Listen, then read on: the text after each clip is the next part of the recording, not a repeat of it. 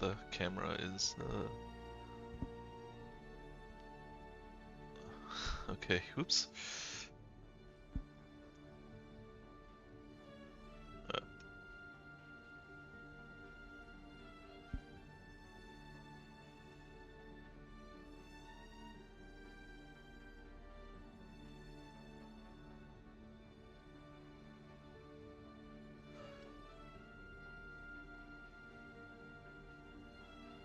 That seems fine. Probably have to do the same thing with the other video.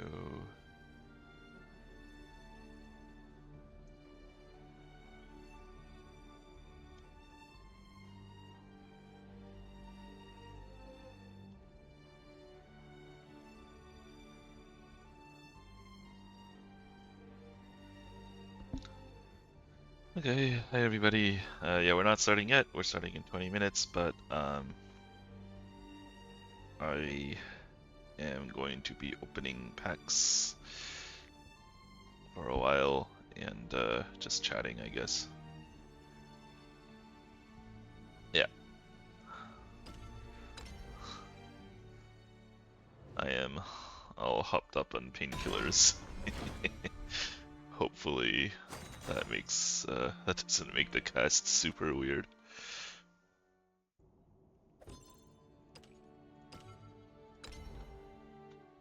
Legendary? Easy.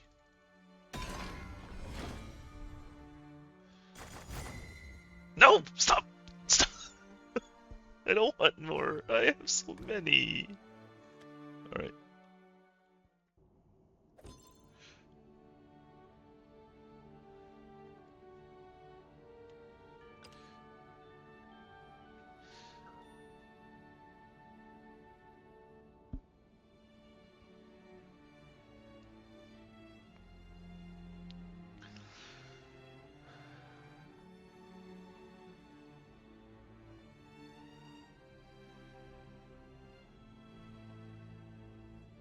Is there an issue, Happu? Did I do something wrong?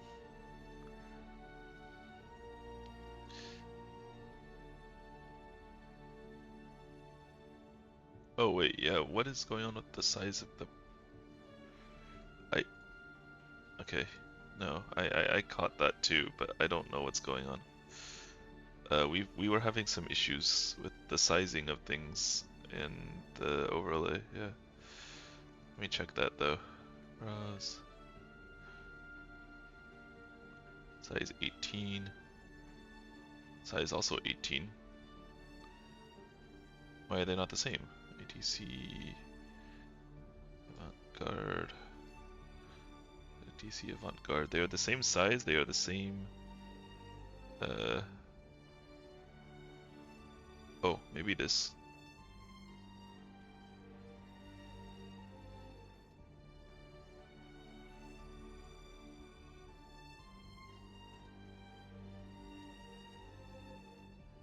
No, that's not right. Hang on, I was looking at the wrong ones. Let's not do that. We don't need that. That setting is unnecessary. It's for the casters, top caster pronouns. Oh, this is the wrong... Oops, I used the wrong text. No. No, this is still supposed to be Baskerville. This is size 18. And this one is size 18 using custom in. Let me try one more thing.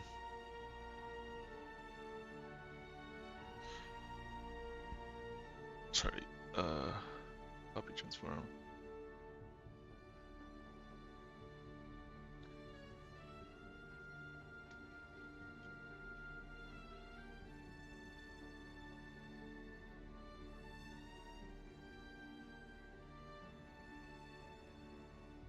They should be the same size now.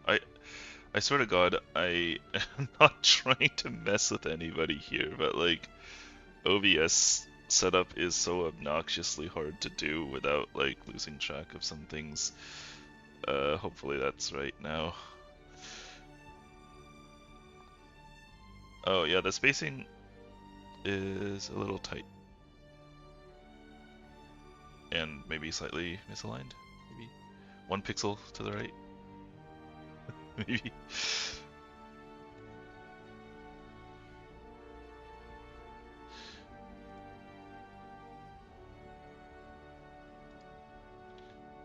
Okay. Oh, I promised some packs, so I'm gonna spend down to 3,200.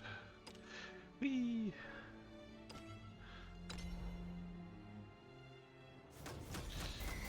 Ooh. Oh, legendaries. Easy money. No Wilberts. No Aethers.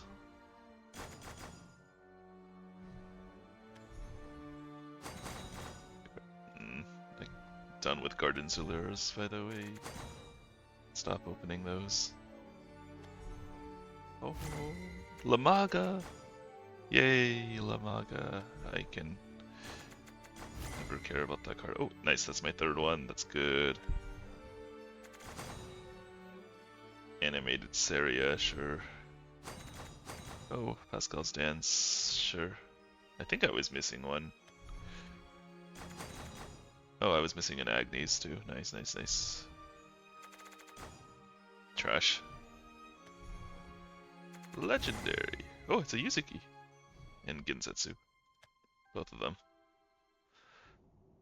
Okay, good. That was good. That was 1. Here's 2. Okay, 2 legendaries. Not bad.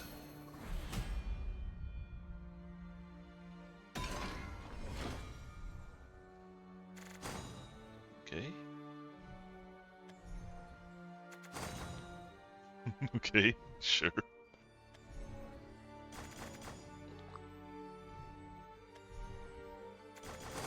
Oh, animated pack. Wow. Animated Prim?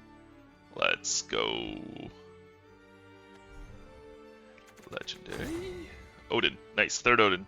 I knew I shouldn't craft 1, and I didn't, because I'm smart. Lilanthem, number 2. Okay, that's good. I needed that. I don't need any of that.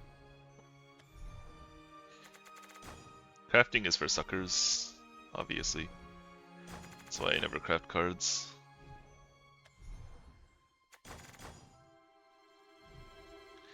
You might be wondering how I can simultaneously never craft cards and also have competed in like actual tournaments. The answer is my deck lists look weird because they're budget sometimes, and also I played a lot of Take 2.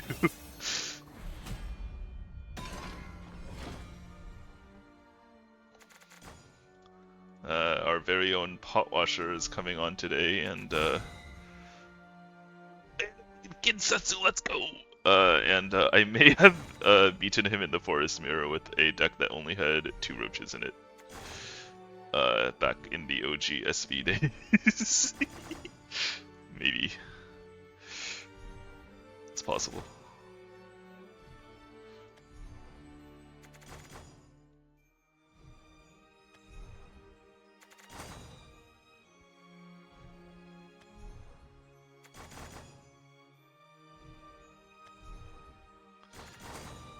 No, stop opening this card. I don't need this card. Okay. Animated Gensetsu and Yuzuki is very good. Whoa, you heard that? That was a lot.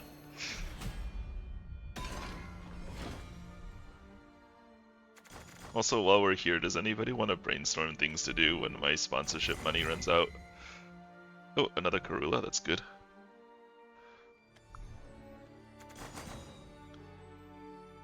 Sure. Woo-hoo-hoo! Let's go.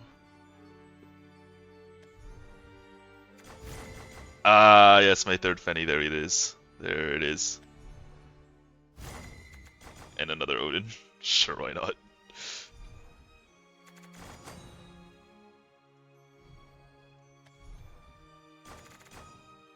Trash.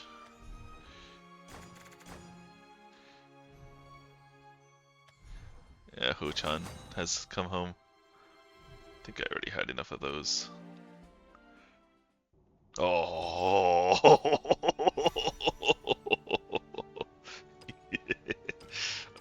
I still need leaders.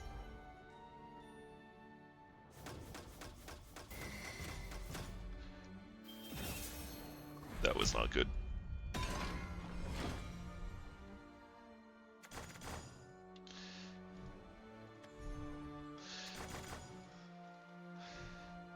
Nope. Nope. Yeah, we're gonna be hitting pity. Actually, it's not really pity, right? Like, it's not like... I mean, it is pity, but like... It's not like hitting pity will affect my chances of anything else anyways, right? Like, it isn't reset if I say, get the thing that I'm looking for.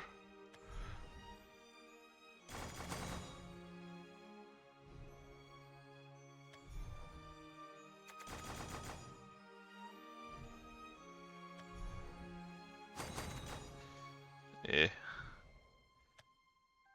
Wow, that was yikes. We went through that so fast. Alright, community. Brainstorm things to do when I stop having so many crystals. I need you to do this. Okay, animated QD, I guess. Animated artifact catapult, that doesn't suck. Sure, Prim, whatever.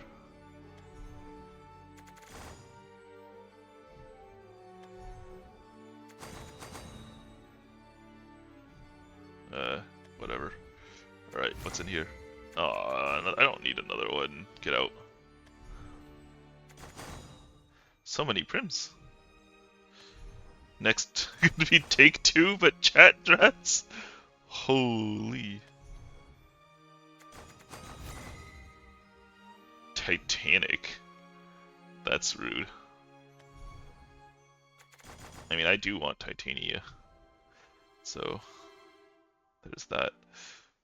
But yeah, I would really like all of the things, so that's why we're buying so many packs of this.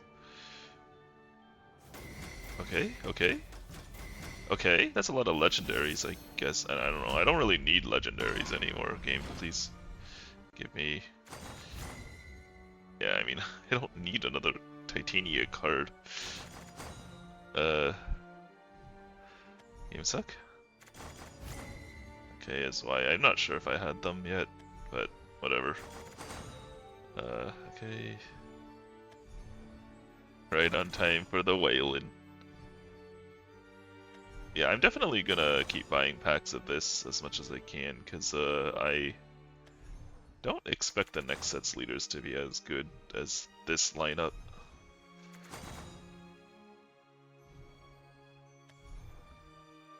Yeah, take 2 until leaders. Another Ginsetsu and Yuzuki. Okay. I'm pretty sure I literally opened up 3 animated catapults on stream just now. Okay. We are, I believe, on our last one. No, we have 3 more. What am I smoking? Yeah, exactly. I like every single thing from here. So I'm pretty happy with getting anything. Okay. This is our pity, I believe. Animated rosé, don't mind.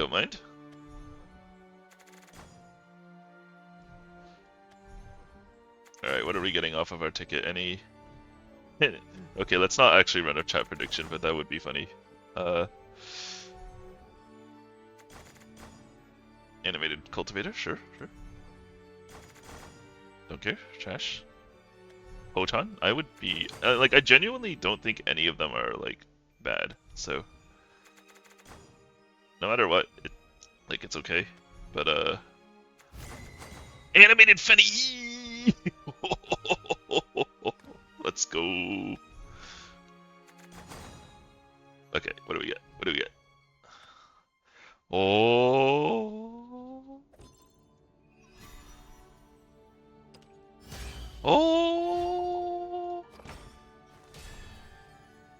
Poggers! That's the one I was looking for. Alright. Yep. I will take a Titania set, and I will... Ooh, this is tough. Do I want this on my home screen? Or do I want this instead of the dude when I play Forestcraft?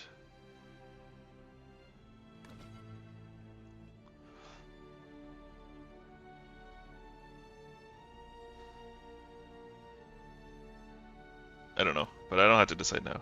Wait, wait, no, I kind of do. Do I?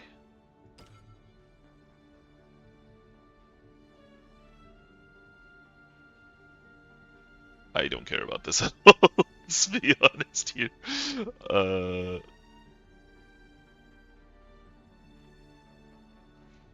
I think for now, because there's no other forest leaders, I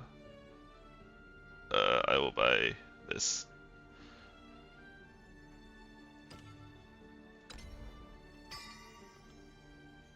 I get the sleeves too. That's nice. Woohoo! Forest is playable again. Let's go.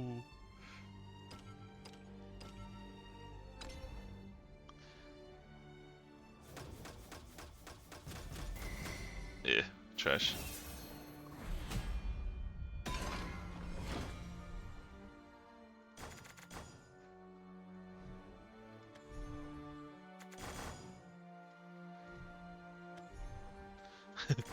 Goodbye, Kuri. It's time to lose to forest.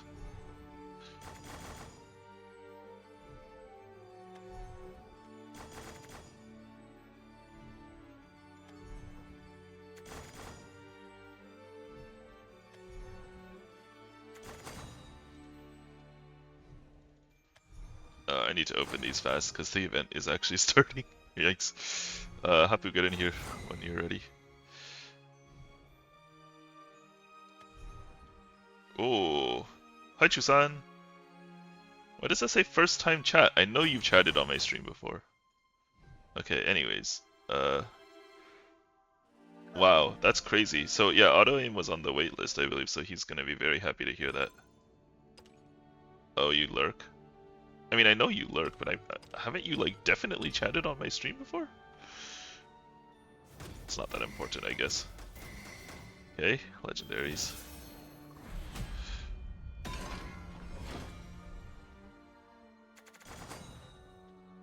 Really? That's crazy. Okay. That's like more lurking than me. Animated Lilanthem! Wow! Wow! Let's go!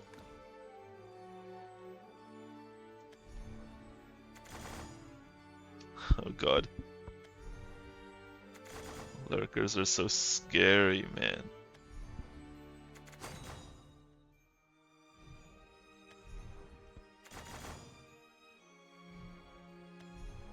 Oh. Animated Gildaria is pretty good. Let's go.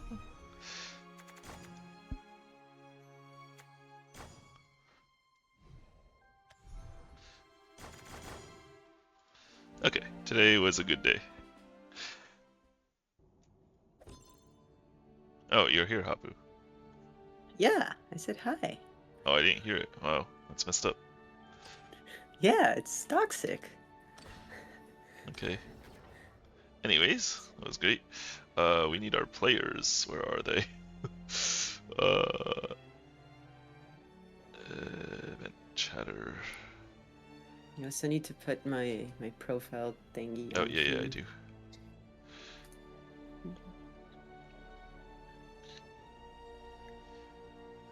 You're the only one today, so it's already yours. Easy peasy. Oh god, who's playing? It should be on stream, so how do I not know this? At Noire. At Noire. Make lobby.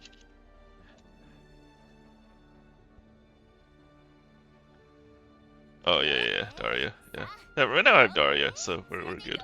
And then if we later get Titania, I will switch.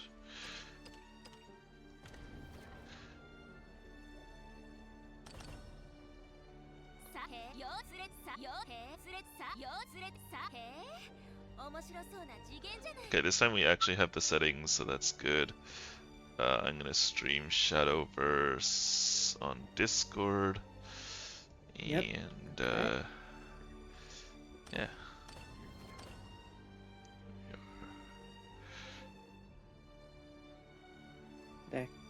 Deck lists are still gonna be closed for our players, I assume. Well, yeah, the players don't get to see other people's deck lists, and we can see.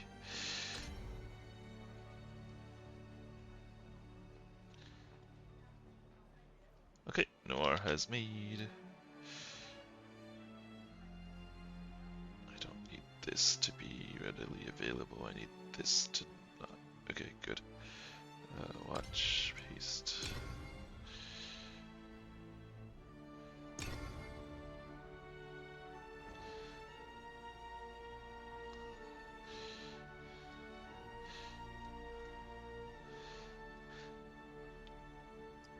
Okay. Oh, wow. First time Azure Cloud. Hello.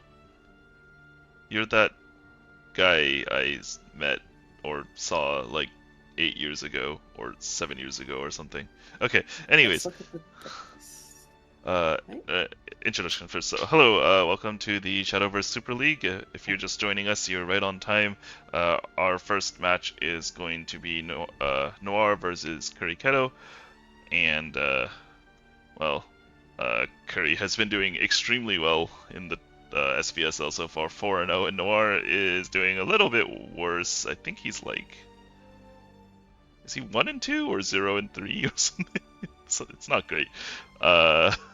He's brought Forest again, which I love. I'm sure it'll do well this time. And yeah, I'm joined today by Happu. And I think I need to raise your volume. Oh, okay. Okay. So Is yeah, this good? yeah, that sounds fine to me. Well, I'll let you talk me through some of the decks then. So. Okay, this looks like just a standard-ish swordcraft. A pro player named Mura was playing a very similar list to this. I don't know if it's this exact list. I know he was trying Tentacles instead of Gino at some point, and 2 Odin instead of 3 Albert. But it looks very similar to what Mura was playing, and it's a very solid list.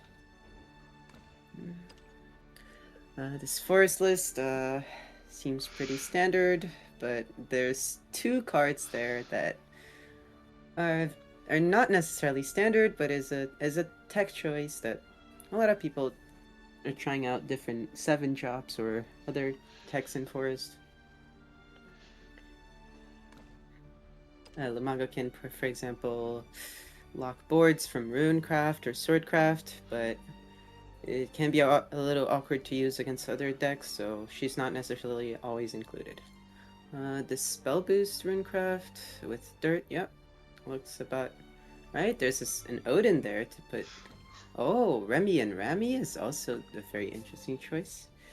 So 2 Normans only, 1 Odin. There's a lot of tech cards here. I'm very interested to see how they'll play out. And this sword list is probably Kuri's own cooking, although it looks very similar to. Oh, okay, 2 tentacles and 1 centaur. This list seems to be a bit aimed to beat Forestcraft because Forestcraft doesn't have that much healing. They're a little bit afraid of multiple burst turns in a row from sword. So, yeah. Alright, Let's perfect see how timing. it plays out. Cool. Let's get started. Forest versus Sword. So we've been, like Kuri, Autoaim, Happu, and I have been doing a lot of this matchup. It feels like it is slightly Forest favored, but it can really depend on some of the draws. Yes. Yeah. Sedia here is really good against Forest's early games because they want to kind of play like Forest fairies in the early game to get some advantage on the board maybe. And I'm not sure about keeping Bale with keeping Bale and Bug Alert with this hand, but it can definitely work out. You do need to see some Glade by turn 4-5, and we'll see how it works out for Noire here. Yeah, this keep is super awkward, right? This Quick Blader kind of exposes this hand. This hand has no cards to put on the board early until, like, you could, like, coin a Lambent Fairy or something. Yeah, oh, he's God. desperate. Yeah, he goes for it. He's scared of this Quick Blader. This is not ideal at all.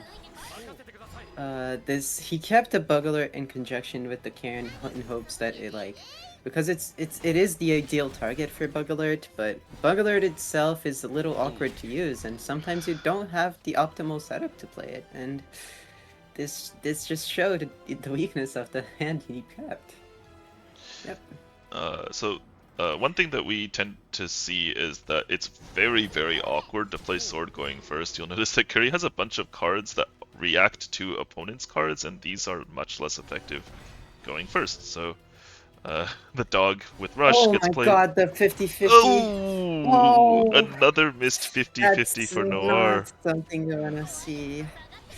I feel like this keep is hurting him so much. He does not have any answers to this board now. He can Oh, only that's big. Lily and clear like. He can Lily. He cannot full clear this board, I don't believe. He really cannot. So yeah, it was important to draw a 1 cost because he needed to be able to activate Lily this turn to kill the dog without having to trade into it too much. Having to use the coin on turn 1 really, really hurt him here. Yeah, this is not looking good. Now Kuri is a little bit low on cards over here, so but these are good cards, right?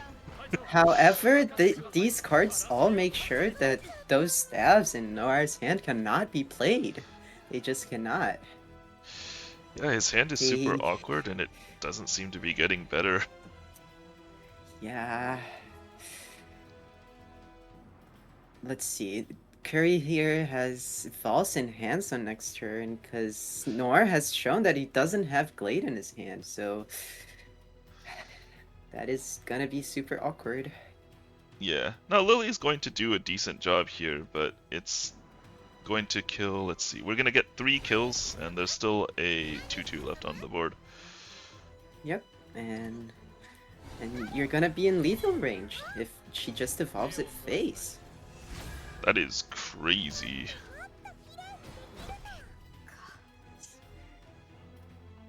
He just evolves this 2-2 face and you're gonna be almost dead already. Yeah, we'll see. I'm gonna guess that the play from Kuri is gonna be Vals. This card is oh, wait. Okay, if you draw a second Albert, maybe not. I still really like False here. False is just so strong. False is really good, but if you actually just Albert face with Evo, is there anything that Forest can usually do? I'm not sure. Olivia here is pretty good into this, I guess. Yeah, Olivia would be good. Well, is it enough actually? Because he's going down to 4. Albert Evo face is lethal after Olivia, isn't it? That is true. I think Kuri just 4 did that damage math. is a very big threshold here. Yeah. Yeah. This play, there's nothing Noire can do about it. Especially with this hand. Noire just lost the early game and couldn't stabilize and took like so much damage. Yeah, and I think a large part of that is that the mulligan was a little bit greedy, right? He keeps a Bale in hand. That Bale is finally going to be useful now, but keeping cards in your mulligan that are only good, like turn 6 onwards, can be quite risky. Can be awkward, yes. You do still need to see the Glade or something else very impactful in this matchup. It's something you really want to do. Well, yeah, that's the best he can do. Game. Yep. Centurion is here. He's not gonna see play, unfortunately. And that's a quick 1-0 for Kuri. Let's go for the next game. Yeah. Yeah, if you've been watching our last 2 weeks, Forest has had a rough time of it, in large part due to the fact that Kuri is ready for Forest every time. She knows everybody here is like a high-level player, Forest enjoyer, and she's regularly just bringing decks that just curb stomp Forest like that last matchup we saw. The hyper aggro sword. I do not think Rune has as good of a chance as Sword does against Forest, but Noir Yeah. here chooses to pick Sword here just to get the bad matchup out of the way, I assume. And let's see. We could have seen a Forest win. That's all I'm saying. Yeah, we definitely We could could have. have seen. Good boy Noir is just trying to make sure that if things go badly for him in this matchup, that we're just ahead of schedule. He doesn't want to claim his free forest win, apparently.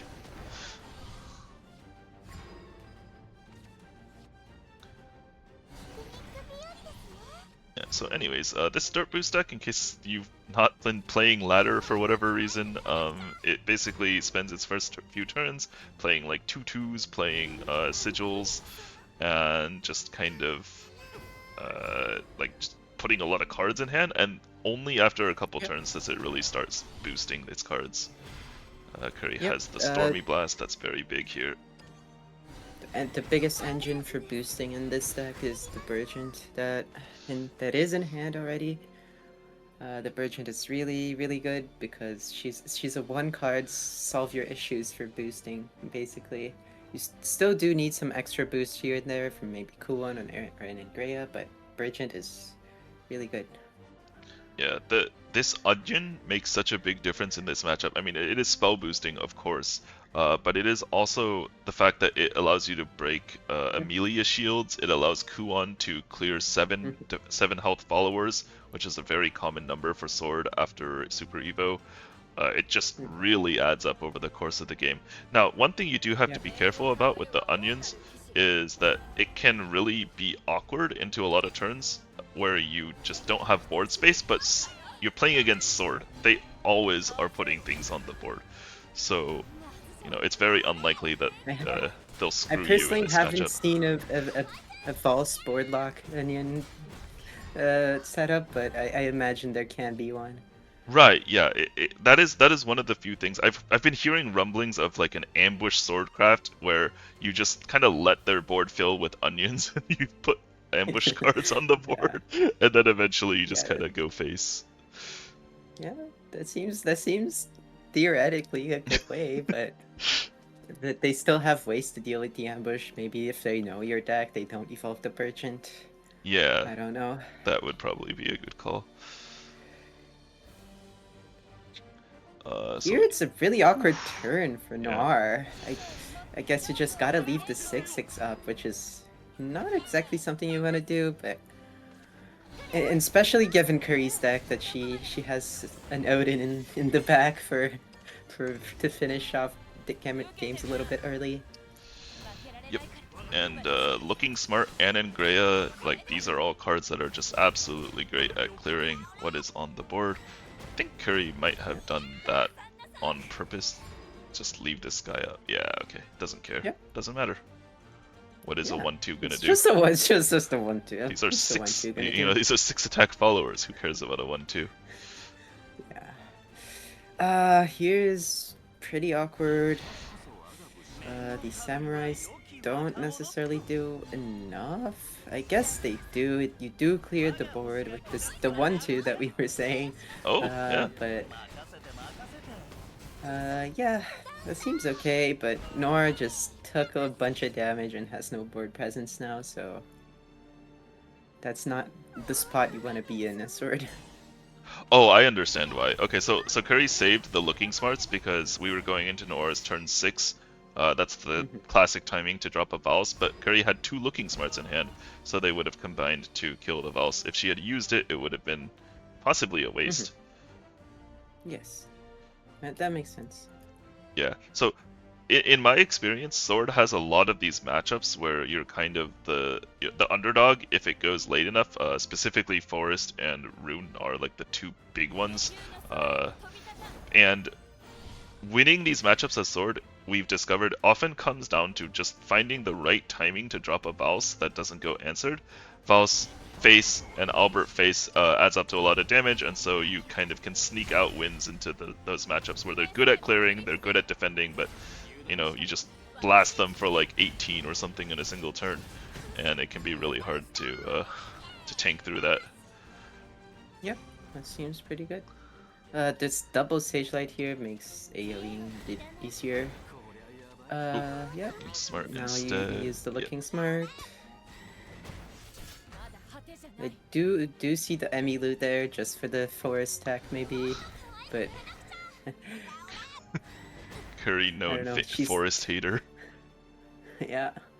I don't exactly know if she does too much in this matchup. It can be I okay. guess There's a lot of 1-1s. she can break some barriers. Yeah, she can kill some 1-1s. Yeah. Wow, Sword is down on board, down on life. Well, but we do see the Amelia Luminous Mage combo that can sometimes scam a rune game. We don't see like a Tentacles to finish off after that, but I don't know. The onions also really help against this combo, which was a good way to beat Rune last expansion, I assume. Yeah, it was. But yeah, this rune hand has Emilu in it. It has onions active, and also Yep. this is not maybe immediately obvious, but Kuri does have access to Sage Light this turn if she needs it.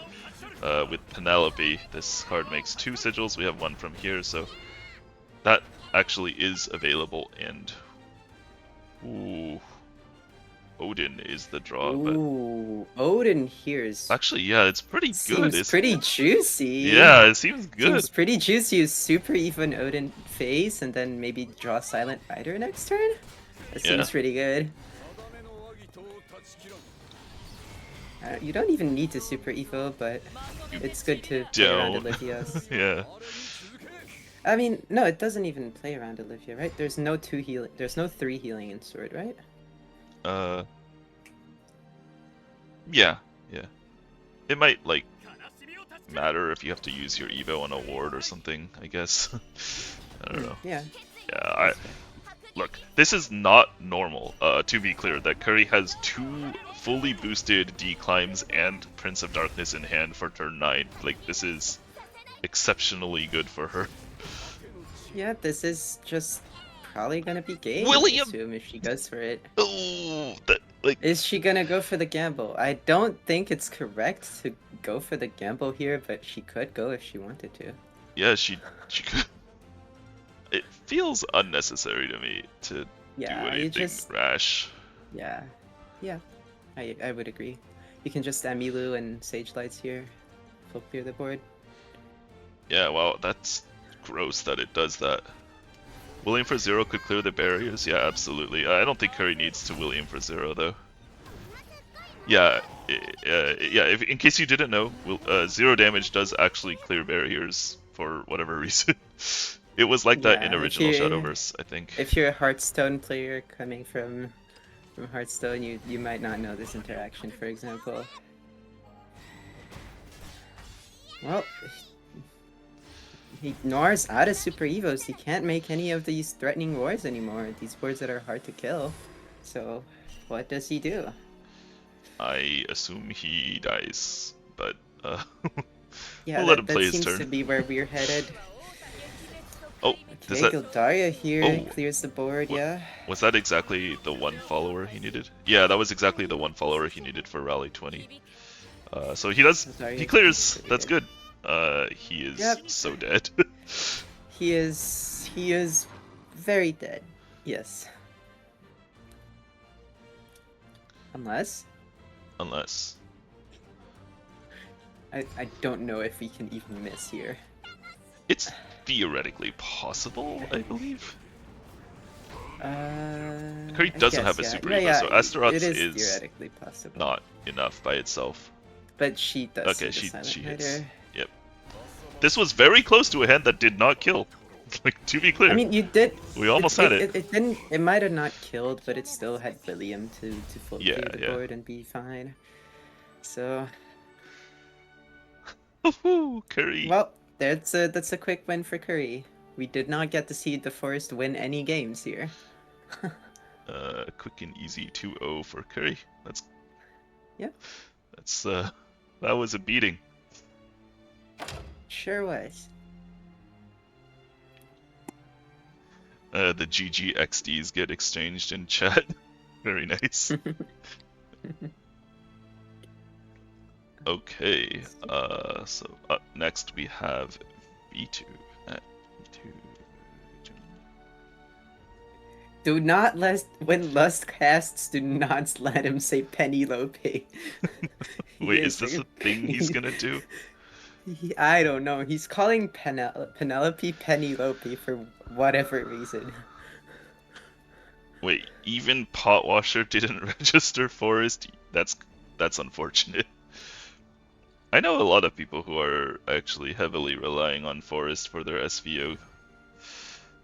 And I'm not going to name any names so that they're not at a huge disadvantage for the tournament, just in case, you know? It's Penny. Oh no, he's gonna do it. He's Okay. crazy. Alright. Looks the same to me. It's the same to me. What's this? Ooh. Okay. So this is aggro blood or aggro abyss, whatever. It's blood. You right? Like okay. Anyways. And this is this is actually the standard dirt boost list. It has exactly the same numbers as everybody has started to expect. 2 Penelope, 1 Edelweiss, and 1 Lilanthem. I think this might have been popularized by Atomu, the plural player. I'm not sure. I know he's been playing a list that's very close to that. I don't know if he was the particular person to popularize this build, but yep. V2 bringing the aggro blood, huh? Yep. Rather aggro abyss. Sorry. Yeah. I mean, we keep saying it because it like is actually just aggro blood, so like you're not really doing any of the shadow things except I guess the mummy has necromancy on it. Yeah. Sure. Sure, whatever. And you get some ghosts too. The ghosts go face. Oh yeah, true. The ghosts. Yeah. Guess we didn't mention the Apollo that is in the deck. Yeah, this Apollo tech is. Ooh, look at it that. is one of the possible. There's a few opens. There's like 1 or 2 open slots in this list that you can put whatever tech you want, and I guess Apollo is the choice of V2. It is a pretty good tech versus probably Sword, which is one of your a little bit worse matchups. So. Yeah. Plus, I bet it does wonders in the aggro abyss mirror.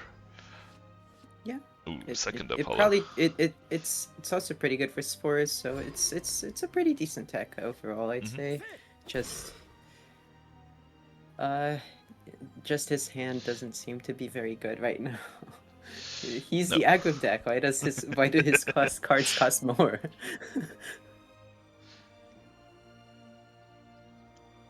So here's the decision between Prim and Lumi Lancer. Yeah, I think this works out better. You put more cards on the board, and then you Valse whatever happens next turn, and you just keep going face. But it's going to be extremely awkward when that Apollo drops. Okay, we're going. Yeah, but using double Apollo, one after the other. Using the coin on Apollo is a little bit weird when you have Argavi in hand, but it might work out. Yep. Here's Valse. It could have been like a dog as well. Like either of those plays would then have naturally led into the Apollo on this turn as well. Yeah, the second Apollo's coming in probably. Yep, there it is. Although he hasn't pushed damage or board at all in the early game, which is pretty awkward for V2 positions for him to be in. Plays here are not awkward. Not great. I mean, this Prim and Nanja combo is really making it hard to evo anything over. You might actually. There's a play which is just Excella and Evo Apollo face. I mean, it kind of works, I guess. You might have to do it. I'm not sure. He's hovering the barrel there for a little bit of healing and deal with the board. This. Is it Nanya? Too, yeah. Nanya, yeah. Nanya. It is okay. Nanya. Alright, my bad. I think this play might be a little bit worse overall. I'm not sure. It does establish a nicer looking board overall, though, so that might be relevant. Although Phil Dog kind of takes care of that, so Yeah, not I'm mattering. sure it does. I'm just not seeing too much possibility of Excella later with this hand, but I guess you just have to pray you do draw into cards that do that. Hey. This hand, this is a pretty wide board, I suppose. But you evo the bat. Do you evo over the 2/1? No. Okay, evo face. Yeah.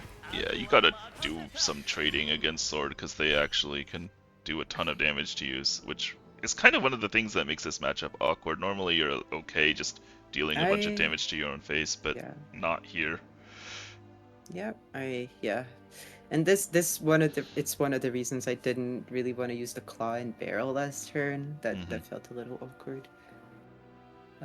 Now your hand is empty. You are not looking for a very good Excella turn in the future. But this Valse here is gonna get sniped, so I guess you gotta be feeling pretty good about it. Yeah, this theoretically could have been very scary for Vetu if he, say, like, did 2 damage to himself with an Excella this turn. He could just be dead to Albert Val's crackback, but Gravy's a good card. It sees play in the more mid-rangey and controlling lists, and also this one, the aggro deck. There's a play here that I don't know if he should have gone for, which is evolving the Aragavi instead, just to make 2 threats, just to make it a little bit, I don't know, just so he maybe leaves up the 1/1. I don't know. For your Excella, it's probably not a good play. Oh, he does not drop any 2-drops with this Olivia. This is so awkward. I think if he draws a 2-drop there, he's really likely to win the game, but this is but not it. He's just dead. Oh! He is just dead. You do not need the Shadow Crypt top deck here. Yeah, well, it's really sick too, isn't it? This card adds so much damage to every Super Evo face. Yeah, she's a really good card. Yeah. 9. That. Okay. I did not expect that to go this way. Yeah, so what I heard from a lot of the people who have been playing more of the aggro Abyss is that as long as they don't Evo Zirconia against you, you're actually okay in this sword. Like, it's still not like amazing, but it's playable at least. So there was no Evo Zirconia. I would have to agree. Now it's the Rune matchup again. Let's see. Is the dog keep a good thing here against Rune? I guess they struggle a little bit. Clearing it early, maybe you'd need it. I don't know. So my experience with this sword deck is that you actually just keep any card that costs like 4 or less, really. Almost any card that costs 4 or less, because the rest of your deck is 6s, 7s, 8s, and Albert, who really wants to be played on 9 if possible. So you kind of can't throw away your early drops because you may not draw any back. Right. That makes sense. Here's the decision again, the Lumi Lancer versus Prim. That happens quite a lot. Here there's the play of Prim into Lumi Lancer turn 3 with the coin, but I don't know if Noire's gonna go for it. He might opt for a wider board instead first. He is going for it, I assume, with this play. Oh, and the Sage Light drawn here is probably the one card you want to see right now. Okay, in case anybody didn't catch that, so V2 just did the dirt tutorial trick where you activate the engage on the amulet that's already in play, and then you play a new one, and then you can activate that one's engage too. So he knew exactly what he could draw into and decided that the odds of drawing into, say, like a 2-drop that he could develop onto the board were low enough that he wanted to have this 4th Earth Sigil over that. Yes, and it also makes the Sage Light draw so much better. Yeah, one of the nicest feelings in this matchup as the rune is to have like 6 Earth Sigils in play, and you kind of just know you can, like, whenever you need to, you can dip into them for Norman, for Sage Light, and it just becomes so hard for Sword to play the game once you're in that spot. Yep. And here is one of them, it looks like. I honestly don't necessarily know that I would do this.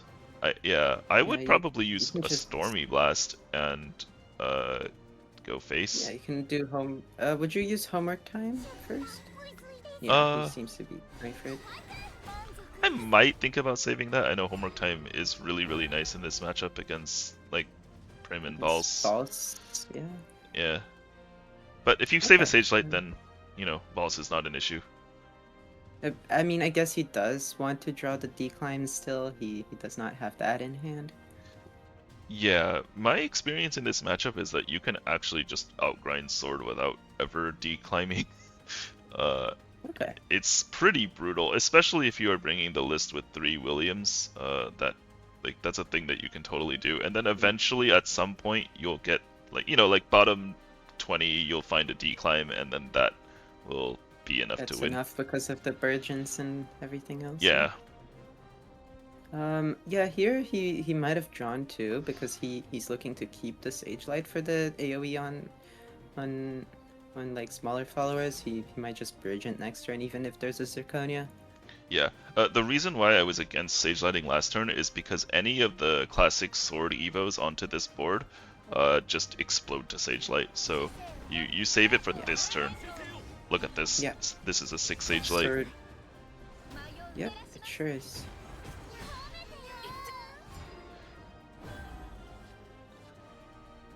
But there's also the option of keeping it too, right? There's the N and Greya in hand, and that's not too bad either. It really isn't, yeah. I think it's a good enough Sage Light that I wouldn't really think too hard about it, but I mean, we're not bringing these players here to not think through their turns, so Vetu's gonna think about his choices. I think Penelope Sage Light is like pretty good. Probably better than any of the other alternatives. Looks like that's what he's doing. Yeah, it's a pretty solid turn. You spend some dirts, you full clear the board, you get some dirts back. Now the Norman is still active, yeah, which is what you want. Yeah, I mean, if Sword is not putting pressure on your life total, you can just Norman and make 2 3/3s. Man, that's surprisingly hard for Sword to clear without Gildaria. Yeah, this hand doesn't apply pressure. It has all the classic Sword reactive cards in it. We've got the Samurai, the Hound, the Vals, but nothing to actually clear because Rune clearly doesn't care about this Penelope on the board. Which makes just Sage Lighting and not even putting that much of a board back even better. Yeah. Okay, so for sure you save your Vals. You're cursed in this matchup if you have to win by trading cards with them. Right? So is it like Luminous Quick Blader double trade or something embarrassing? Oh man, this is rough. I might just spend the dog he here, spends honestly. Vals. I don't know about this. This is spooky. I might just spend the dog here, honestly, if I'm on the Sword side.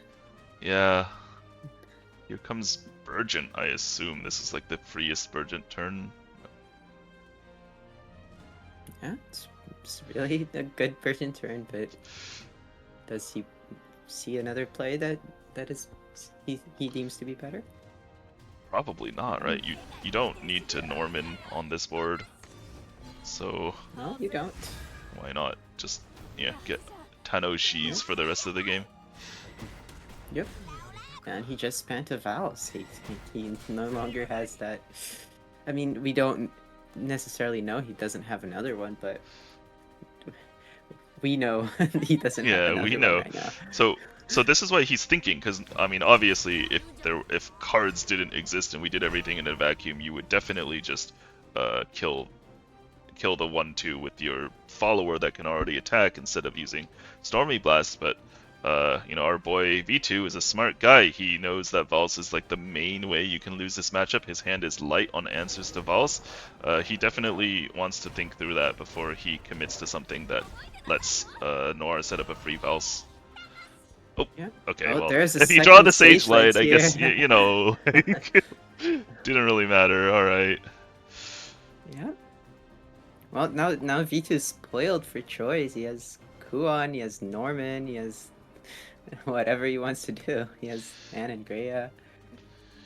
Yeah, he's actually, now that I was going to mention that his hand was a little bit weak to Amalia before, but now that he's drawn the Sage Light, he has a very easy answer.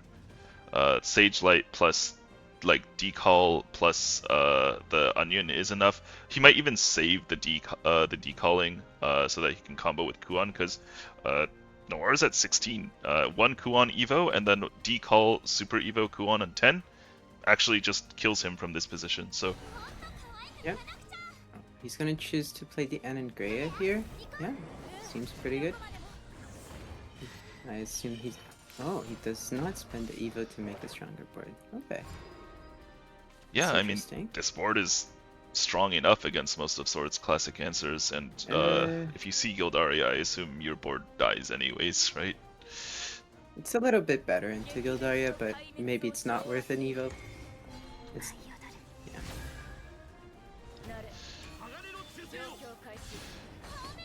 Yep. Gildaria is really good, and I'm sure that V2 is very happy to see that the Gildaria is out. Yeah, that is the case. Now he still has every choice and everything in the book to make Sword cry. Wants.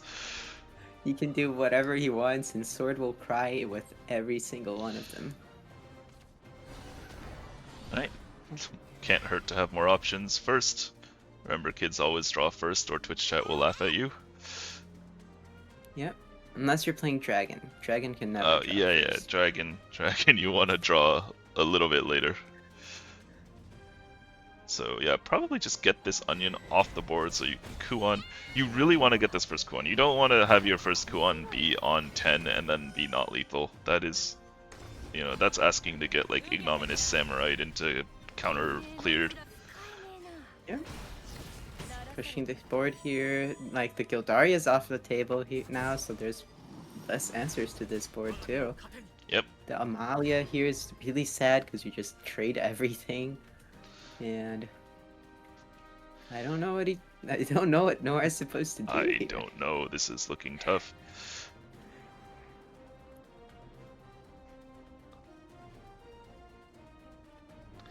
Looks like he's hovering Olivia and considering what he could draw. I would guess that if he draws nothing and has to play one of his other followers from his hand, he's very sad about that. Because the Samurai like would have cleared even without the Olivia, and like I don't know. Like you want to quick about Amalia now? Yeah. Amalia here just trades everything. It's pretty sad, but it does clear. Hey. One singular Stormy Blast, and that Amalia's gone.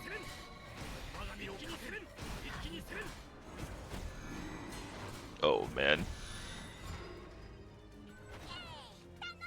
This turn could be like looking smart into Stormy Blast into Norman and just make a wide board or something like that.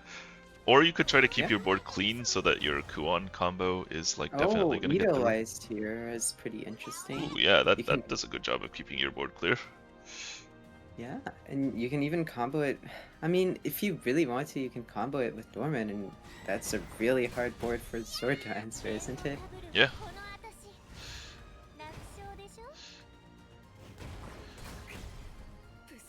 Yeah, it seems like he's going for Norman. What does Sword do about this without Gildaria? I assume Ignominious Samurai helps, but I'm I mean, we know that that would make it impossible for him to defend himself from the follow-up Kuon. Yeah, it helps, but is it enough? I don't think it is. I guess double ignominious samurai plus the Olivia. Yeah, I mean, it Oh works, god. right? You gotta go for it. But he has to know how doomed this is looking. I guess he's going face with the quick blader, Yep. trying to, but that that's not even close to your lethal ranges still. Alright, Because now you so don't have the super evo, and pretty easy turn here. I mean, yep. Make sure to trade that before playing the Kuon. yeah, of Yep, course. there. People have messed that up. It has happened. Probably not on this SVSL, but in other places I've definitely seen it. Yep. Yeah. There we go. And that's Like game. I said, no decline, no problem. This matchup, you just grind, grind, grind. Noire's having a pretty tough shadow for Super League for himself again. Like, this is crazy though, because he's like one of the best players I know, and he just can't seem to catch a break here.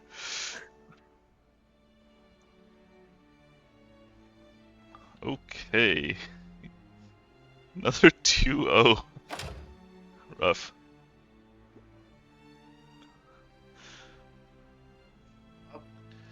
Okay, so And with that, I suppose I say goodbye to the chat, and I'll see you when I play the games. yeah, we're actually cutting to a break. This is something that we're starting today. So there's gonna be like a 10-minute break, so until 5:50, and then we'll have the next match ready for you then. All right. Yeah. So, See ya. see ya.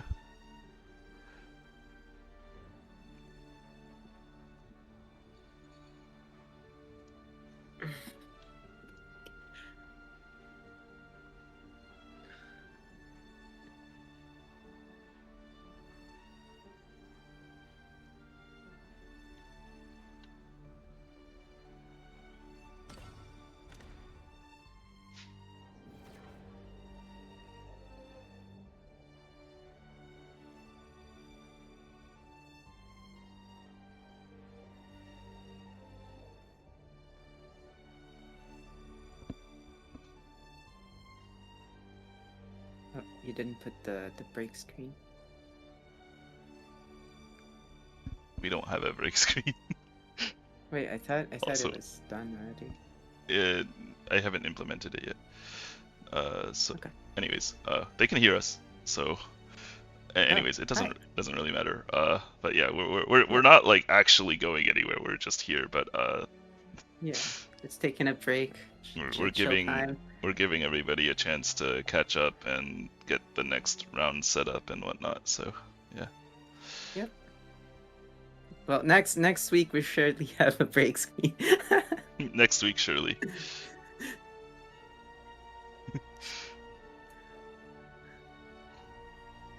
You all get to sit here and look at V2 being 2-0 over Noire. Yep.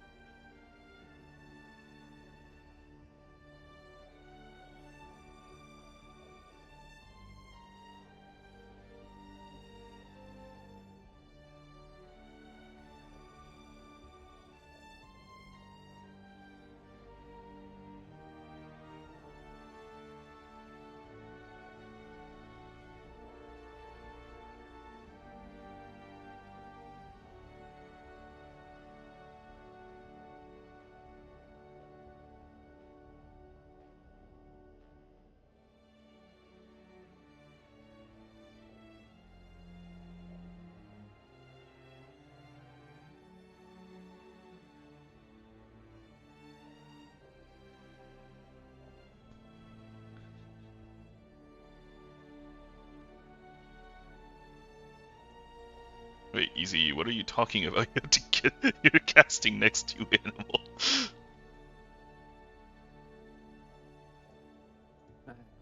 Could Otto not make it today? Oh yeah, status update on Autoaim. He is ill. He is not Oh, doing well. oh, He's still gonna play his matches. He's not that sick. he's sick enough so he doesn't want to hear people hear him cast. He Yeah, doesn't. his voice apparently is not doing well. Well, I hope him a speedy recovery. Yeah, That kind of sucks. he's really hoping to play in tomorrow's SVO, and this is not a good time to be ill. Yeah.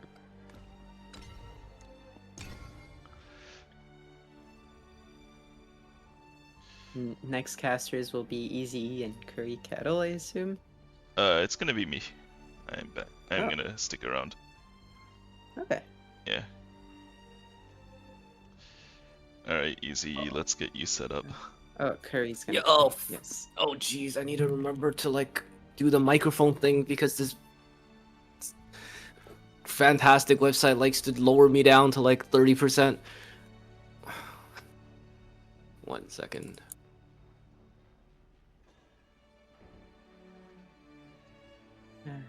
I will leave the caster stream chat. Goodbye. Alright, bye. Good luck in your matches. Thank you. I'll watch the stream. I'll have a watch party of the stream reel. Hello. Alright. Okay. They have not messed with my volume. Excellent. Alright, I need to get you on there. Right now it's just 2 copies of me. Okay, there you are. Alright. Yeah, but if you want an optimal amount of copies, it should be 3. 3 of me. Wonderful. Oh. Alright. Man, I was in the call last night with a bunch of these people trying to figure out lists at the last minute, watching Potwasher make changes 2 minutes before the deadline lock is. Oh, you mean Chef's for kiss. SVO? Yeah. Yeah. It's like we don't verify lists here. What are we, like, a tournament? Yeah, everyone has just been very confused on what to bring. Nobody likes their lists.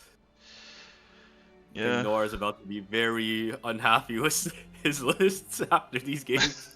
I mean, BO1 is crazy, right? Like, Oh, you can think all you BO1 want, and then you just don't draw 1 card in 1 matchup 1 time, and then it's over. that is true. So what I've done is put Kagemitsu in sword, because that way I don't think. Oh god, it's one of those. I have accepted that Rune is not a playable matchup. So you just queue whatever you want. Because I am not smart enough to play Roach. Yeah, sounds about right.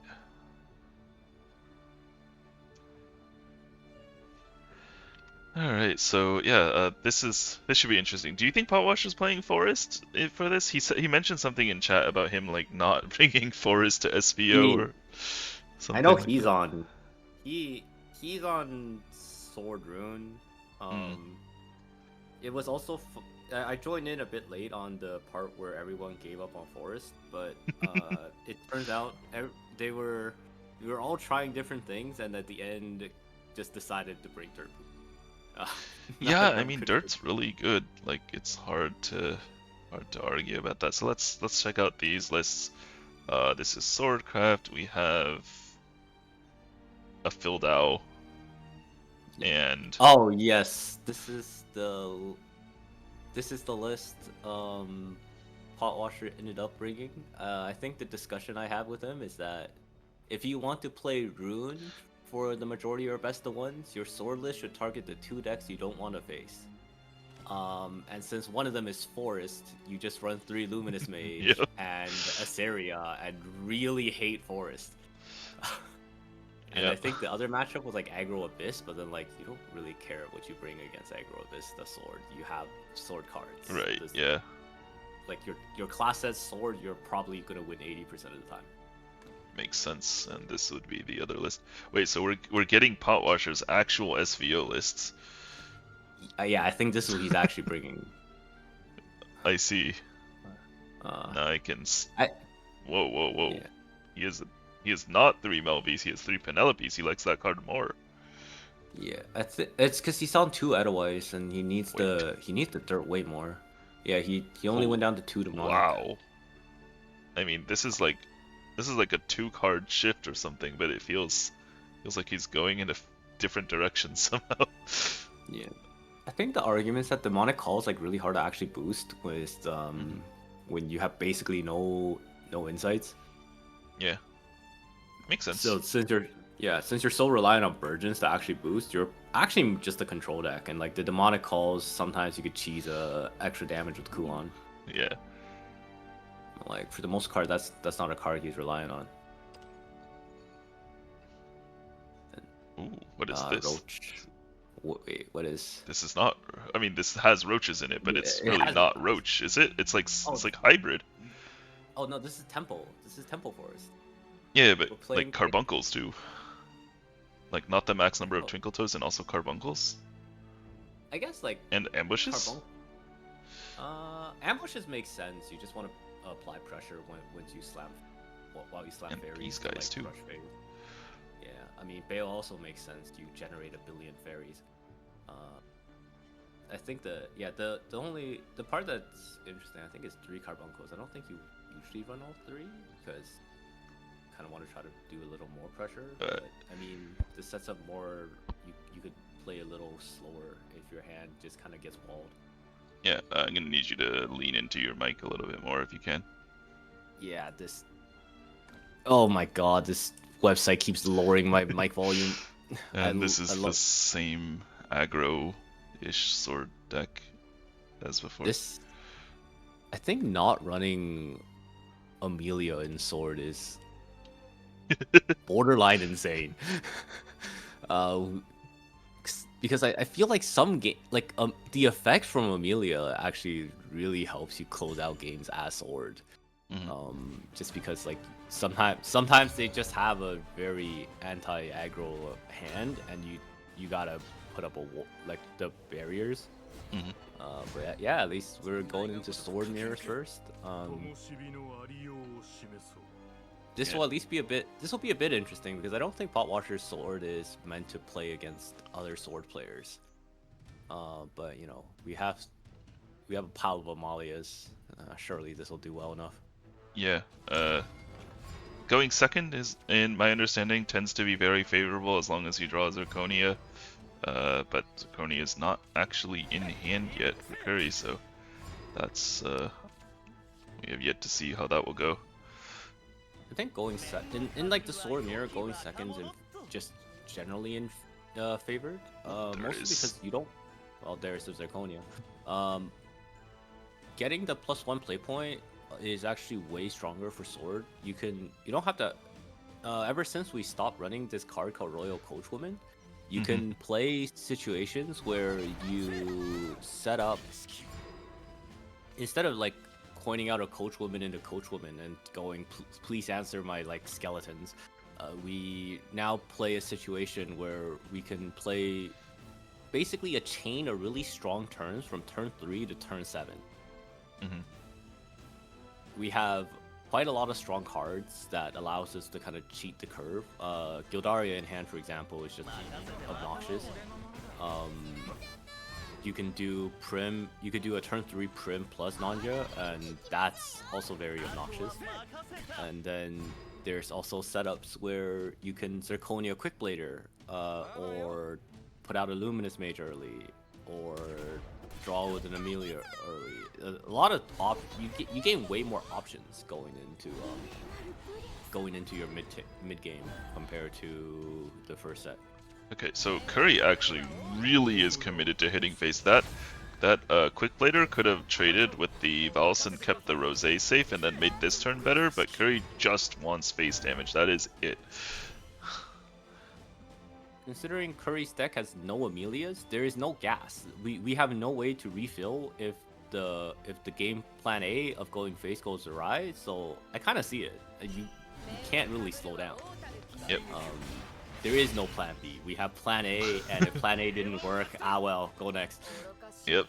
So this Zirconia is going to make Curry's life very hard, but she has actually managed to save the coin, so she can use Gildaria. That was some nice. That was a nice, series of turns from Curry to set this up. Gildaria is incredibly strong, leads up Gildaria herself and 2/2/2s while pushing face.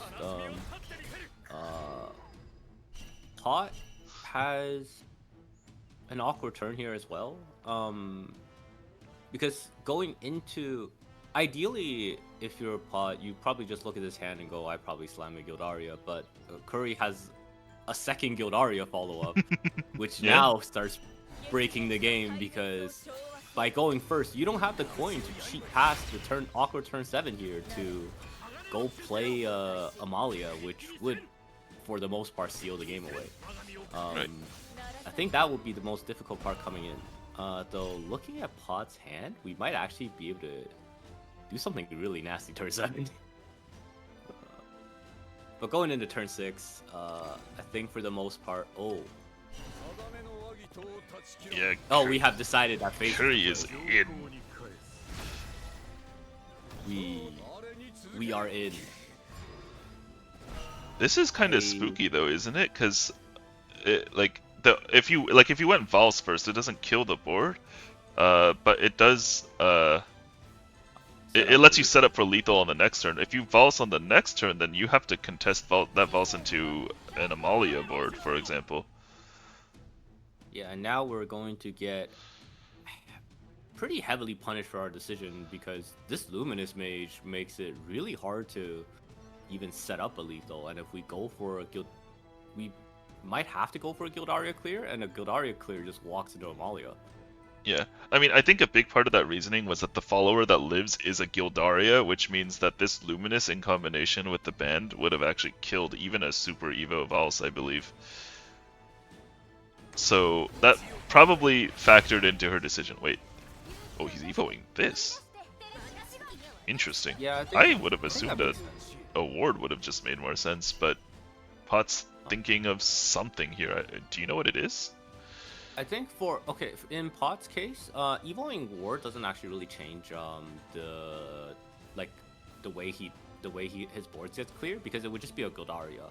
And I think in the case of by evolving the 4/6, this card is actually at a 1/3 stat line, doesn't actually threaten much on the board. Like, you don't really have to get rid of it, and it's just locking your board space going into the Amalia turn. But if he evolves the Luminous Mage now is a much more threatening stat line, and now everything needs to be cleared. That makes a lot of sense, actually. Yeah, cool. So I imagine Kuri is just doing the math on, like, if I Vals here, will I be able to finish the game? I don't really see what else she could actually be doing. It is. There's only Vals for Gildaria, and then I think the answer is... I think the answer arriving to is Vals. We Vals Papa. Yeah. I like this. Papa ward. Actually, maybe a little bit interested by that ward pop, because maybe you target the other one and they all die to Gildaria at the same time. Maybe not that important. Okay. Your Potwasher has a really difficult line. I guess Gildaria doesn't kill, so here... Yeah, Gildaria is good, but it's not actually lethal unless she draws like a Quick Blader or something, right? I have to gamble on this area. Oh. I mean, if Potwasher doesn't do something here, there is a very casino world where the game gets ended. But I think Potwasher will probably just evo the Amelia. If I was in Potwasher's spot, I would very much be boots and play. Yeah, I guess. Right, yeah. Makes sense. That's his last Super Evo? So, I mean, if Kuri can turn the board, then with Gildaria or something, that might actually be... Oh! Ravening Tentacles, that has to be a big deal too, doesn't it? It is just not enough. If Just Kuri had not one more enough pay on point, this turn, right? But yeah, on this turn, but we're facing lethal.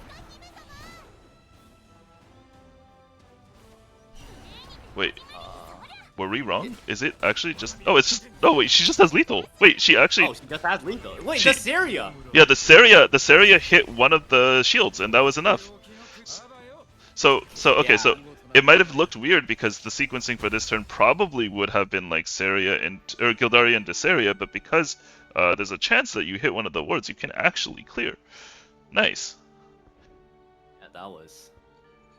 Yeah, I mean, we did end up casinoing that. If we Saria first and missed one of the barriers, I think we were just dead. Yeah, that could have been really bad if she missed there. What are the Wow. odds? I think The think odds the are good. The odds are definitely good, right? There are 2 targets and you have 2 shots. Yeah.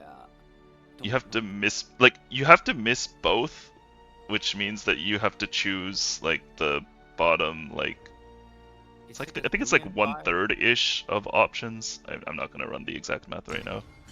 60 divided. It's a 30% chance to miss. I think, just directly 30%. So yeah, it was a 70-30.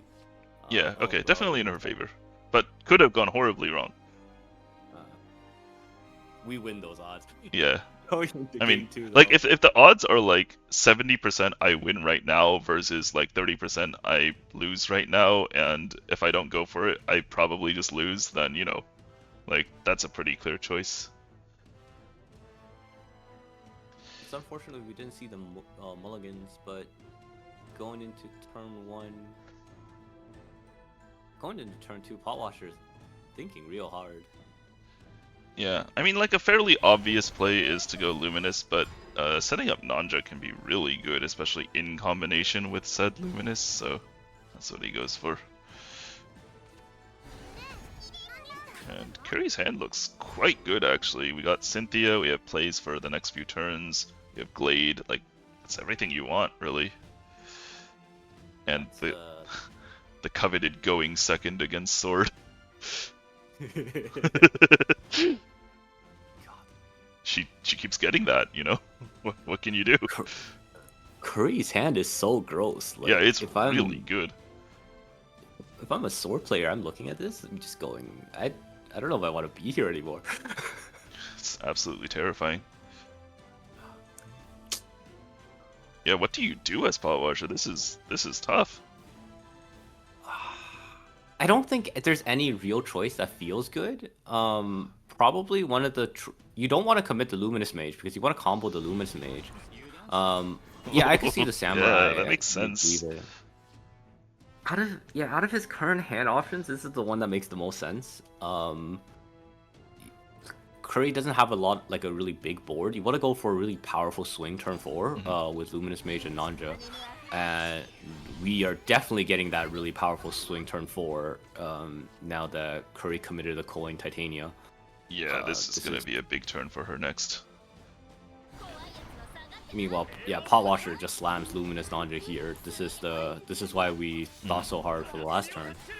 And now, I guess the only question is trading Prim or... Yeah, might as well trade. I think in this matchup, Sword just needs to fight for board. Which is most Sword matchups, but... Yeah, shocking that Sword continues to fight for a board.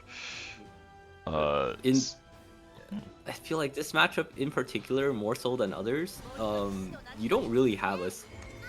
if the board ever goes out of control, you don't really have a good way to start launching cards at their face. Right. Yeah, in fact, you are probably doomed if you have to go for that line of play. So this turn is... It's just gotta be like Prim Hound. You probably Evo too, right? Like Evo the Prim? Evoing the Prim feels fine, probably. It like you This matchup is not slow enough that you want to conserve evos, but at the same time, evoing for just the 2-1 feels kind of bad when the opponent's deck isn't really trying to kill you from like 20-0. Right. Like you do want to have there. It's not like facing Abyss where Abyss plans to end the game before you run out of evos. So there's no point holding the evos. But games against Forest do go past turn 7. That's true, yeah. I mean, this list plays like Odin and Arya and is actually hoping to like usually finish you off turn 8 or something. Ooh, pre-Evo. But that gets punished, unfortunately. I don't think he's expecting this ambush from above. No, I think his thought is that it is probably correct to have a 3-3, but he didn't want to expose it because the Titanium Fairy just comes in, punches it, and then Kuri keeps setting up the board as usual. This I actually do like not attacking with the pre-evil because it did force the ambush. Right, yeah. I think Potwasher's looking at this game going, as long as I survive, I am in favor. Like the game is in my favor. For sure, yeah. So what, especially like, coming into here. Gildaria Evo looks really good. You could Zirconia, Nanya. Yeah, this looks too good. This is a huge board. It's a huge board. It is good that Kuri held cards to deal with this. Because this is a very clean blade. I like that setup, and now we have a lot of cards, but we don't see a key card in our deck called Killer Rhinoceros. We also don't see Arya, right? Like, those are the two face damage cards, and Kuri has drawn neither of them, which means that she can't really take advantage of all the, good stuff she's doing on the board. Oh, hey, look, speaking of the one tech card that we wanted for this matchup. But we do go for Zirconia. Zirconia sets up a very nasty board, especially since that we've seen one Glade out already. Right. This board is now very, very difficult for a Forest player to deal with. And since we don't have Arya, if we draw Arya right off the top, we could turn this around as Forest. But without the Arya coming in, this next turn is looking kind of bleak. Yeah, it's pretty, like, she has a lot of extra cards from Titania, but they're not like real cards, right? They're fairies and they don't even have Storm. We're kind of slowly trying to play the board control game where we dump a bunch of 1/1s, but Sword is coming into these turns where Sword can do a lot better than a couple of 1/1s. Kuri does Super Ball Titania, kind of has to. Yeah. Situation's not great.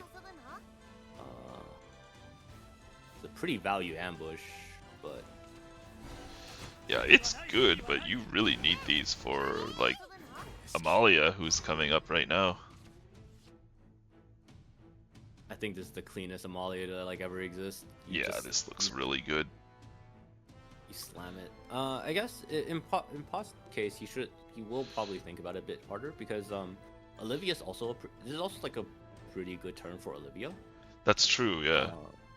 You do have two options, and him not knowing Kuri's hand might want to conserve the Amalia, because if Kuri has a good answer to the Amalia, Potwasher's game plan is much worse. Right. To the next 2 turns. Yeah, and Olivia like requires the Super Evo, whereas Amalia just kind of thinks it's nice, so it makes sense to get the Olivia down while you still have a Super Evo to spend. Ooh, nice 50. Well, not really 50-50, but yeah, Olivia definitely rots in your hand if you don't play her now.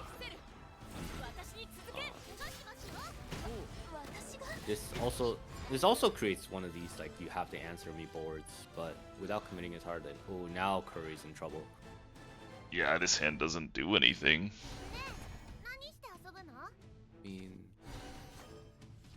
I imagine this is like a Carbuncle, like, Twinkle Toes turn or something? Doesn't look like she's going for it. Maybe just the Twinkle Toes? I think it might just be a. Oh, Yeah, just that. Okay. We need to clear this board using this. Yeah, this board has to die. Okay. And this actually sets up nicely into Amalia. Sadly, it gets absolutely blasted by Albert, so that's yeah. It was a good plan, but Albert really does a number on it. So I think this is it for Kuri. Really, there's no resources left. We're out of gas against Sword. Sword has slammed Alberts. Sword can keep slamming Alberts, and yep, that's a towel. That pass isn't literally the same as surrendering, because she's just saying maybe I top deck Roach and I don't die, but second Albert cleans it up easily. Okay, we have a series, finally. Thank God. It was looking tough. An actual best of 3 in a best of We 3 don't. format? You mean we weren't just playing these to 2? We weren't show matching 2 games per player? I imagine this Forest deck is much more favored into Rune. I would guess so. I mean, I could be wrong. I think a large part of this matchup being free is that Roach gets forever to set up and do 20 damage. But it's possible that the aggro component simply contributes enough that you don't need to do 20. This time Kuri also has kind of all the in-game pieces ready in hand. Just need to not draw more in-game pieces. Yeah, it's kind of the opposite problem from before. Right, goes for the fairies. That'll line up nicer against the Stormy Blast, in theory. I think Potwasher. There's a good argument to just slam Penelope. Yep. The scarier part for Potwasher's hand is the Burgeon coming in turn 4, turn 5. Onions also do a pretty good job of keeping fairies off the board. Yeah, they do a really good job with that. But what do we do this turn? Awkward. I mean, I think yeah, you're not really feeling too bad. It's just one fairy.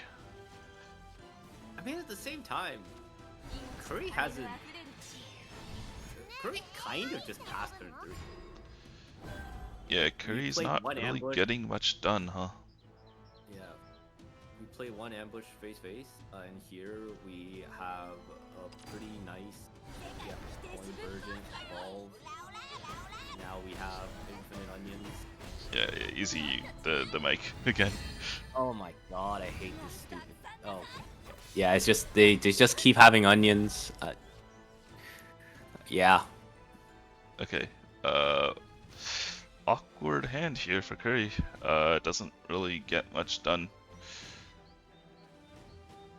This is I mean, so like Kuri's been bringing hybrid lists for a while now, and they look really nice when you draw like the halves of the deck that are supposed to go together in like the right matchups. But sometimes you draw the wrong part, and it looks like this, right? You have Bales, you have Arias, but none of them kind of do anything together.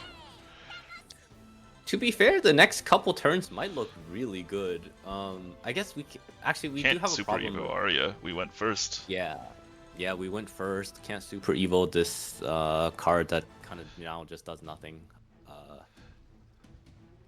Potwasher has all the time in the world and 2 Normans. Really, if he wants to just cinch the deal. This is also kind of awkward for Potwasher because Potwasher's probably thinking, "Oh no, what does my opponent have in hand?" And his hand is also very reactive. Yeah, he has no clue too. Like this, like he really didn't see anything out of Kuri that would really suggest that this was not a fairly typical looking tempo forest list, right? Yeah, and then on top of that, his game plan is. Yeah, his game plan is also awkward because he doesn't really have cards. I mean, that won't be a problem very soon when we get to play Norman to click the draw 3 cards button.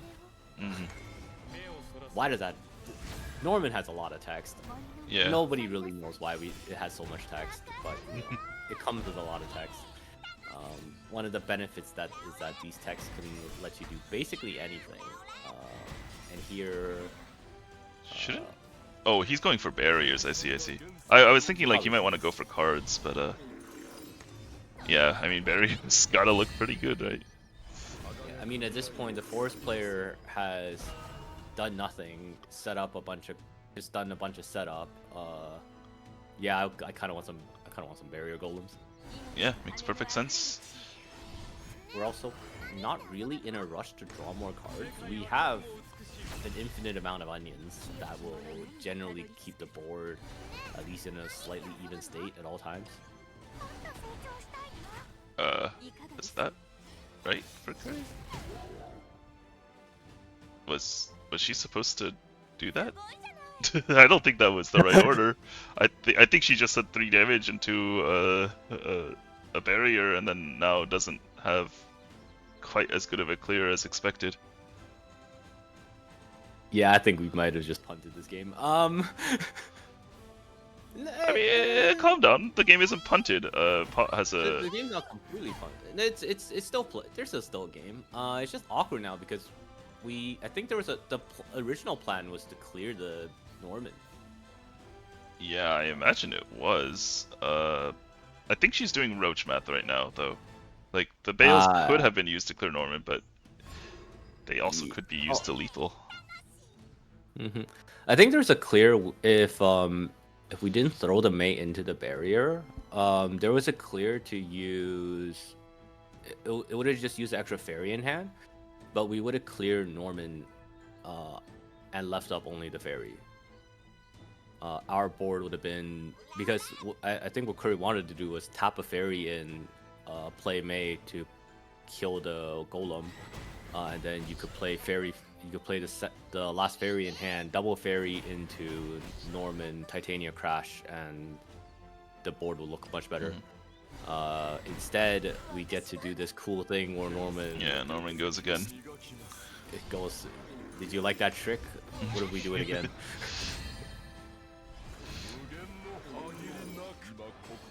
And now this part is very difficult because we took an extra 7 damage and now there's 2 more barrier golems. Yeah, now Kuri has to either kill or deal with Norman, and looks like kill to me. I think this is a kill. This might actually.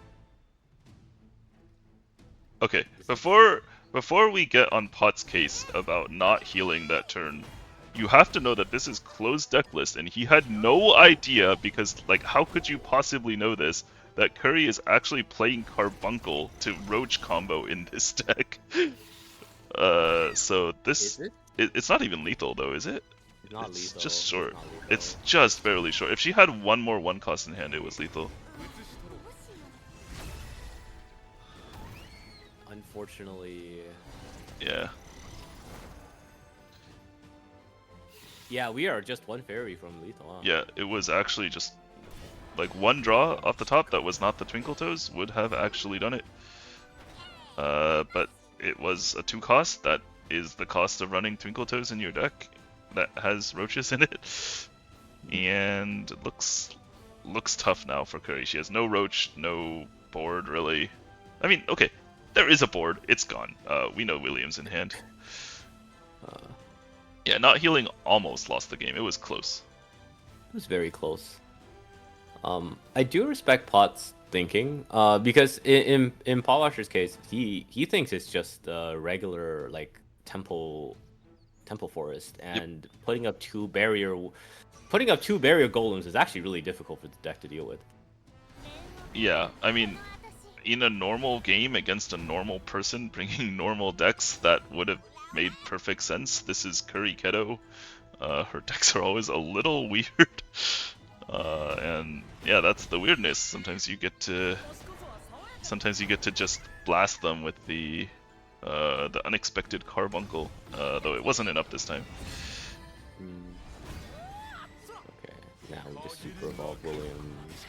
There's only a couple cards. Though, is this couple Cynthia actually is really good. Just a little bit short though, I believe, with no Just a Evo. little bit short. Yeah. Kuri doesn't even attack. Yeah, I think if we got rid of the 7-7, this game might have actually turned out very different. Yeah. Because I think that Cynthia top deck might have actually done quite a lot of damage. You were pretty close. That was really close in several directions, but as is the curse of hybrids, you know, you have to actually win at something. You can't just kind of do everything halfway. Dang. Yeah, it is a bit unfortunate on the draw order as well. But what can you do? Sometimes the decks don't cooperate the way you want it to. But congratulations to Pot for taking this 2-1. My mic needs to stop trying to mute me whenever I say something. Yeah. So a couple important things happened in that match. First of all, Kuri finally lost a Super League match. This is the first one. And the second one is that she managed to make Forrest lose 2 more times in a single match. so simultaneously, 2 of Kuri's objectives are like one of her objectives is like being lost, and the other one is being won. She has lost her streak, but also continued Forrest's horrendous record in this event. Forrest is 0-3 today, I think. Noire has decided to not play Forrest and just lose on Sword instead, which I'm a bit sad about. I think he should have just committed. Yeah. We could have had a worse record. There was a worse record to be had. And speaking of which, I think it's Noire again. Yeah. Yeah. Oh please, 2 more Forest losses. I believe in you, man. Oh my god. He can do it. He can do it. I believe. If there's anyone to deliver us more Forest losses. That's kind of a messed up thing to say about it. I mean, I'm sure it's not by choice.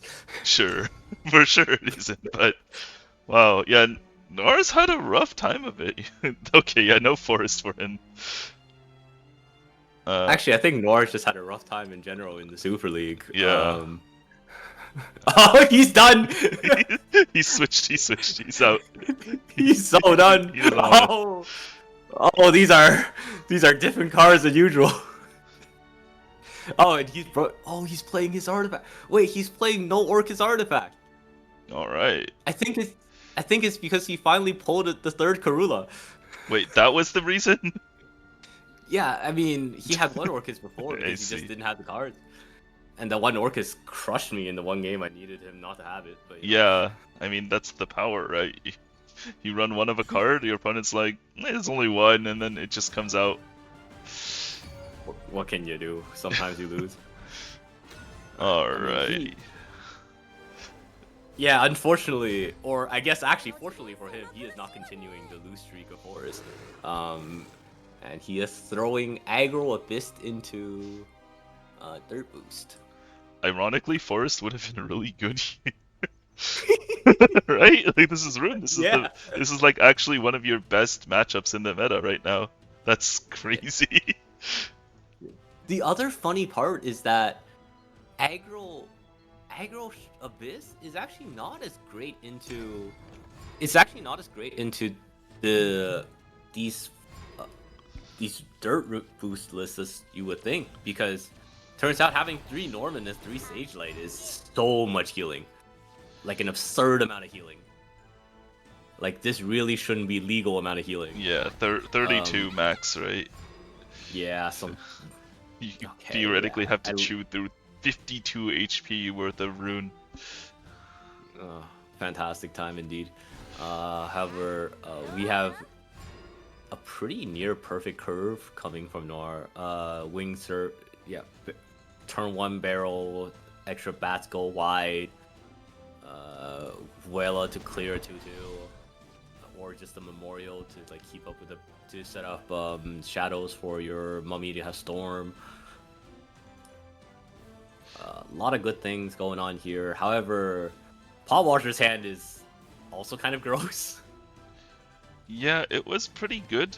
Although maybe it's a little bit awkward that neither Stormy Blast can kill this barrel. You had to play something to get it boosted up, and the I Dirt mean, Boost deck, you could just. yeah, you can play another Stormy. Yeah, I know.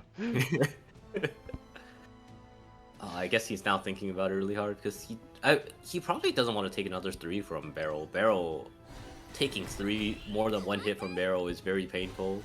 That's probably why he's thinking so long. Yeah, he's gonna go for the doubles. Pop, and then now we have a 2-1. We've temporarily stopped the Blood's incredibly fast start. And now Noire has to think a little bit on how to play from this turn. Yeah.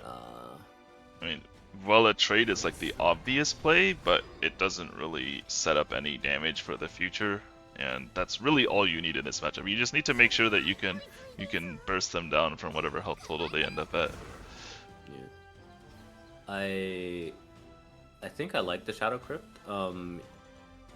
This way, like if you top deck Exela, you do set up a lot of damage, and yeah, like we kind of have established that a 2/2 is not going to do that much. Unfortunately, our hand is now also clunky again, but if we really like the optimal line to at least spend all your play points is Mummy, Evil, Wing Servant, and we ignore everything that's going on in the board. But for Noire, he has to start thinking about the next turn coming out of Potwasher. Not knowing Potwasher's hand, but you have to start playing around both Burgeon and Anangrea. Right, yeah, you don't have infinite time to just chill here and wait for Rune to do something. They're gonna do something, alright. They're gonna play Anangrea, and if you don't answer it, you're dead very, very quickly. Okay, we are gonna use the Evil on Vuela to make it more difficult to clear. That does make sense. You don't really want to leave it Anangrea 6/6 for fun. Yep.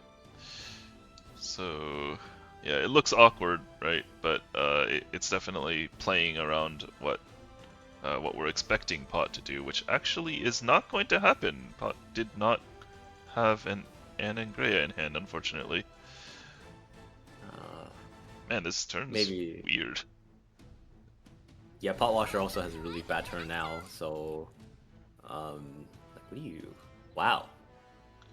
What a miserable time. Yeah. Hey, lots of games get really interesting when both players don't draw well. This might be one of them. We might see this infamous game where we're gonna go to turn 8 and the game's not decided between Abyss and Rune. One way or the other. Ooh, that's a good draw, though. That's a nuts draw. That is such a big deal. Noire's turn would have been atrocious without this, and this is pretty good. Anyone that put points in Noire is pretty happy about that draw. Yeah, that's for sure. Another kind of, well, I mean, Kuon is good, right? Let's not complain about drawing Kuon, but it can't really make his turn better here. Do you just William? Our hand is also quite clunky. William yeah. Or you can just slam William. Yeah, you might as well Evo. Pre-Evo as well?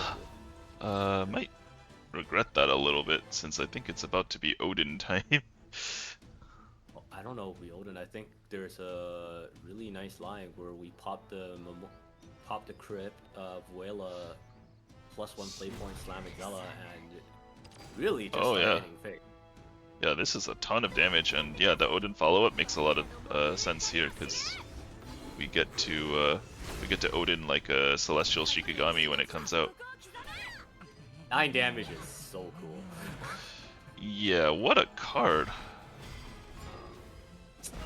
And with just a couple draws out of the Abyss player, the game has suddenly turned on its tail. Turns out a lot of damage out of hand is very, very skillful. And as we know, you can't both heal and ward up and clear, at least not with the current hand in Potwasher. Actually, if Potwasher drew a Norman there off looking smart, he actually could have done it all. Yeah, you really could have. That card is crazy. But yeah, it's not Norman.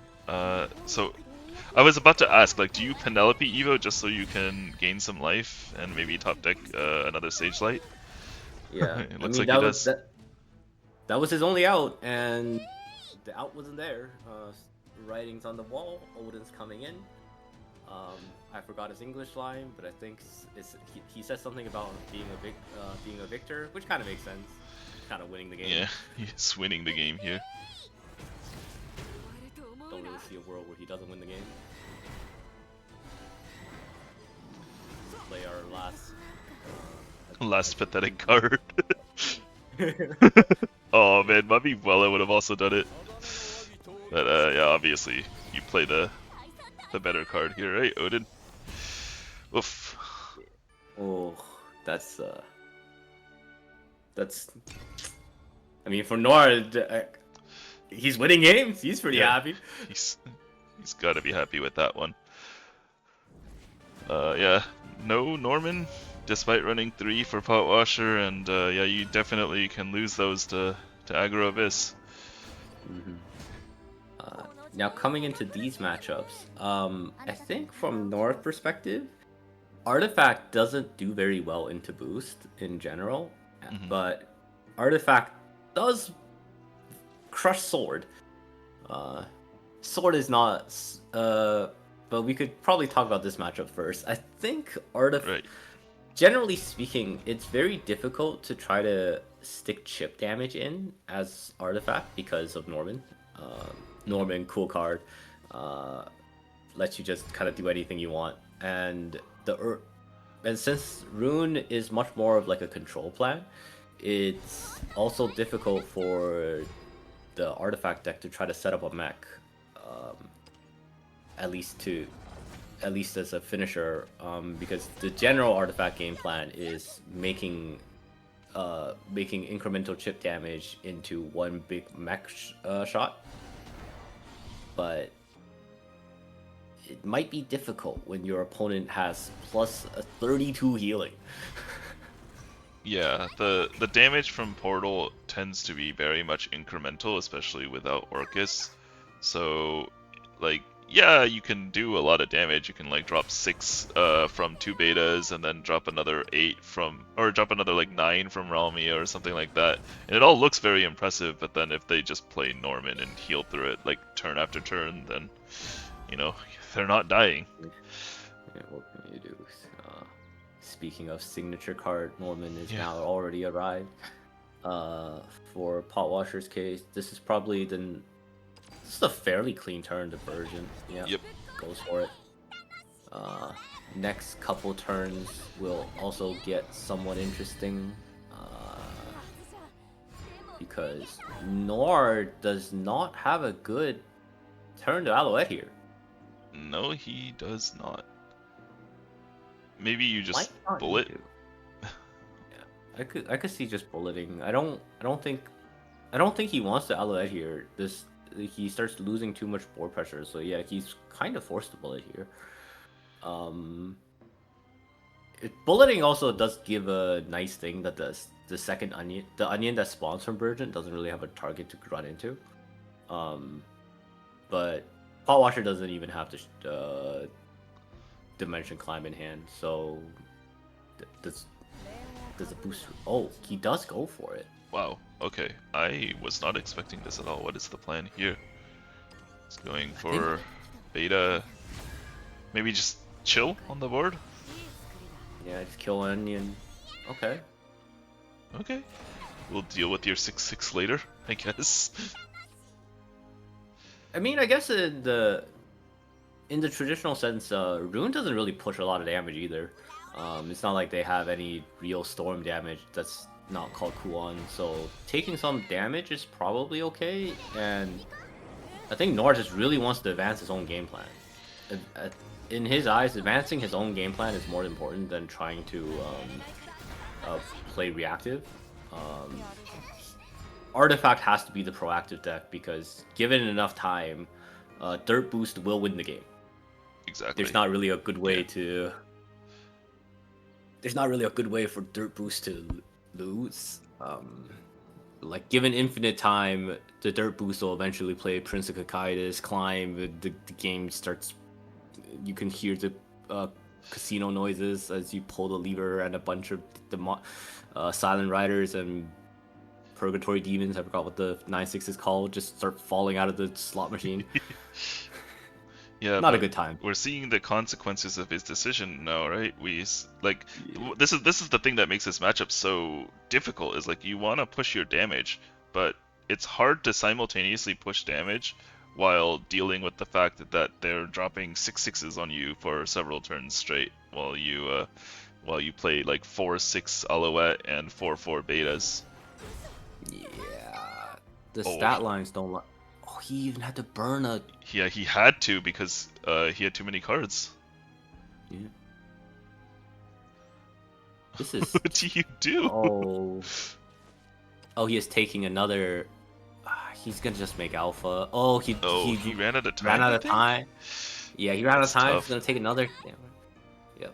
And then now, Pac can actually go for the throat. Yeah, this could be Ku on Evo, but okay. So Ku on Evo looks really good. It might get you killed or like cleared by Sylvia, and then you can't finish them off afterwards. I believe. I'm not sure. No, I think Sylvia doesn't clear enough. Oh, Sylvia burned a Ramia. Yeah, Sylvia heals 4, gets rid of everything except for the onion, and then you would just Kuon again. The onion goes face. Man. Kuon pops the Sylvia because you have the additional 3/3 Shikigami, and that's exactly though. The onion does Noire in. This is so sad for him. Dude, this onion. It's actually winning the game. This onion won the full mile. Give the last hit to the onion. Do it. Please, Potwasher. No! I saw him cue the actions. Oh, wait, no! He queued so fast I didn't even see it. My god. Oh my. He just knew. He had it prepped the whole time. Like, he saw several turns ahead. The onion had the lethal. The line was at Noire's neck, and the onion sliced it right off. And now we're into Sword versus Portal. Alright, so I keep hearing that this matchup is horrible for Sword, so we'll see if Potwasher can deliver a miracle. The things I have to say as a Sword player going into Portal are not valid to say on Twitch. Double Alouette? Does that make you think about anything? Ironheart Kitty Cannoneer. Oh, my mic is turning me down already. I think a thunderstorm might be needed to lose this game from North side. Yeah. A little bit of a tornado or something. I'm sure Toronto could take a tornado or 3. Yeah. An earthquake has hit Toronto once before, back in I think like 2007 or something. Maybe it's that kind of natural disaster required for Noire to lose this game, I feel. Jesus. Okay. So not the cleanest turn for Potwasher here, right? You probably this is fine. This is fine. I think from Potwasher, he actually has a pretty good hand. He gets to do Rose. Kitty Cannoneer probably comes down, immediately pops Rose, and then he gets to and then Pot gets to Prim and Nanya? Yeah. Immediately lose everything to a sweeper. Maybe he just Prim. Yeah, because you kind of know what Noire wants to do on this turn, right? It's Alouette Sweeper, and he has all the gears he needs. Yeah. There could be an argument to just Prim, hold a Nanya for maybe like a later turn 7. Because if you don't commit too much, it looks really bad for the Portal player to commit very hard into this. and then all you really have to do is you just Zirconia Evo, you get Alouette again, but or pass completely. I don't know if I like passing completely. Passing completely seems nuts to me. Like, yeah, at least play the Prim. He goes for the Nanya as well. I This mean, is I like think the easiest Alouette. yeah, I think playing Nanya is fine. You gotta make him have it. Unfortunately, having it is not the problem. Yeah. If we're asking Noire if he has it, he has it, alright. He has everything. We have everything and the kitchen sink in this game. Now, there's nothing really good here either. There's only really one play, which is Zirconia Evo clear the Gamma, but then we just Alouette again, and the writing. Yeah. Like you kill the sweeper here, right? Because you don't want to get swept again for free. But you have to leave Alouette. Yeah, unfortunately, we're getting swept for free. Yep. Disgusting. So, I think next turn the Gildari full clear. Oh my god. Oh yeah, the Guild. This is like maybe the first time I've seen a turn 6 board that does not get killed by Gildaria Evo. Gildaria here actually, you would have to, you toss one of the Heal Clads into Gamma, and you can only clear one of the Alouettes. That's rough. It looks like he's trading so that his next Gildaria can at least finish this one off for free. He's thinking about it really hard, and yeah, that makes sense. The Portal player will probably just build up another board again. Unfortunately, this game is looking very doomed for a Potwasher. Noire's having the time of his life, though. Yeah. Doesn't even have to Evo this turn. That's pretty nice. No Evo required. We're at 9 gears out of the 11 required for the mech. The sword opponent's already down to 12. Probably force another Evo here to just try and clear and stabilize. Okay, or Valse. That Balls. That could be nice, but we do know there's already a sweeper for Noire. Like that, it's not gonna work out for Pot if he goes for it. Do you ever fall super Evo? I think if you're Pot, you might have to. God, that's I think rough. at this point, yeah. I mean, actually, if Pot goes for the super evil Valse, takes some damage, I guess. Oh, okay. He goes for the Amelia, but if he went for the Valse cleared Alouette super evil, there was a world where you can try to end the game turn 9. Yeah. Before the mech could come in. But now, I think with the way we committed, oh my god, and the artifact cannon. With the way we committed our gameplay, it is looking harder and harder for Potwasher to close the game out before a giant mech slams the board. Noire is looking at this Ancient Cannon. I actually am a little bit surprised. He can actually play everything he needs. Oh, he has a lot of fuses, actually. Yeah, he can actually fit this into his turn. Yeah. He can give up 1 chip damage, because I don't think that 1 chip damage really matters to guarantee everything. Or, I mean, he just fuses. I mean, you can shoot first, and once the Amelia gets hit, then you can swing. Yeah, and now he goes for the beta. And at worst, he fuses. Oh, he gets it. So okay. He doesn't really even have to worry.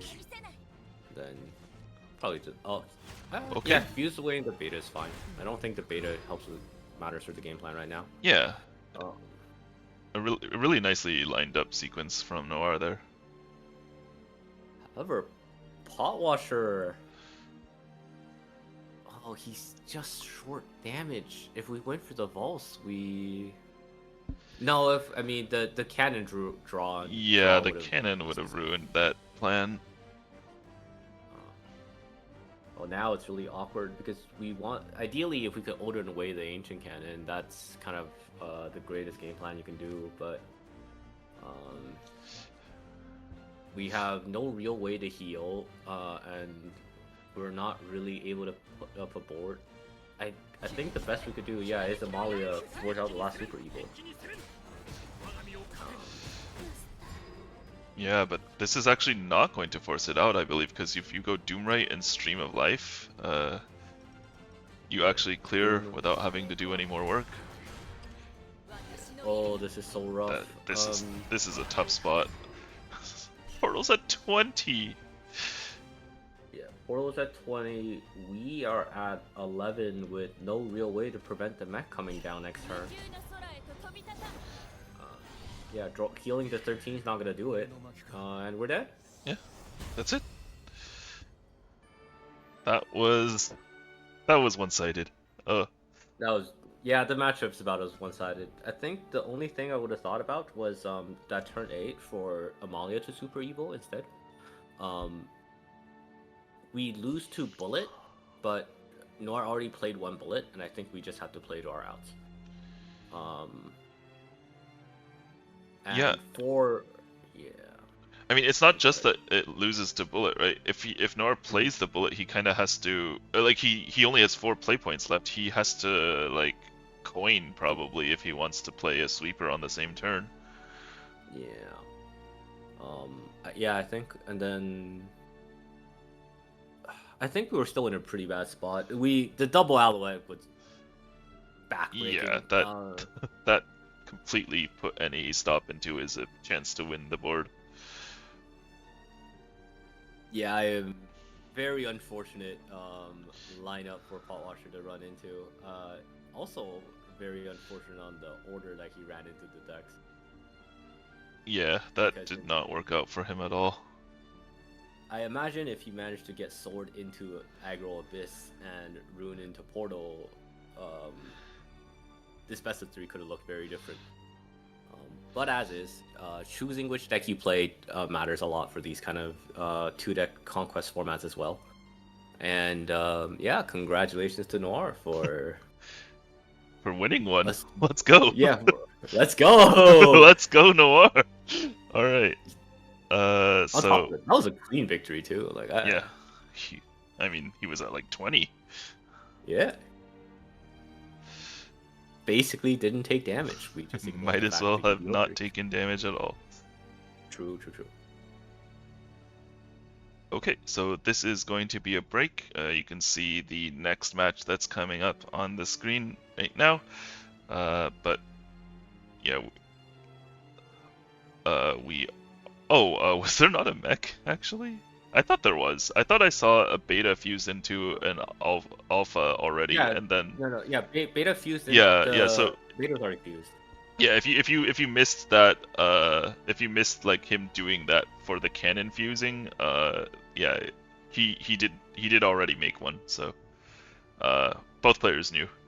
All right. Anyways, yeah, this is going to be a break. Both of us are actually going to be leaving, and we're going to be joined by the 2 players from the last game, Noire and Potwasher as casters. So that's pretty exciting. Look forward to that.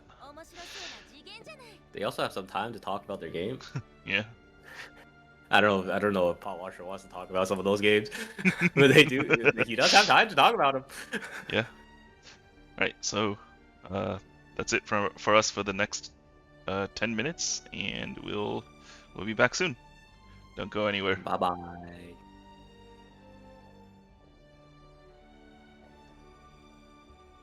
Yeah, I could see the volume constantly lower itself, and I'm like having my mouse like dragging the volume over and over and over and over. Oh my god, I hate it so much. I think what happens is that like some of the things I say like would peak the mic, and then VOD Ninja will automatically adjust the volume down, and then suddenly you can't hear me anymore. Yeah, okay. It's just interesting. Like yeah, it's like random P noises or whatever. Okay. Yeah, let's start setting up that next match though. Okay. So I need.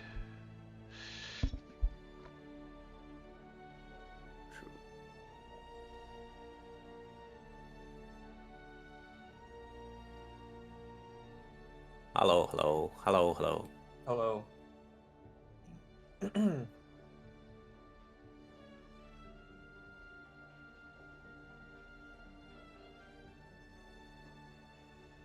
You guys play some very one-sided games. That's Shadowverse. That's Shadowverse. That is I wanted Shadow. to like play these decks just once at least. Yeah, that is true. Yeah. I mean, I think these are actually like, it's funny because all of like the real classes, they all have like no consensus on what is the best deck list. But I think like Aggro Abyss and Artifact are actually like pretty like consolidated on lists right now. I think Aggro Abyss has like 2 cards that you could flex like total, and then Yeah, Art I think the 2 Apollo list is very good for Aggro Abyss. yeah, I think I like the Apollo. I might switch to it, but because like I think right now I'm on 2 dark side. I'm just shoving this face and like turning my brain off for dailies. The problem with Darkseid is that like you already have enough ways to Like hit increase face. your damage on Super Evo turns. You just need ways to not fall behind on board early. Yeah. Because like your early game is not as strong as Sword and Forest. That is true. That's true. I will dip now though. Right. Those were congratulations on your win, and enjoy your casting. Okay. Goodbye, Eating. Goodbye. Goodbye. Alright, I'm just gonna be here till Pot gets back. I'm Oh, back, he's here. I'm back. Okay. Hello. I did log into the thing. Yep, it looks good. I will, Okay. I'll set you up. It doesn't, like, automatically go, so I have to actually... Yep. Why is watch a private match the first button? I don't know. It's a little weird. Okay. Yeah, I'm in. Looks like both of you are in, and, we can... Well, we're not gonna start immediately, but, you two can talk amongst yourselves. I'll dip out. Sure. Okay. Goodbye. When are we live though? We'll start in 5 minutes. It'll show on like I'm already ready, so when the match starts, and I'm letting the players know when that happens. Okay.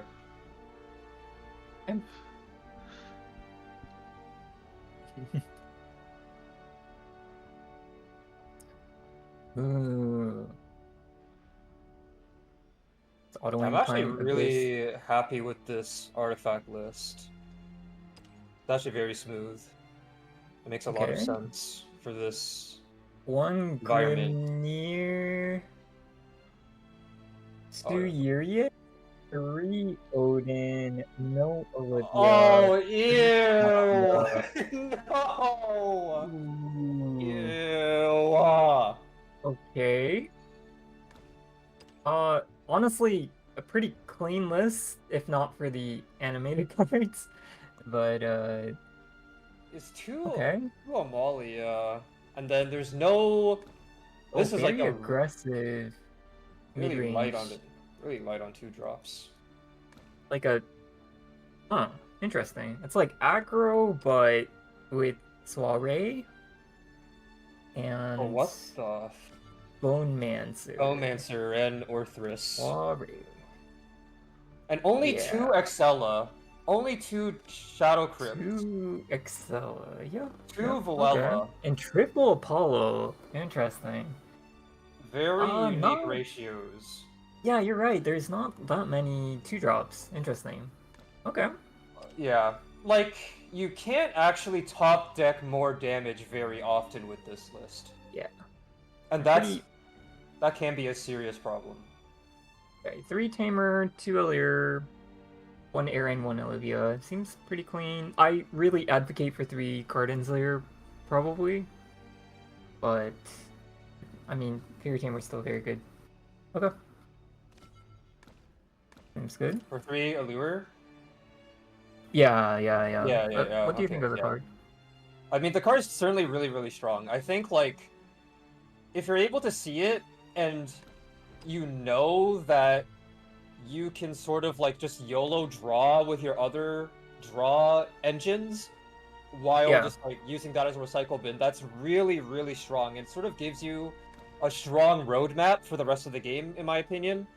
Yeah. Like, you don't have to worry about, like, Glade overdraw, or you can just, like, proc Staff every single turn.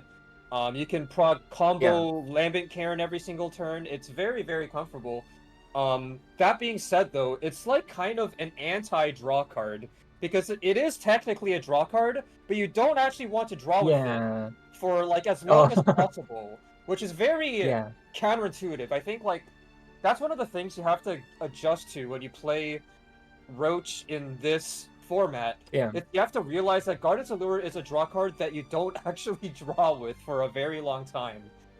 I think it's you just also use- nice yeah. to combine it with like Lily and stuff like that. It's cheap enough that you can play the Leer into Fairy, into Lily, something like that. Get like a cheap Yeah. clear off or ambush the one cost spell, or play May, of course. So you can combo off pretty easily with it as well in the late game around like turn 7 when you're setting up your other combo cards. The Lambent Cairn and the Lily come to mind. And then this list seems like, okay, 0 Edelweiss, and then 1 Flame, 2 William. Okay, a little bit heavier on the draw cards. Okay, you see the Foresight back in.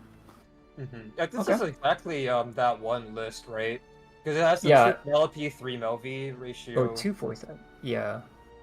Oh, wait, It's and it's similar. 2... Okay, I don't know if that one had 2 Foresight. Oh, yeah. Yeah. Okay. Oh, there's like a large Japanese tournament, and a Take-Two player named Grads was playing a list a similar shape, and was playing 2 Edelweiss, no Foresight, but 3 William, I think. And then I think a lot of people are riffing off of that a lot. I definitely worked off that to tune my list for sure. But Rune is really good. Rune is certainly good. I wonder if Foresight is worth it, though, because there are a lot of moments where, like, yes, your Stormy Blast just doesn't get boosted at all for a while in the early game. Yeah. It takes a long time for homework time to get boosted. It has to be, like, after you play your 5 drops. Your William on, like, turn 6, the damage that it deals is, like, it's very, like 4 very damage, suspicious. right? Yeah. Like 3 And damage, 4 that damage. can be very, very concerning against, like, Valspree Evo, against, like, all kinds of different boards. So, it can be good. I definitely see the vision for Foresight. Yeah. But I wonder if that's worth it, because Edelweiss, the early tempo swings are so obnoxious to deal with for, like, a mid-range deck trying to get, like, an early foothold against spell boost. You just can't do that. Where it's very, very difficult to do that if they curve out into Edelweiss. I also think clicking the engage for 1 mana in the early to mid game is like really, really powerful for Earthright. Right. And, I agree completely. Yeah. And I'm even prioritizing Earthright enough to run Penelope over like 3 Melvi. I'm running 3 Penelope, 2 Melvi, and also not running like the Ruby with the Earthright, the Dirt Ruby. Yeah, the cosmic like astrologer or something like that. Yeah. Astrologer. Yeah. Mhm. I don't really believe in astrology. Yeah. Yeah, I don't know who does, but I personally think Penelope is really good. Just the consistency of it, the fact that you don't have to like spend any more play points, you don't have to worry about like your hand size or anything like that. I think it's just very, very stable. Of course, if you don't run Edelweiss, then the value of Penelope does go down a bit, I think. And then especially if you don't run Lilanthem, then you certainly don't need this many.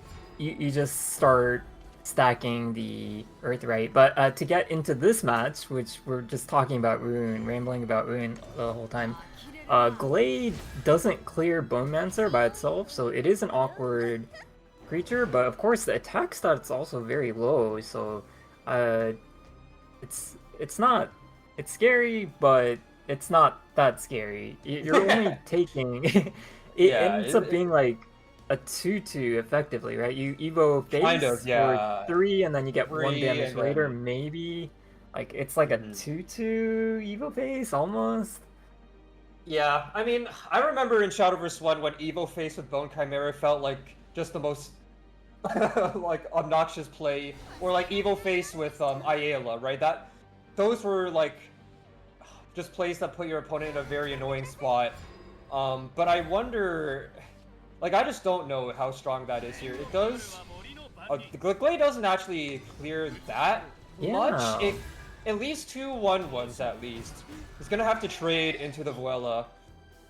Yeah, very high stats on the Abyss creatures and Abyss followers, and they end up surviving. So actually ending up pushing 2 more damage. So that's pretty good. That is. You also pretty have good. to be careful of the backswing. Leaving this 5 up can lead to death very, very quickly as well. So we do see the Roach in hand and a Carbuncle. That's quickly gonna get out of hand. Yeah, absolutely. A lot of combo pieces already showing up in Autoaim's hand. Just needs perhaps some zero cost. The Lambents are there, but the fairies are not at this moment. One thing that we did mention about Lust's Abyss deck is that because it's so, like, I guess, well-rounded and a bit more mid-rangey, the chances of top-decking more damage are actually very low, and the deck doesn't exactly have more card draw, right? It's still Olivia, which is the same as usual. Now, this is a decent amount of damage. Setting him to 10 is not bad. Normally, like, across 2 Super Evo turns, you can expect for Aggro Abyss to deal, like, anywhere from, like, 13 to, like, 17 damage over 2 Super Evo turns. But that's with, like, a normal standard list. Now we Yeah. have Apollo and Orthrus in hand, which is not quite what you want. Yeah, if you think about Odin, Super, or you might have Memorial plus the Excella or something, but it's not quite gonna line up. Okay, no Storm Drawn. Yeah, no Mummy. Just a couple of 1-drops, and this is gonna heal for quite a lot. This is gonna heal for 6 in total. They're gonna heal right back up to 20 HP, so evoing face and then healing back here after allowing the 5-3 to connect face. Kind of working out, actually. That's an interesting idea, like converting the face damage last turn, Evo face, and then having a breather turn this turn, and we see a lot of damage in hand actually, so that's gonna end up being quite good. With the ghost in hand, how much damage is that?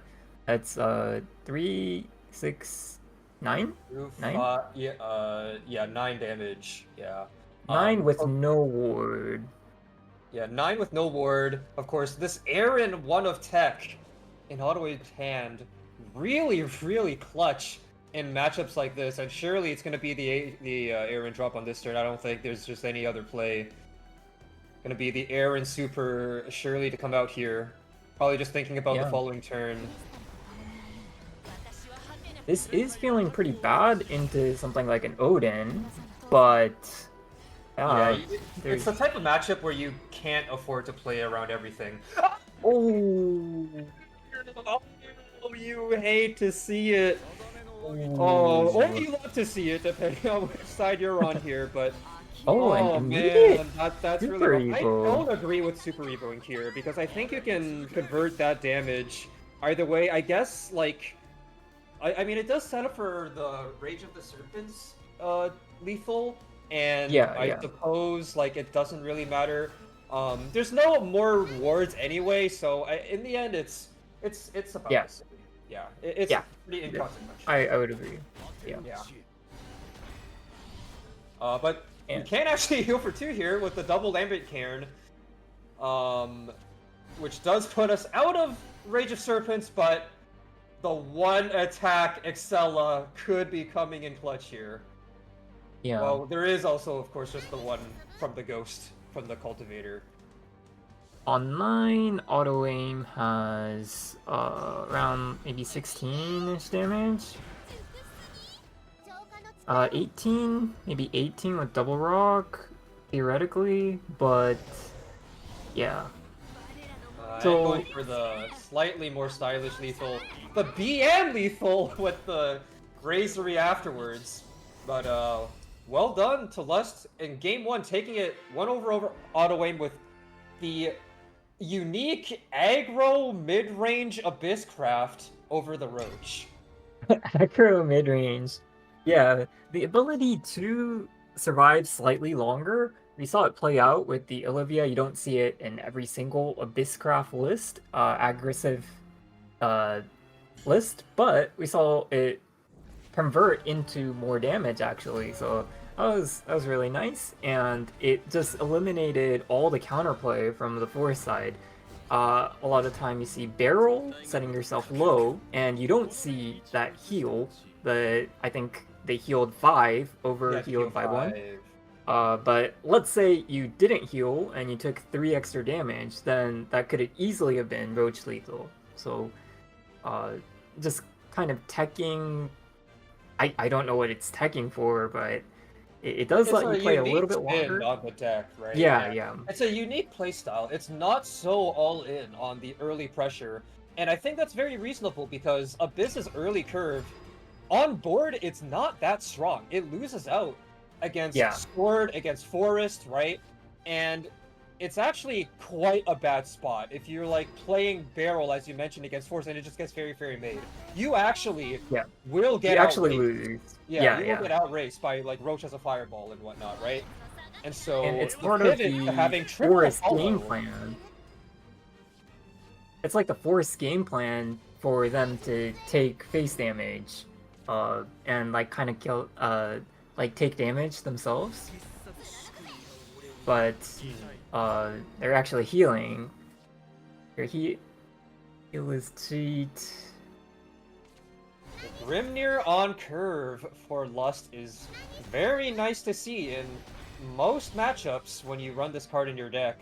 Now, it does obviously have benefits in things like the sword matchup, the sword mirror, where you get to clear the weenies for free without trading your Molly awards and whatnot, but against Forest, it also has a lot of value because you can Super Evo an ambush follower and then get to clear, for example, like the maze, like a random carbuncle on board, and you don't have to worry about them getting extra chip and setting you to a lower threshold while you get your chance at a winning line.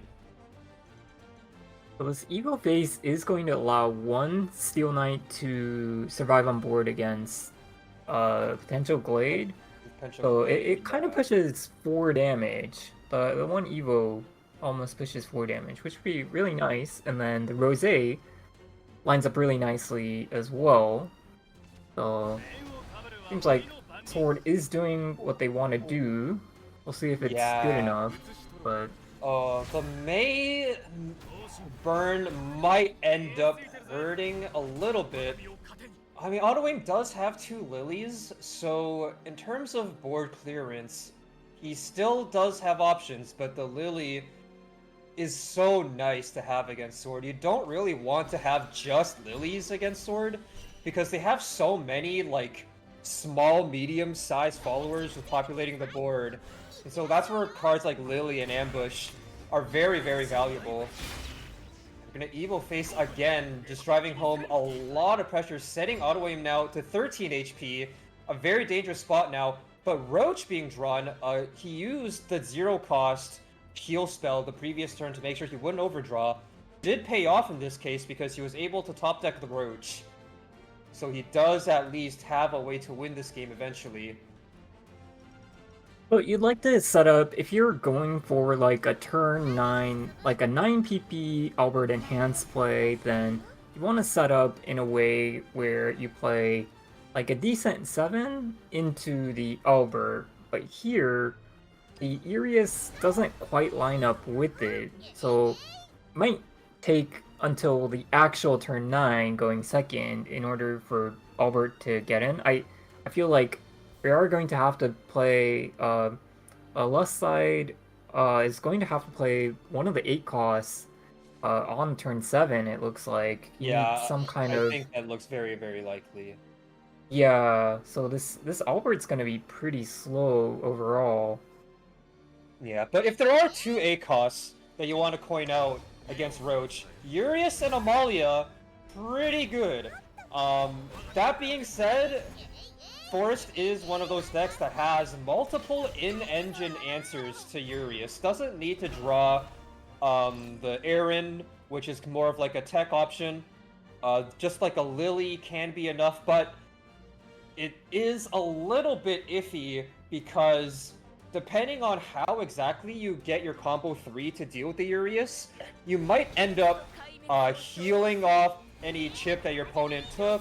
You might put yourself into lethal range of Albert potentially.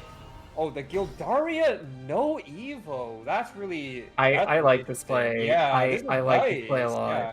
This is actually very, very nice. Yeah. Clever use there of the typical Evo target alongside the zero-cost Samurai. Yeah, and Olivia kind of makes sure you're not taking chip damage from at least the Super Evo.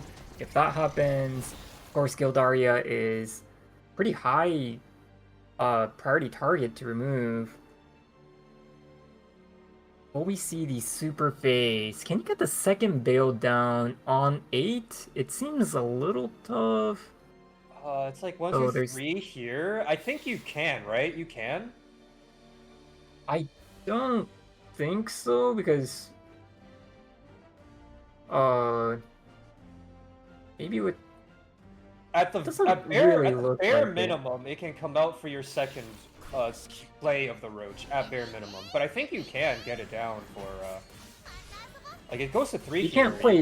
can't play Fairy Fairy on 8, so it doesn't go down high enough, right? It doesn't get to 0. Not without Carbuncle, it doesn't. Yeah. Oh, but here comes the Ooh. Coin Urius. Just Coin as we were Urius. expecting. Oh, ambush! Hold up. I mean, it's basically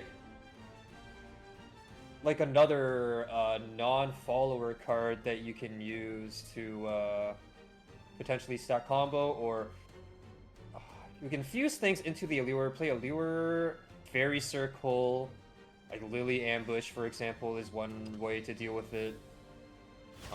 Honestly, it was an option to play it's like an Olivia on that turn as well, and you were out of the immediate lethal range even with 1 bail. Of course, we see the 1 bail in hand, and it was not lethal, and even with +2 damage from a Carbuncle or +3, I don't think it was lethal. So Olivia just threatened the Albert, threatened, like, required to heal, and then if it's Aaron or something, just run in Amalia Super or Urius Super. Urius Super doesn't... It does clear Aaron by itself, but... like, requiring the Foresight to heal 2 could have been... heal... what HP total were they at? Maybe 13? Maybe not. I'm not sure. Right? Yeah. Another Urius coming down, just full toxicity here, and then going to Super Evo it. Urius. I'm not actually sure. What the best turn 7 was. I think this is gonna work out. This looks really good. This is currently gonna work out, yeah. Because at the bare minimum, this ensures that you're not lethal, going though. to die. Or The will Knight you? was bounced. Yeah. And then on turn 9 with 3 zeros, that's 18 and then 17. I think it's 17 theoretical max, and you can't run in the fairies. Yeah, because it's impossible to run in fairies when Urius is there. Like, you either kill him and then there's no target, or you play it and you can't attack. So it's basically, even if it does get cleared, it's a turn that basically turns off your opponent's deck temporarily. And it is going to buy the time needed for us to just slam Albert next turn. No Super Evo needed in the end.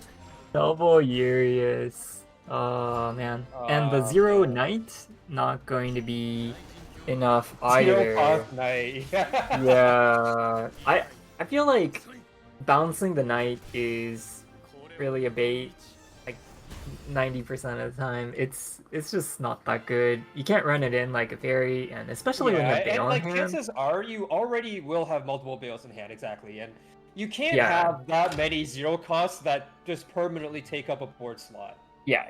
If you don't have say bales, then maybe, then you can Yeah. do it. But with 2 bales, it's a little bit with tough. 3 bails. Yeah. Yeah. But it was an interesting idea, and the Urias, all the techs really coming into play with Yeah, these techs are going really insane. Yeah. The mid-rangey aggro abyss deck coming in clutch with the Evo face, take damage, The and then Bone heal it Mancer. back next turn. The Bone Mancer was really Yeah. nice value against the first one required Blade. hard to deal with, right? It required ambush and was it May or something? Like May plus ambush or something crazy, right? Mhm. That's a lot of cards. Maybe it is a force deck, just the making sure you don't get out-tempoed, super out-tempoed early with Apollo and all that, and then yeah, I don't know why it was a force target lineup. I'm not Honestly, it could be. Like, I think that's a very reasonable assumption. It's the type of lineup where, it does kind of bully Forest, or at least it's very toxic for Forest to play against these decks. Yeah, But at the same time, like, it's still, you still have, like, most of the cards from an aggro Abyss deck. Yes, you have one less Crypt, you have one less Excella, but you can just hit, you know? And you still have, like, a reasonably good early game. The Bone Mancer can be really annoying still. At the end of the day, you have 3 Razor Claw, you can't go wrong with that, and the mid-range sword deck is still mostly a mid-range sword deck. And, of course, like, the Urias can cheese people in other matchups as well. It can be surprisingly toxic against Spell Boost if you force out their Wind Blasts. like a common talking point is like, okay, Urias just gets countered by Odin or something, but maybe the second Urias counters the Odin. The Odin, exactly, yeah. Like, you tempo Urias on, like you make a strong play one turn. Urias no Evo. They Odin, and then Urias super Evo. That's an insane line. Insane line. And the synergy with the Grimnir, yeah. Yeah, with Grimnir especially, it works. It makes a lot of sense, to be honest. And it's terrifying to play against. Absolutely terrifying. Yeah, Happu's Roach list, though, looks very, very standard. We've seen a list like this before. It's a 2 Fairy Tamer, triple Allure, and then the 1 of Olivia. Very, very clean list. I think it's very consistent. It's a 2 Bug Alert, 2 Good Fairy. Because I think Happu is intending to sort of have like a more well-rounded matchup spread with this Roach list, and so this makes sense, I believe. You do get a little bit more early game power with the Good Fairy. It's a really convenient... A little bit. It's not too much. Because at the end of the day, it's like May, Ambush, right? Like, those are the cards that really matter. Lambent sometimes. But just being like a 1 play point 1/1 that gives you a fairy, and then it's still like an easy card to start off like a combo with. So it does have that going for it. A lot of like small things like that can be very nice, especially when you're sort of going into these matchups where you really need to have efficient ambush plays, efficient May plays. It helps support the cards that matter, and that's why it kind of... I will say I do early not game a bit. advocate to Bug Alert that when playing Roach, I never feel like, oh, I wish I didn't have Bug Alerts. Like, worst case you use it, and more often than not, you just really want to bounce Yeah, exactly. Like a bounce. At the end of the day, it's a one-cost bounce, and it does something on board. Like Airbound Barrage is such a strong card. Like it. Yeah. Especially in this deck, I think even more so in this deck than in like a lot of the Shadowverse 1 Roach decks, because there are so many ways to use the bounce in this list. Like you can bounce a Fairy Generator, you can bounce a May for future board clears, you can bounce the Roach obviously for 2-turn setups or for like unique lines where you don't have a Carbuncle. You can bounce your Lambent Cairn for another 0 cost or more fairies. There's just so many things you can do. There are even like in the list with Odin, you can use Odin as a roach. You can play Odin, hit face, bounce the Odin. It can come up, and so there are just so many ways to use Bug Alert. I've been a huge believer of triple Bug Alert since like day like -5 or something. Like, and I think like most people are now. Obviously, Happu is a strong player, very experienced with Forestcraft, and so I am going to take her word for it when we'll see if smooth. But really, good Fairy of the Pond, does it really improve your like aggro matchup? I guess we'll see. Like the board matchups, whether the extra 1 cost helps the board matchup. So we'll see it kind of pressure tested, but I'm not convinced. Right. But, I mean, I'm on the same see. boat as you 100%. Yeah. Like, I don't think it makes the difference in the aggro matchups, personally. Yeah. It can be, like, it's like, yeah, you play it, but it doesn't push the needle, It doesn't, Yeah, it's not I a completely significant difference. In fact, like Urius might insta-win a game, but Pond Fairy is not insta-winning a game, ever. So it's like the difference between, like, an early game card and a late game card. Like, it doesn't really... Right. It is something that I was like talking to Essie about like several like maybe 2 weeks ago even. Like I think like Bug Alert is a better anti-aggro card. But yeah. The last deck Happu's mid-rangey a bit. I would say it leans more towards control, right? You see the game sets use when you look at the curve, when you look at the cards, it's like, okay, maybe this is a control abyss, but you've got Razor Claw in this deck, you've got Mummy in this deck. When you see double Soul Predation and you see like 3 Mukon, it seems like you do want to have some reactive turns. You do want more resources somewhere. So yeah, it seems like it does lean towards like stacking more resources and having a lot of really strong reactive turns, like. The Mukon plus like all of these random sources of ghosts from like the crypt or the soiree or whatnot, it is so good against a lot of the obnoxious boards in the current meta, from Norman with the Golems to what is it, like Amelia Super Evo, right? It's really good against those types of boards, and so that creates the space that you need to pop off with like Serb into Serb. And that's really what you're looking for with these heavier Abyss lists. We see this aggressive Abyss Craft deck into the Forest again. Yeah, I wonder about the Mull. Actually deciding to hold onto the Lesser Mummy just as a possible 2-drop, and of course, because this list has relatively few damage cards, I think holding onto it with the possibility of just like saving it for a million turns just to play it later is not a terrible idea either. And then the Apollo, of course, really, really valuable in this matchup. This is why we play the card. The Devious Lesser Mummy, it's usually not worth it to play it out early, actually, because exactly. It's just going to be a Storm card. Very, very good top deck, but really not the 2 costs you're looking for. I wouldn't be surprised to see like a 3 come out and just hold it for a while, but you also don't have any Shadow Generation, so this lines up really poorly into May, but it's also a bait at the same time. It is. The thing with when you're playing Aggro Abyss is that you sort of have to sequence your plays around yourself first and foremost, right? You can't play that much around what your opponent could do, because at the end of the day, you have to min-max your curve, your damage, your game plan. That's an insane top yeah, deck. very, very good. That could be really, really disturbing here.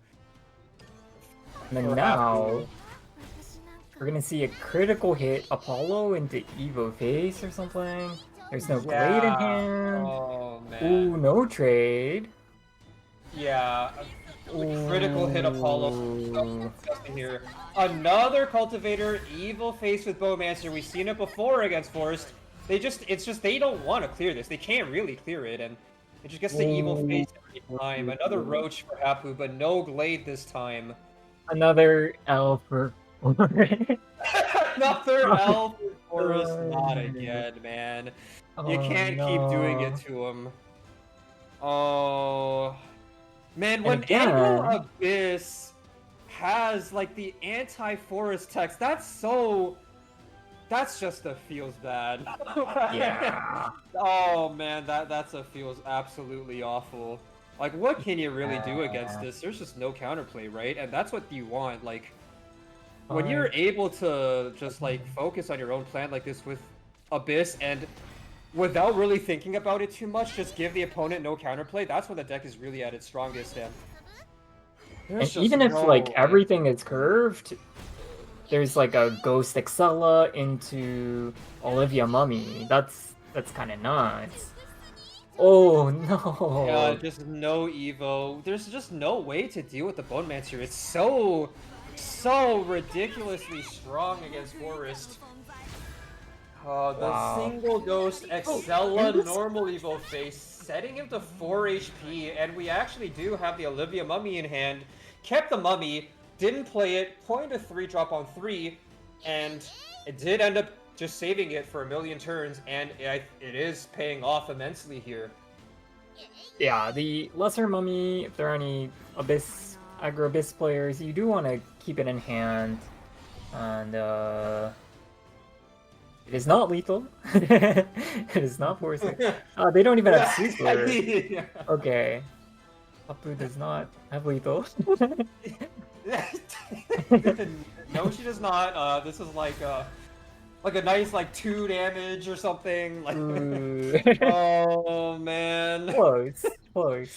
Yeah, close to setting them into vengeance at least. Ooh. Oh man. That's the shame concede there. Oh, this Abyss list looks really strong. It looks really strong. Into Forest. Into Forest, yeah. But here's the thing, like, Forest is trending, isn't it? It's trending amongst, like, a bunch of strong players, a bunch of, like, competitive players, right? Amongst us, I might say.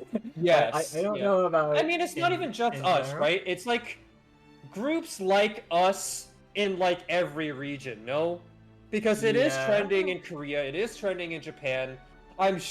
Someone in China is cooking the most, like, insane forest list with, like, fencers and, like, titanias and, like, a more tempo skew. We actually saw, like, a tempo skewed roach list in, like, Rigzay's tournament as well, right? Like, someone's gonna be playing that, and, like, I do think Forest is going to be surprisingly popular, at least amongst, like, relatively strong players. Nanja on curve into the trade Brim. Nanja. And then the staff coming out early as Brim well. Curve again. Ooh. 2 out of 2 games plus with the Grimnir on curve. Very, very impressive. Taking a lot of damage, and that's not going to be enough damage to clear Zirconia with the Glade. So you see the downside of getting the staff down very early. It means that, yeah. Oh, this looks disturbing again. This looks so bad. Oh god. Very Lily trade, and then take 2 billion damage. Okay, not okay, Landbin. Okay. This is better for. Yeah, this maximizes is the Glade. The clearance over a few turns, but oh, this Zirconia is hitting so the relevant. So 6+4 is not gonna be cleared. So I think Happu should have calculated the 6+4 and at least set up a line into that if it was a Glade setup, but the second Lily is really, really good. Okay, two Oh, wow, roaches being full drawn clear. there. It is in fact a full clear because of the ambush that we drew off the top, I believe. So that was a very, very clutch top deck for Happu. Actually gonna kind of rescue Yeah. this game from the clutches of Forestcraft propaganda. Okay, 15 health is pretty good, 15 actually. health is doable. It's very doable. Yeah. Very, very doable. With the early Zirconia, like considering that early curve, and the amount of pressure there was, no May, no ambush early until the 5, that was a very, very nice sequence at the end there. End up with the full clear. We see the Samurai come out. Samurai not gonna get a ton of value in the matchup, so whenever you can get good value out of it, it is okay to just throw it away in the early mid-game. Right, against these Evo targets, it's not bad, and it's certainly not gonna get much better as the game goes on. When you can save an Evo and then just have stronger Evo turns over the next, like, turn 6, 7, 8, can be a very good idea as Sword. So Lust does not have any Storm cards in hand, and it's going to be relying on these ambush followers to push some damage, but you see the double Glade in hand. When Forest is playing Glade, it does delay. Evo phase. I Okay. really like this. I like using Roach as a fireball against Sword because they have such minimal healing. Of course, there is Olivia, but it's only 2 healing. So this would at least have Lust be at 17, which is a significant threshold as well. Every time you get to fireball Roach like this against a deck that doesn't have like real sources of healing, it just lowers the threshold for number of 0 costs you need, which means that you can use Bales for clear. Of course, no Bales in Happu's hand anyway, which is, if you just don't have the 0 cost, then getting this type of chip damage is going to be very, very useful. I think this is going to be a pretty big punish, though, from the side of Lust. We see a lot of damage come out, and the Glade is not going to do that much. The Grimnir effect coming in as well. Nice here. That's so nice. Yeah, But you see the left 2 dudes, again, the stat lines add up to more than 9. Oh. Yeah. Glade does not clear here. Glade is really, really terrible into this board. And this is exactly the way you want to be using Olivia in this type of sword deck. It's not so much that you like Olivia and then like trade with another 2-drop. You want to develop the Prim on an earlier turn, and then use the Olivia to Super Evo the Prim on board and push 5. And then with your remaining play points, you can then throw out a ward behind it. You can throw out a Samurai to then clear another thing. So this is exactly like a really, really strong Olivia turn from Lust. Yeah. And no options, just gonna have to Super Evo the Glade anyway. We do manage to clear it, but that's going to be a Super Evo and a Mei down for Happu. No zeros in hand. I think it was Carbuncle Fuse with only 1 Evo in hand. Evo.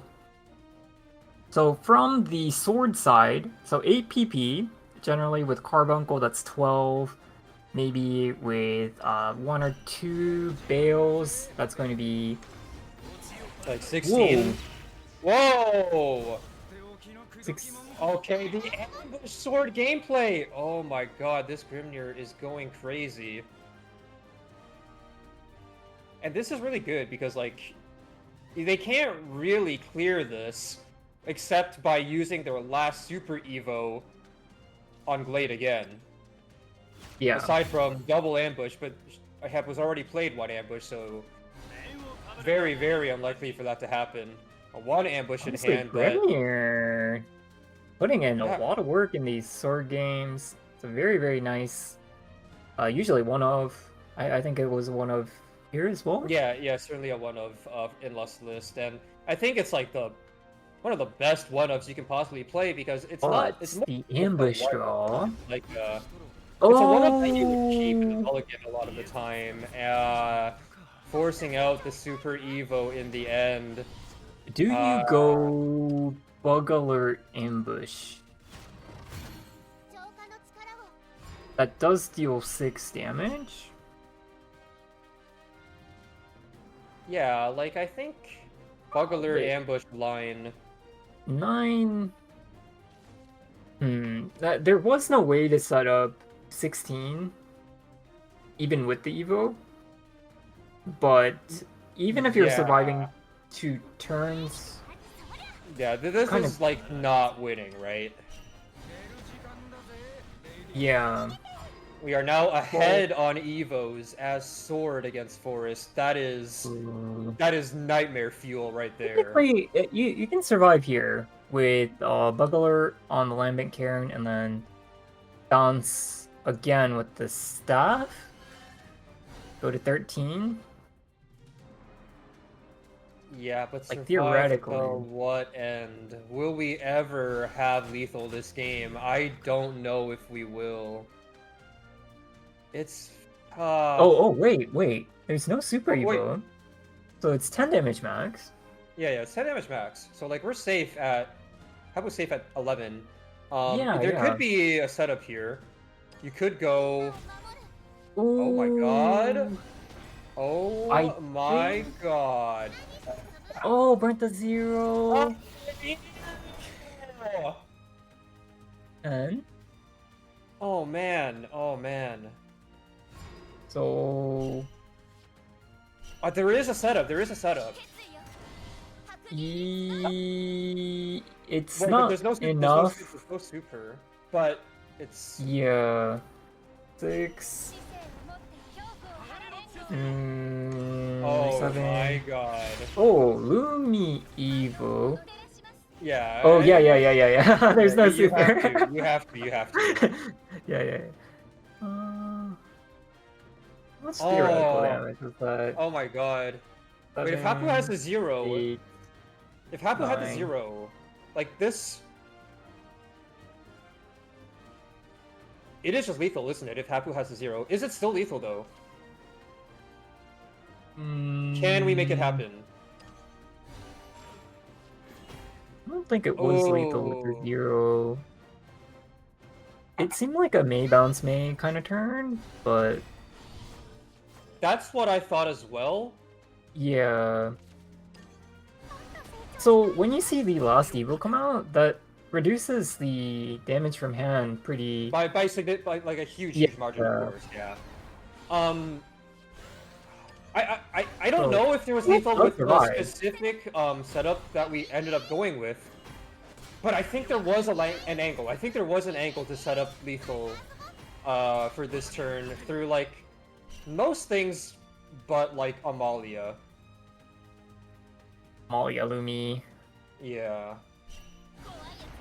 Okay. But I think like just the Lumi, if there's no like opportunity to pre-evo like a ward or something, I think there was an angle. This is certainly a turn to look at the replay, but I think there was a way. I feel like there was a way.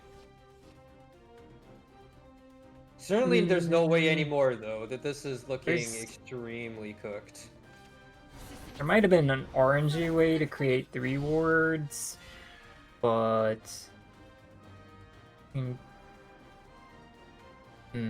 what's left in the deck? Not gonna play the Rose either. Wonder what the idea is. Yeah, I don't really know about that one. I think you might as well just tempo it out. There's no. I mean, I guess like it's not lethal on board, right? But There's only 6 damage on the board. Like, you can tank this. yeah. Force can win this. the 3/2 board lock. Develop with 2 turns. another staff. Lily to draw a 2. card. Honestly, Hold it's up. kind of. It's. Mm, 3 wards maximum. What do you do? Okay. 3 wards maximum. You could like Odin the staff, hidden the Lance Trooper, like Odin the staff, then trade with the into the 4/4 with Rose, and then send 5 face. I think that's exactly the line that Lust is gonna go for. Ooh. This is Yeah. not Oh, and the Trade. trade! The Odin trade. and then the bug alert. So yeah, that's enough, right? Oh my god. Forest Craft is OP? uh, Wow! Wow, okay, I mean, that second bug alert draw, that was kind of... the 2 of 2. Yeah, wow. Okay, Holy moly. okay. I needed the wow. Urian? I thought it was looking really bad for Happu, especially after the 0 cost burn, but that second bug alert into no lethal, no more wards from Lust, it Yeah. was enough. Wow.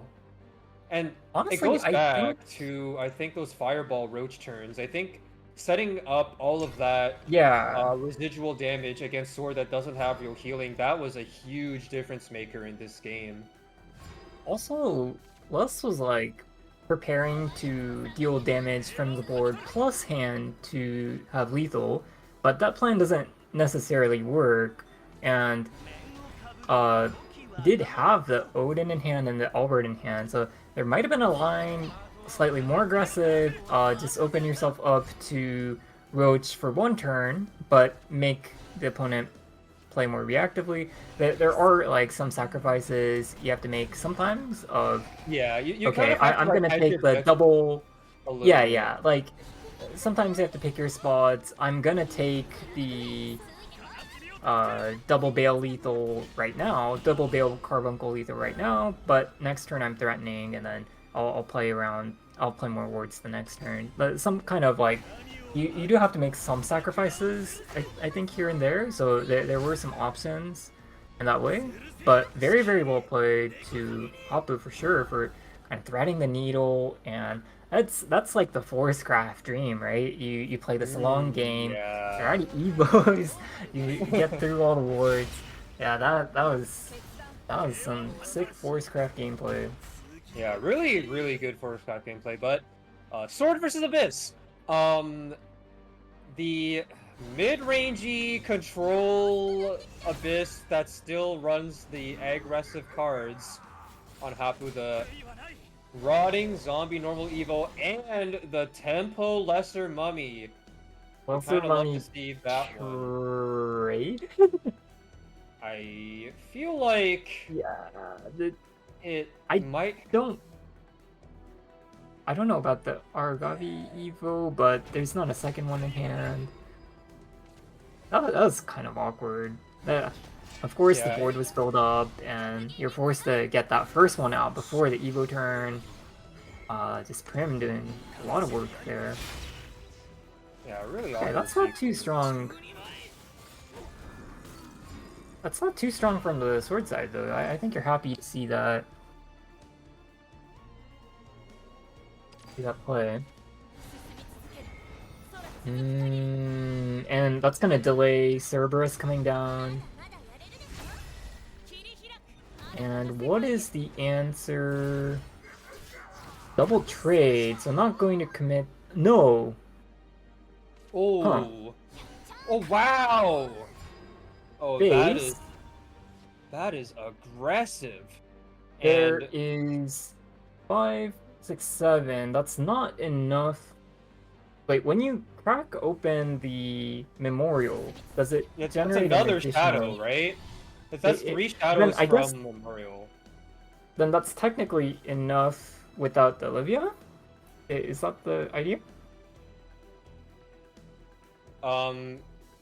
Yeah. Right now, somehow I'm just unable to click on the Lesser Mummy in hand, but it is Necromancy 4, right? Yeah, And yeah, so, Necro 4. yeah, like you get 3 shadows from the crypt plus 2 from the dudes on board. It is exactly enough shadows, isn't it? I guess we'll see, but it is not going to be lethal 4, 5, 6, 9. I'm a little bit surprised that this Amelia was removed, but I guess that's what the decision is. If you're playing the Olivia early, you're committing to more. You're not getting the Olivia. Yeah.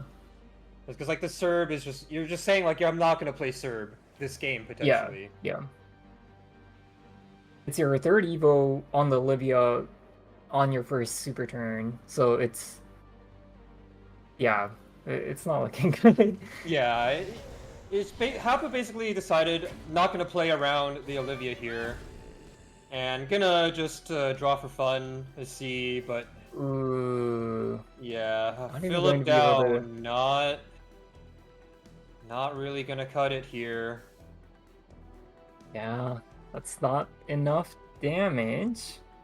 I kind of wanted to see the Shadow Crypt popped to see if it generates one additional shadow, but I think it is destroy, right? So it does. It's 3 shadows in total, right? It is 3 shadows. I haven't played Abyss, so it's Yeah. interaction. Well, I have, and I don't pay attention to that. Okay. Oh, Taking a 2-1 Lust here for takes Lust, another and win. Lust 2-0ing in BO3s today, so really nice showing for him. Yeah, kind of working on the forest players, and Swordcraft looking pretty good as well. Looks like a very solid lineup. I'd be interested to see what is targeting with that lineup in general. It seemed like there was definitely some kind of there's a method to that. Oh yeah, absolutely. Should be there, right? There. Yeah. Of course, there's a clear target, not clear to us from the outside. I think like these decks are not just more favorable against forest, they're also pretty good against like aggro decks, aren't they? Relatively speaking. Yeah, I guess that's really good in the mirror. So it's like it double soft targets forest and aggro abyss, right? Yeah. And so I think that's the idea, and it's like you can hit like some of the more tryhard players who are maybe like jumping on the roach train, and you can also hit a lot of the aggro abyss players, right? Okay. And so that's a pretty good idea, I think. I think it's a really good way to maximize in a best-of-1 format, and these decks are not bad on their own. It's still mostly aggro abyss, mostly mid-sword. They stand on their own. Yeah, you see the core of the deck is pretty strong, and then taking out some of the self-damage elements that are not always the strongest. Yeah, very cool.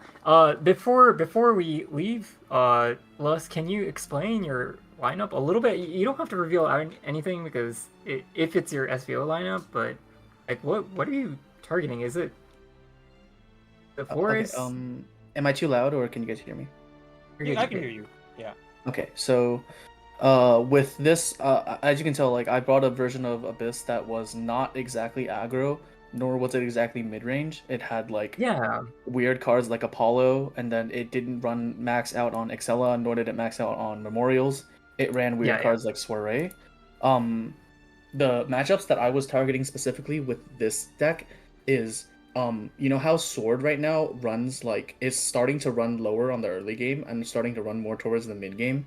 I'm trying to target the sword, the forest, and the abyss mirror match decks that tend to flood the early game with low cost followers, but I'm trying to flood with better quality followers like Bone Mancer, so I can go into the mid game, like turn 3, turn 4, I can start hitting face and then forcing them to trade into me, and then turn 5 Aragavi would completely reset the board in my favor, which would end up having me win the game entirely off of that one push.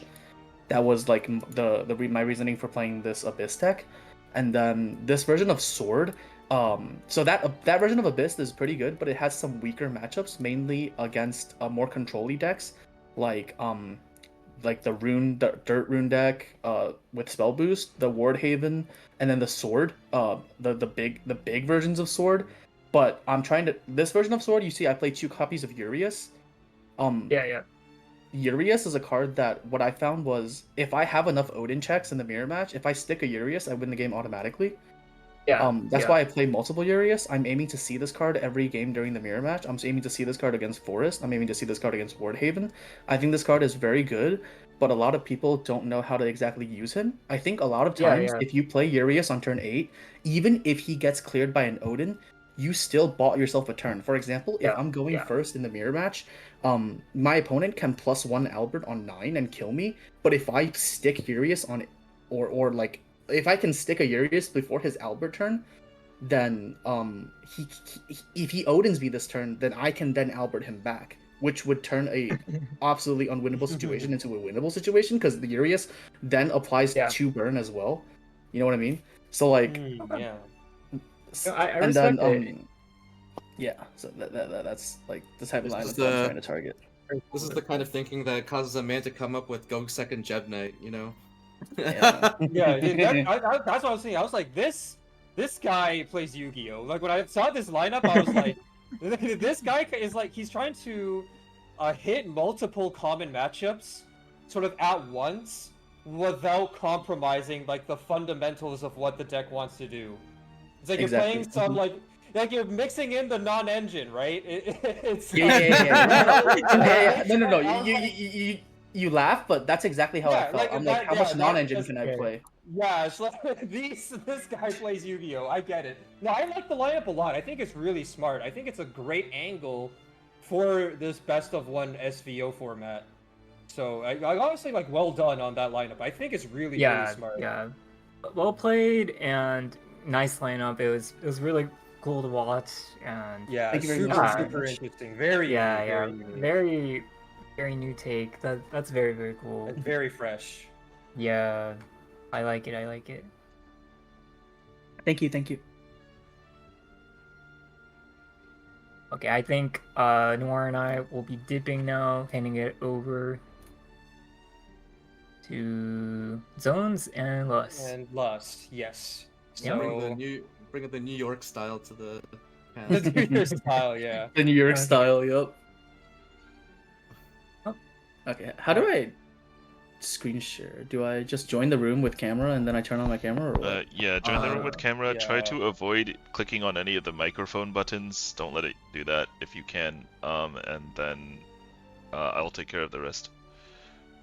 Do you need me to mute the microphone within Video Ninja, or is that already taken? I'm muting you guys. Do you see me? Okay. Oh yeah, that's good. Good job. Cool. Okay. Good night. All right. Thanks for the game. Thanks for showing up, everybody. It was a great cast, you guys. Oh yeah. Oh yeah. Alrighty. We ready to dive into our next match here? In terms of discussing deck lists real quick. So these are going to be both of your previous opponents' Lust. Some fierce battles. This deck from Autoaim, I think you didn't get a chance to fight against it. The Dirt Boost. So what do you feel about facing this deck?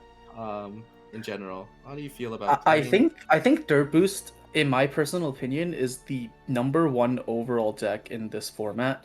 The fact that this deck can go even, can coin flip the game versus aggro, due to cards like Penelope Norman and obviously like the Sage Light effect to nuke the board, means that like you have inevitability against late game decks with your Satan combo. You have a really good burst in the mid game. with cards like Angrea into a Norman, which like decks like Portal just can't handle. Like it's like you have a win condition into everything, and decks that are supposed to be good against this deck, for example, the aggro decks can simply get high rolled by a Stormy Blast on your 2-drop into a Sage Light AoE and then into Angrea Norman, and then I just lose the game. Yeah. No, this deck kind of does everything. I think the only deck that can really be said to be good into it is Forest, just by being able to go bigger. And speaking of which, we have Forest. I think you faced this exact list earlier. Yeah, I did. Yeah, I guess I'll jump in here. So like this is pretty much used to take advantage of some of the newer elements, right? Gardens are 2, I think Potwasher touched on, which is a little unusual, but I think Otto's trying to find room to, well, I guess fit in non-engine is the is the phrase we're borrowing from the Yu-Gi-Oh community tonight. Because Olivia and Aaron both basically take up that last non-engine, quote unquote, big slot, and that's what he's trying to find room for. So otherwise, pretty standard though, I think. So let's go over to what Happu is playing. Forest again, and I think maybe we just see a little bit, a few, like some of the lower end of the curve has been cut to fit that Olivia and no Aaron here. And for the third Garden Zalir, right? So, yeah, third Garden Zalir, main difference, right?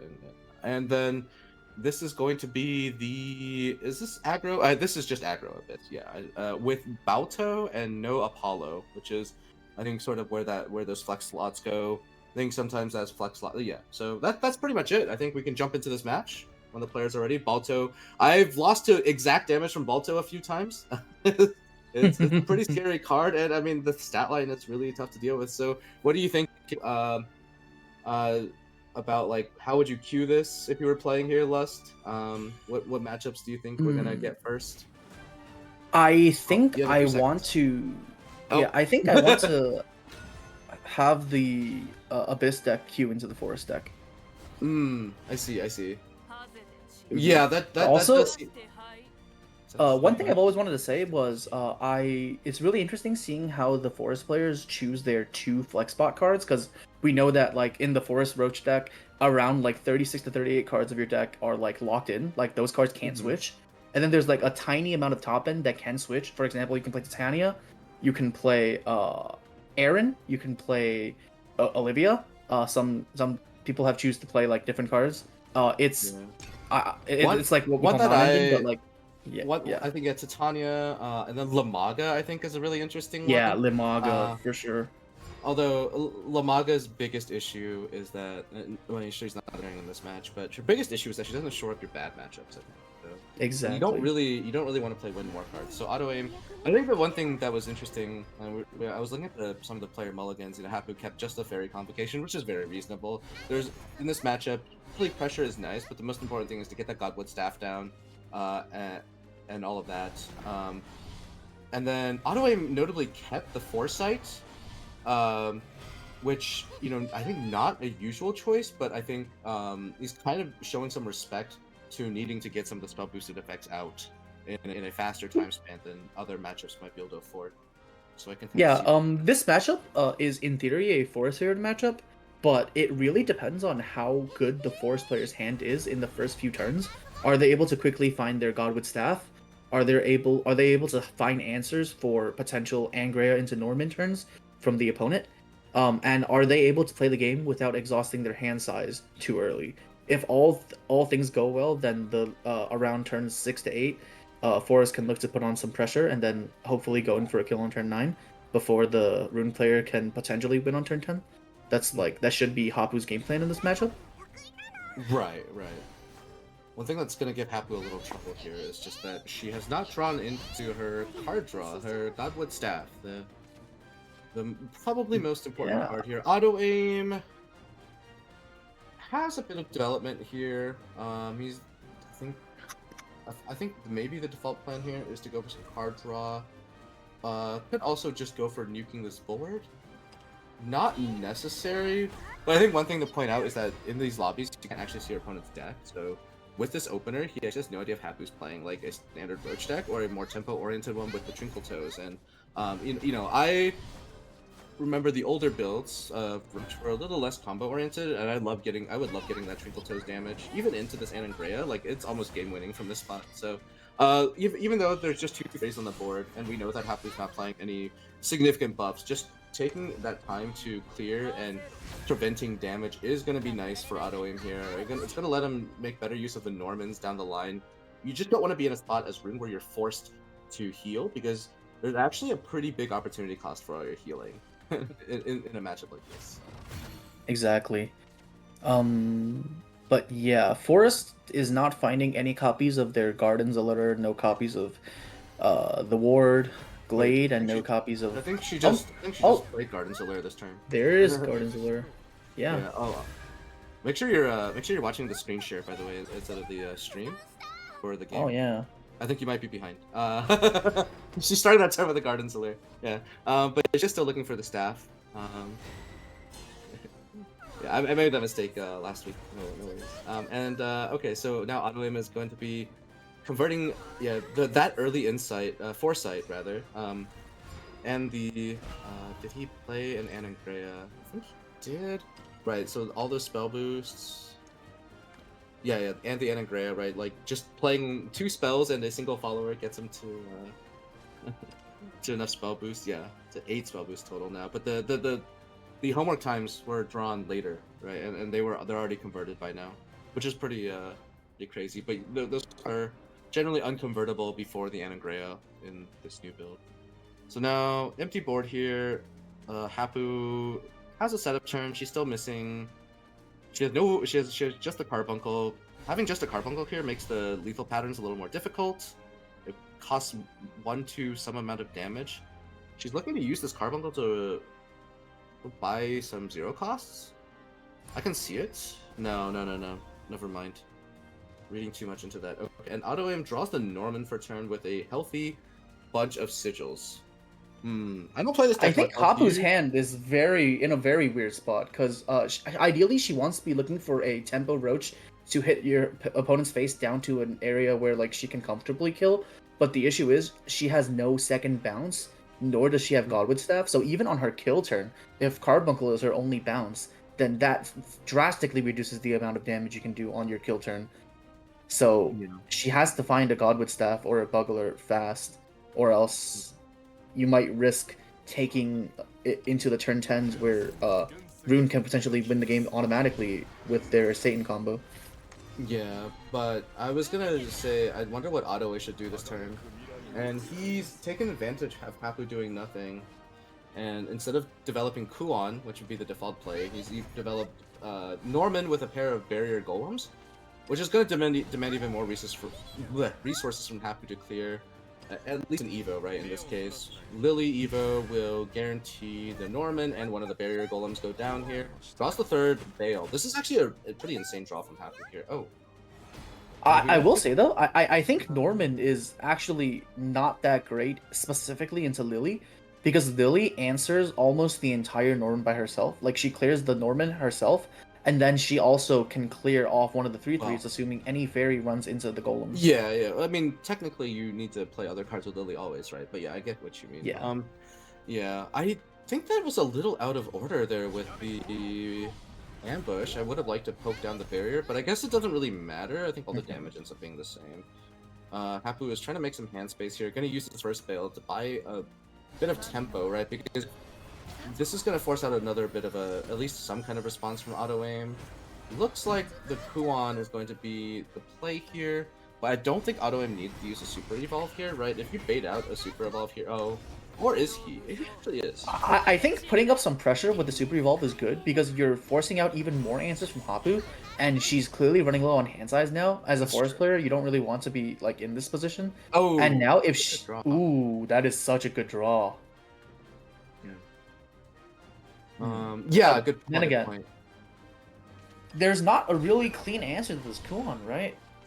I don't think you need to answer the Kuon here with Happu. I like this line. I think this is going for use the Carbuncle here to buy a turn to set up the staff, get stuff done, because yeah, right, like there's you don't really need to fully answer this Kuon. What you do have to do here as Forest is to get these Bales down to 0, because Happu has what is going to be possibly 4-0 cost, and this second Roach drawn. Oh, this second Roach draw is huge. It is pretty terrifying. The Carbuncle's not a trivial cost though, right? That's a really strong damage extender as well. But Happu's gonna go into next turn with 9 play points, just in time before the Ishikigami. One big thing about this Roach draw is that it allows the staff to be used on the Cairn, which adds so much more damage because Happu right now doesn't have a way to use all her play points, assuming that she's going to combo. Yeah, it also lets her get a fairy so that the bails go to 0 because she may not draw a proper combo starter next turn. But yeah, the Roach is basically as good, if not better, than a 1-cost setup here. So that's going to be very good for Happu. How much damage? She's going to be able to generate 5 0-cost next turn. 5, 6, 7, and then the fairy 8, 9. Yeah, so I believe she has a true OTK as long as she can get through this ward, which with 2 bails in hand shouldn't be 2 bails. There's a lot of cards that would make the line infinitely easier, like Fairy Circle or Carbuncle, but I think she has OTK with just these cards in her hand, no? Yes, should be. Oh, and she draws with a Carbuncle. In the entire deck. The Carbuncle comes down, and this is way more than 18 damage. The game is over on the spot. Yeah, I think she just has to... Happu just has to... She just needs to think. Yeah. Oh, interesting. Oh, she's going... Oh, I think she mapped down the line already.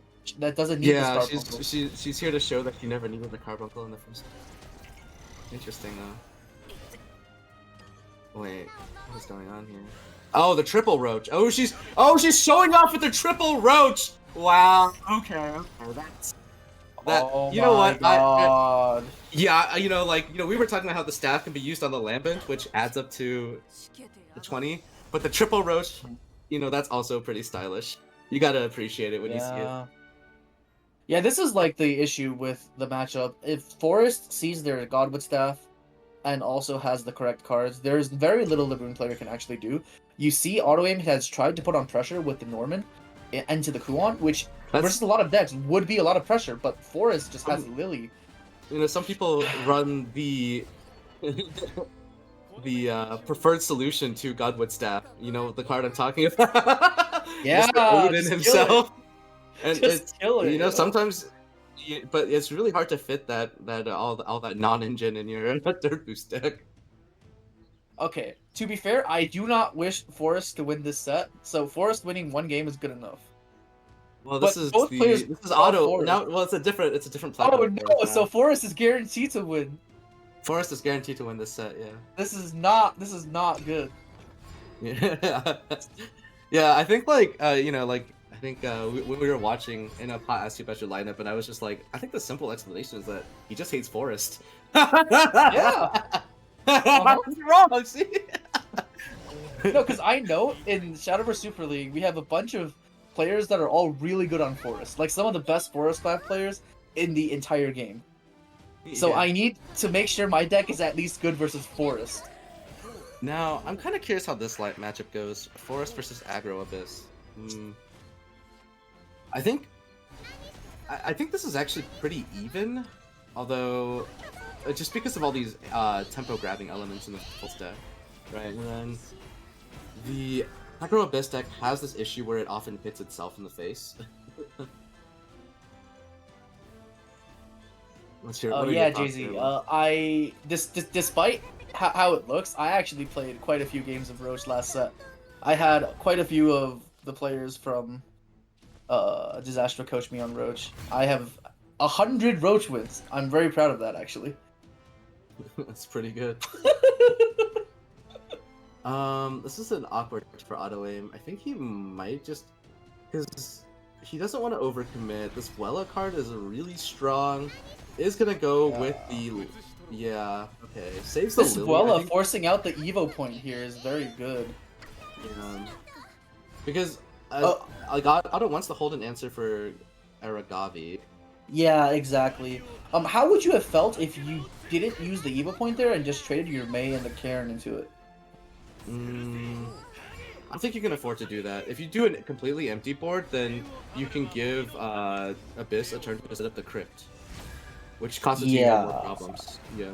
like every turn especially if you don't force Abyss on Aragavi, if they delay the Aragavi, it can bait you into thinking they don't have it, which means you can get punished by it even harder.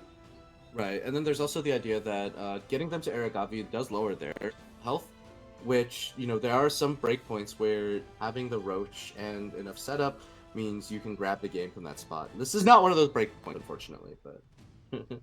I think we have a very clear line here to two-turn lethal. Okay. We play the aerial here and play all the bats we evil face, yeah. and because the bats have drain, we don't actually lose that much health. We can't possibly die, and we put him in range of the Odin. Well, in our hand. That's a bit of caster vision, right? Because with shadows here, like if there are some number of bales, it's always die. It always loses. Yeah, for sure. Yeah. But fortunately for our Abyss player here, there are no bales, there are no zero setup, and there is no Roach for Autoaim. He does not have Olivia in hand. His best bet here is Aaron, I think. Is Aaron, but the Aaron-Odin interaction, he would be on the wrong end of that for a second time in a row. Yeah. I don't know, man. This Aaron is not lucky. This Aaron has like an Odin target on it more than Urius. Yeah. Yeah. Like if Urius is the #1 most Odin target, Aaron has to be like #2 behind him. Maybe Autoaim's Aaron. Yeah, I don't know how he gets out of this. Double ward is not possible. This is probably just over because there is no lethal for Autoaim. Yeah, you have no way to heal out of Odin. There is a way. There's no way because he can't full clear. So you can't full theoretically, you could theoretically double Cairn and play both the zeros, but that doesn't. But you cannot clear this last bat. The last bat gets through. Yeah, remember the game earlier when an onion patch from I forgot who it was was the deciding factor of the game. Now this bat is the deciding factor of the game. Yeah, Autoaim sees it as well. He realizes he cannot safely get to 7. Oh, is Happu counting Excella instead? Oh my goodness, that... Okay, okay. That is BM. Oh. Alright, and that is gonna be another quick 2-0 against Autoaim. And Happu takes this one. That showing the power of the forest and the aggro abyss, the more traditional aggro abyss, I suppose, is what we could call it. Yeah, well, you know, I feel like we just got warm in our seats here, and this match is already over. What do you think? Yeah, this was like one of the quickest sets I've seen. To be fair, like, I think Happu had 2 good matchups in a row. Queuing successfully the forest into the rune, and then the abyss into the forest. You can argue that abyss versus forest is actually more 50-50, and if the forest player is good, it might even be forest favored, because forest has answers to a lot of what abyss does, but you still can't like say that because forest has no heal, right? It's very easy to get. Yeah, I don't necessarily think it's I think it's just a very volatile matchup that ends up being even in the long run, right? I'm not sure that it's necessarily like a skill issue one way or the other, at least in this scenario. But yeah, it's I think Happu drew a lot of the best tempo grabbing elements, and Autoaim was stuck trying to find a way to grab. Like, he did not have just right the strongest plays are like Glade into Glade, right? Forest does have a way to sort of grab the game against more aggressive decks, but that was not in the cards for Autoaim. I think the most important turn was the turn where Happu drew the 3rd bat card to combo with the aerial, which swung the life count massively. Let's get into this. I do believe Autoaim is going to be playing the same decks. Let's take a quick look to make sure, JZ. Yeah, this is the same deck as before. And yeah, he's not a deck changer. The one Aaron deck. All right. But we see Dragoncraft. I'm not very experienced with Dragoncraft myself. Zones, can you explain if you're any... I mean, I've played against this a good amount. This is just a very greedy dragon deck with the goal, right, is to ramp into playing a Fenny. Once you play Fenny, Olivia becomes an insanely good card. I mean, all of your card draw becomes very good. Golden Note Melody, all of that's strong. And sort of your game plan here is to either stick a Twilight Dragon and go through, or go for like double Genesis Dragon, right? Burn Knight also gets a little bit ticking, but you know, that I feel like Burn Knight might play more role of like healing and draw and clear than going for that. And then also the Mega Lorcas are insane in that deck. Sorry, that was what I'm trying to get to. The Mega Lorcas, there's 9 cards that generate them. Once you have the Neptune Crest active, each Mega Lorca you generate heals you for 1. The amount of healing this accumulates is actually insane. Like, it takes you out of I a know lot for of a fact that this Neptune card is extremely broken. I think when we rank the top 10 cards of the set, Neptune is the only card from Dragon to be put in the top 10, and she deservedly so. She is such a great card. I think, but honestly, don't sleep on the Merman. He's also just as good, I think. So, okay, sorry, that's enough of that. And we're gonna see another Kuri creation here. It's a more traditional Warhaven, I think. With some of the, are there any storm elements? The only storm elements I see are the Odin, I think. Yeah, the Odin. We've cut the storm birds. We've cut the this is actually just Warhaven. I was Kuri just does not want Forestcraft to win. I guess a kindred spirit to yourself then, and I guess we can go underway with the match and see how that goes. The thing is, this becomes kind of a, you know, I saw in the little bit of the banters that Kuri refused the Rune Mirror, so I think the dragon is going to be very volatile, but she does want to see the, so, you know, this... Oh, we see Autoaim trying to sneak away the Forest deck without having to play into the Haven deck. Yeah, we do see that, and Kuri is a Kuri. I like this mulligan here from Kuri, keeping the ramp and the Fenny. Yep. Those are the 2 most important cards to see in the deck. Fenny, at this rate, can come out on turn 6 going second, which is probably as early as you could ask for. An Autoaim actually... Wait, that is a brick and a half.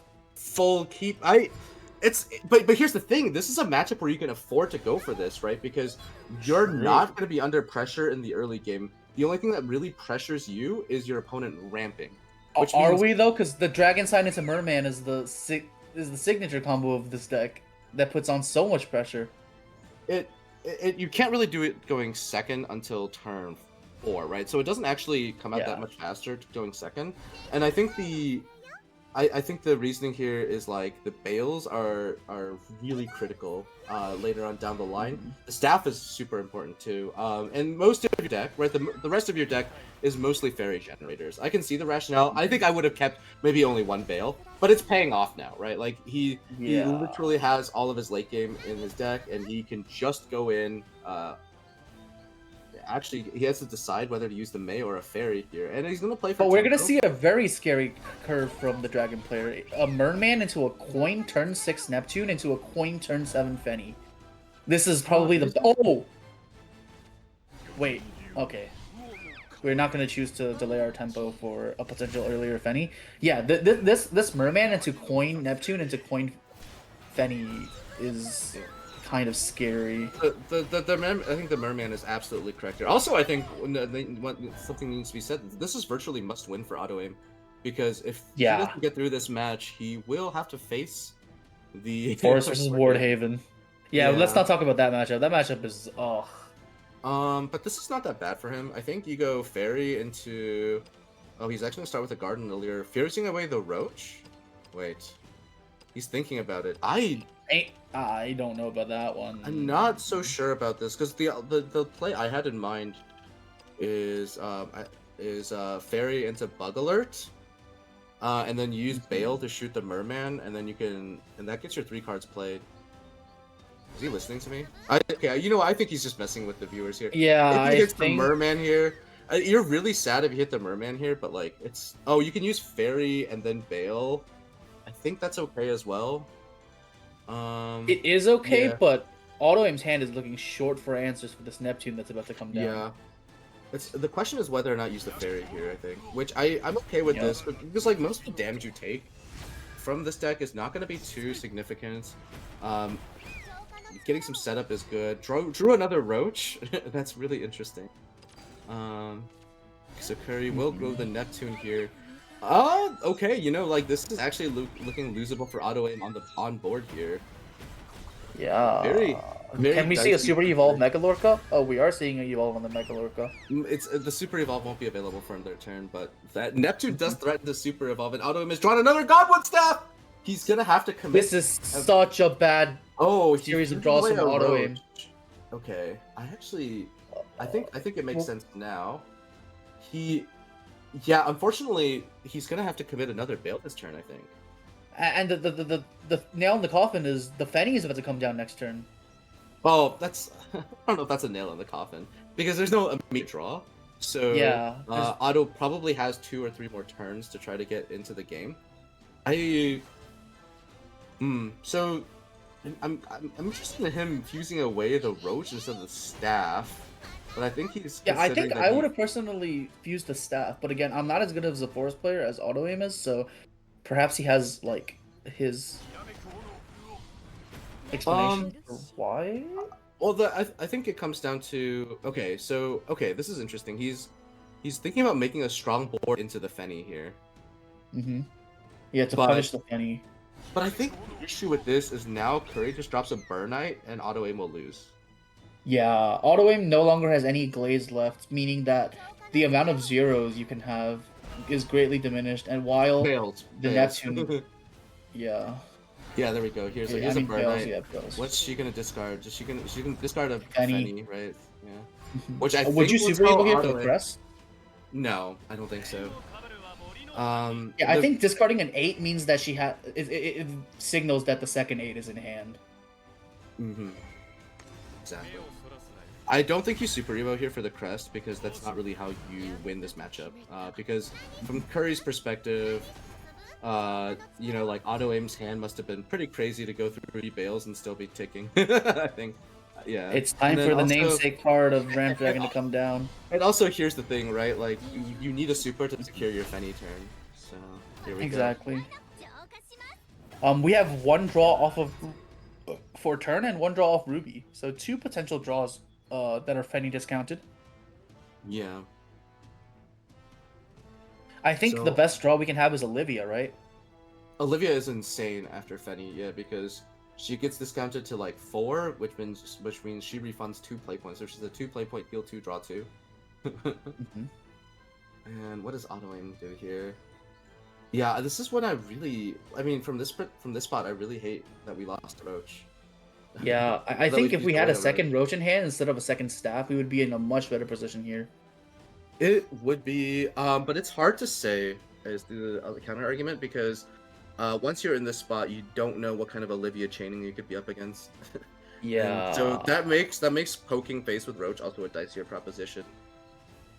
Because we are just dead to double Genesis, and we are in Genesis range if Olivia chains do happen. I think you never worry about double. You don't have to worry about double Genesis this turn, but I think even later on in the game, you're not in a spot to worry about double Genesis. I think Autoaim's actually decided that he's going to play the control game from here. Yeah, bouncing away the Aaron. The silver lining for Autoaim is that Kuri is very low on cards in hand. Yeah. She's not redrawn into any draws, so there is a chance that Kuri's deck just implodes. Which that's always a downside of the Dragon deck. She needs to see Olivia or Twilight Dragon, right? Those are the 2 cards. Yeah. Is Autoaim just the Roach Whisperer, though? He has just seen another Roach now. And now... All 3 Roaches in top 20. This is very different from your games where all 3 are bottom 5. Hey, we don't need to talk about how much I play Roach or how much I don't play Roach. He's calculating... I think... So there's a safe line here where you just clear this turn, and there's a risky line where you just go in with 1 Roach here. It's kind of... Okay, he is making this a setup turn. With the... Okay, with the... Do you play around the Genesis? I think he is... This Super Evolve plays around 1 Genesis, right? You can never play around both. Yes. But he's thinking about how much he needs to, because Kuri has only seen 3 new cards since... but, there are 3 cards that Kuri still currently has in hand, so he is giving the Genesis a little bit of respect. Yeah, I think giving Genesis respect is fine, because next turn with 10, even a raw Genesis can be played. Liu Fang. Oh, another Liu Fang. not so good draw for Kuri, but it is able to heal off that 1 point of damage that Autoaim achieved. And that's the other thing about the poke, right? Is that all the Mega Lorca healing can undo all of your poke damage quite handily. Okay, so Autoaim is 1 away from always dead to a single Genesis, but what does he have for damage in hand here? 1, 2. He only has a single 0, which means he can play 4 cards before roaches. 4 plus 1, 5. 5 cards before roaches. 6, 7. Yeah, there's no way he has lethal from this spot. Also, did Kuri draw the same Liu Fang Ruby shuffled back? Oh, that one cost 4, didn't it? Yeah. Yeah. That's the same one then. That's the only Liu Fang that costs 4. Yeah. Good observation. Okay, so what is Autoaim needs to... He is gonna make a slow turn here. He would like to see some more... Okay, this Bug Alert is nice. Oh, but this Neptune... This Neptune is crazy! Is it? Let's think. So one thing that's funny is now Burn Knight is actually really awful. Yeah. She does not look at original cost. She looks at current cost. I think there's an argument where we just vomit our entire hand out in one turn and we hope that the forest player has no answer to it. I don't know we trade if in the 2 Orcas. Yeah. Mm-hmm. I think the issue with that is that once you've shown that you're not trying to set up anything, that gives the player time to like try to do nothing. Right. This is at the very least an unlockable board. Ooh, the bait carbuncle. Wait. That's insane. Is huge. This is sit up in your chair moment. We gotta. But also, Kuri has information that all 3 bales are gone. So there's no such thing where we can get scammed by like multiple bales. Correct.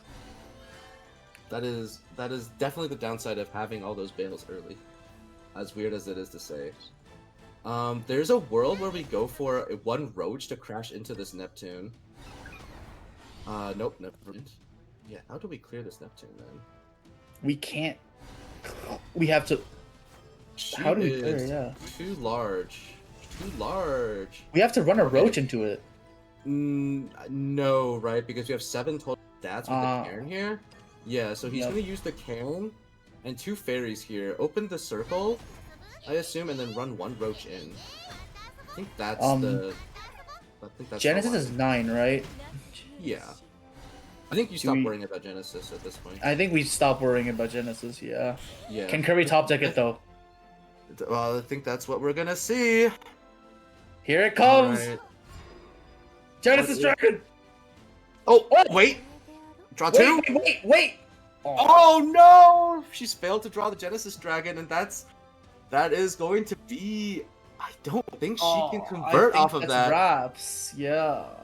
Yeah, she can clear with the discarding her last Fenny, but...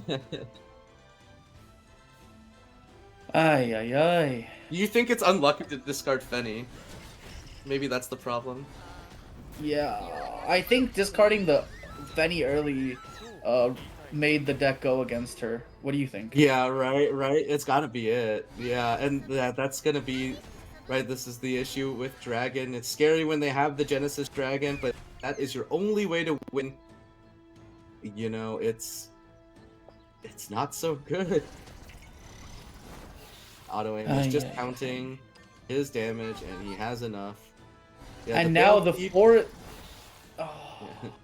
The forest I think there's a really big problem now that the forest is gone. The Wardhaven has to play against the Runecraft, and that matchup is just as bad as Forest and Haven. Yeah, so now Rune into either of these. You know, I guess we'll see how this goes. I'm kind of curious what Kuri cooks up here. You know, maybe it's you just get the Wardhaven in to get it out of the way. No, she is convinced to show us those alt art Fennies, and I respect it. Yeah. But arguably an easier. Two Dragon Signs is good. Double Dragon Sign. Okay. Double Dragon Sign. Good player. What I would like to see for Kuri is some pieces of card draw. Wait, this is an insane amount of ramp for This Kuri. is triple ramp. Triple ramp, but she really needs a piece of card draw that increases her hand size, unlike Ruby We need Greedy to Sheriff see- here. We need Olivia or Dragon Note Melody in our hand. I've neglected to pay full attention to Otto's mulligan, I'm gonna admit, but he seems to have gone for a more low to the ground curve to try to. He does also have, because this is not a matchup where he necessarily has the inevitability advantage that Rune often can boast. So okay, Here but comes the Fanny. So all Kuri needs now is one reasonable piece of card draw. Yeah, we need one card draw that is not called Ruby Greedy Cherub. I don't want to show out too much favoritism, but I think we can agree that Runecraft is currently the villain of Shadowverse, and Fenny is the protagonist. So exactly. That's Olivia. Okay, that'll work. That'll work. So all the pieces have a line for Kuri to some extent. Now let's see if Autoaim can put together his own full combo. Yeah, but as you said earlier, this is one of the matchups where Rune doesn't necessarily want to take it into the mid game, because if the Dragon Engine gets going, Rune is going to be under so much pressure. Yeah. Okay, so the Liu Fang evolved here. But there's a lot of pressure that Rune can deliver, right? They have a very strong 5-drop here this turn. Yeah. Multiple strong 5-drops, in fact. Is it gonna be ready? I think it is actually not going to be Pergent. I think Pergent actually. Yeah, I think we have to force the Fenny back into the hand. Because the Dragon player is poised to coin Fenny next turn, and if we go for Burgeon instead of Angrea, we don't put up enough pressure. Yeah. I think I like Angrea and pre-evolve the Angrea, because our opponent has ramped so much that they need to turn to Fenny, and they need to turn to... Well, Kuri needs to turn to Fenny, and Kuri needs to turn to draw afterward. I think Kuri can still afford to, just because she has 2 Olivias in hand. Yeah. It'll grab back so much of the board pressure. Especially with the call of the Megalorca now. But I think we can afford to just slam the Fenny. Yeah. So she is going to do that, and probably just going to sit on this Evo as well. The call of the Megalorca. I think so. Kuri would really like a Neptune off the top. I think that. But the thing is, like, Otto has a lot of board built up here, and he has a Norman in hand. Yeah, this Norman is going to be the boogeyman. I think he is probably just going to go for the double barrier golem here. Which and without 9 play points, Dragon has no easy answer to this card. Is it double barrier golem? It does look like. I think it is the double barrier golem. Yeah, because the coin is gone. I think Flame would be a really good draw. Oh wait, the Twilight Dragon off the top! The Twilight Dragon is insane, though! Oh my, this is insane! What? And she's gonna thin with the Call of the Megalorca, and then probably super the Twilight Dragon. We're gonna draw afterward? 3 if we draw into Neptune. The game is stabilized. Okay, the Golden Note Melody is also quite good. Kuri has drawn one of the best top decks that she could get in that situation, and no Kuon in Otto's hand to be seen means... Wait, how? And very low spell boost count as well. Yeah, the spell boost count is not very high. Like, even if we get to turn 10, the spell boost deck has no inevitability. He does have a guaranteed clear on the Twilight Dragon.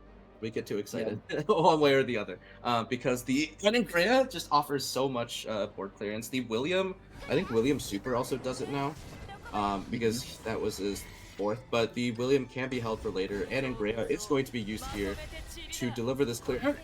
And I think it bears to be reminded that Autoaim does have a very commanding lead in health total, and still a deck with a lot of explosive potential. Maybe expensive. Looking at Kuri's hand, we have a lot of discounted card draw, and quite a few of them heal. Yeah, Kuri is going to be. And here's the Neptune. The Neptune, I think, is going to be the most critical card that we were talking about earlier. Is she going to commit her last super for it, though? I think we do not commit this last super, because we want to... It does make... I think it makes sense to, because here's the thing. She's given Otto a lot of time to set up. That's the consequence of playing sort of this very greedy plan, which means she needs to find some time to turn the corner.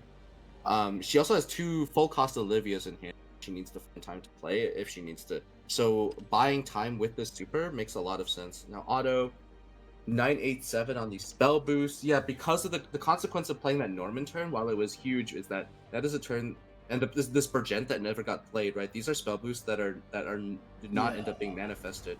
So it looks like he is going to go for Sage Light Teachings for 4 AoE here, and then the Flames of Chaos to clear.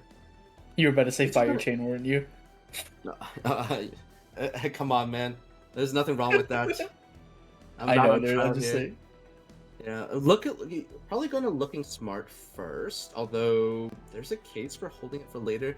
Yeah, unfortunately, this Burgent is going to just be stuck in hand for the rest of the game from now, I think. Well, maybe not the entire game, but... If we choose to burn this Burgent, we will lose a lot of our out-of-hand damage, as Kuon would no longer be threatening lethal. Yeah. Okay. These are some nice draws for Autoaim as well, though. Forced to use the Flames of Chaos here. The second Fenny. Slam this it. is a great time to play Fenny, though. Yeah, now the 1/4 cost. No Genesis Dragons. Double Genesis! But the game is over. It's not over yet, right? She cannot play both of them. Yes, but I don't think Autoaim knows what's about to happen to him. I think he's got a reasonable bit of awareness of what fate potentially befalls him. But yes, I think maybe one thing that would have been nice to see was to toss back an Olivia first before the second Fenny, but you know it doesn't really matter in this spot. We don't need Olivias. Where we're going. Auto. We have lethal from 20. Lethal from 20. The only counterplay for Autoaim is to make a ward. He needs to heal to 20 and make a ward and clear this turn. And that, but here's the thing: that is something his deck can do. Angrea is a good card. So what does he do here? He's gonna play the Demonic Call. I think he's. When you see the second Fenny, you start thinking about the Genesis Dragon. I think that's the reality of it. But I don't know if it's ever correct to give it that much respect. And Angrea, that is going to... No, but the climb is not going to be ready. Oh, no, it is. It is after the... It is going to be ready. I'm tripping. I think we climb for sure. He will climb here. Yeah. Climbs back into the William! The William is huge, and we have Stanley, too. Wait, is Stanley the summoning? What are you calling Stanley? Santa. Oh, Kakaido. Santa? Oh, okay, Stanley. That's funny. Is he going to go for more wards instead? He's thinking about it. I mean, because William is always the fallback play. That's a crazy... I think it's Melby plus William, right? Yeah. Yeah. Okay, so Autoaim has averted... has he averted disaster? Let's see. Feline full clears this. I think we... Feline does full clear it, but because now we don't have the Evo, right? So... This Feline does. Okay, so there is something like we can save the Feline to maybe make their hand cost +1, but yeah, we're just slamming the 2 Genesis down. I think slam the 2 Genesis makes sense here. Yeah. But do you need to draw because this is something that Autoaim still has to clear, and he did. Yeah. And it's like after they climb, their hand is usually not that good, especially when it was an emergency climb. So yeah, this is an emergency climb for sure. If a single one of these Genesis lives, there's a high chance that Kuri just straight wins the game. So there's one funny line here, right? To go you drop the sigil, you pump it, you Norman, make the barrier golem, super evolve the Norman barrier, trade Norman over the Feline. You will die to Twilight Dragon, but you are not dead on board from that slot, and you are also threatening a lot on your own. I think we died to more than that. We died to like Neptune, Merman, right? As well. Do you die to Neptune? You don't die to Neptune, right? Because you have 2 barrier golems up. Oh. Yeah. I think Neptune is like just slightly off. Yeah, I think that's what he's going for. Yeah, I think he sees the lines. He saw the line. The great player he is, even though he's very sick, he's still giving us good gameplay. Of course. So yeah, and this is also very threatening. Well, not that threatening. The 2 cost Olivia, though. We just draw 2 cards for free. What is that? And we draw into the Neptune. The Neptune only has 1 board space here, though, so that is really awkward, actually. Dragon Sign to draw, I think, is the play here. I think we Dragon Sign to draw here for 1 play point. Draw. We can potentially draw the Twilight Dragon. Twilight is the main thing Kuri wants. You draw. Oh, this Burn Knight discarding Olivia does not clear the. Does not clear Norman. No. These Burn Knights are kind of duds, unfortunately. But it does. We still have 1 draw. Yeah, I think draw here. She can keep drawing, actually, right? She can also play the Dragon Sign and coin, but clearing out these golems this turn is going to be pretty good. Because like keep in mind, Autoaim has no super evos left, so the amount of face damage that he threatens isn't that high either. Yeah, even if we go for like the worst possible play, which is we go into Cocytus into a 0 cost no. Plan. We've cooked our 3rd Phoenix again! Why does Penny keep getting cooked by Burn Knight? Right? We just toss the bird into the cooking fire. And now, what is the best line for Autoaim? He's staved off disaster for 1 turn. There's an... Okay, how about... The tall boy? How well does the tall boy do? That's the noble Shikigami. It is instantly dying. Okay, so what if we make the small boy instead? I don't think it's a noble Shikigami. Noble Shikigami unfortunately is not big enough into those bodies. Yeah, the tall boy is not going to do anything. Like Norman clears off dragon here, and then you heal for 4. I think you're dead on board. I think. Yeah, but I think this is technically the best line, is to heal for 4 here, and then play a Kuan here. I think things aren't looking that bad for Autoaim though, because as we said, Kuri still has Wardhaven that she has to run through this stack, which is such a bad matchup. I think Kuri has become a favorite with her performance this game, with the incredible ordering Dragon of these Genesis, the double Fenny. The double Genesis, double Fenny, the Twilight Dragon the moment we needed it. Yeah. The Neptune straight off the top. I'm kind of curious what the long-term matchup spread of that matchup is, and I have no idea. But I mean, we just saw a tier 3 deck beat the best deck in the game. Yeah, but that's I think. Can you really say that in good faith when you are Mr. Snipe matchups yourself? True. Mr. Snipe your matchup. To be fair, my matchup spread is more than just Snipe Forest. It just happens to be good into Forest. Yeah. Fair enough. So we're gonna see another pretty. So I think Autoaim likes keeping Melvi, which makes sense. Her main role, I think, is to just filter through your deck while presenting a little bit of a board.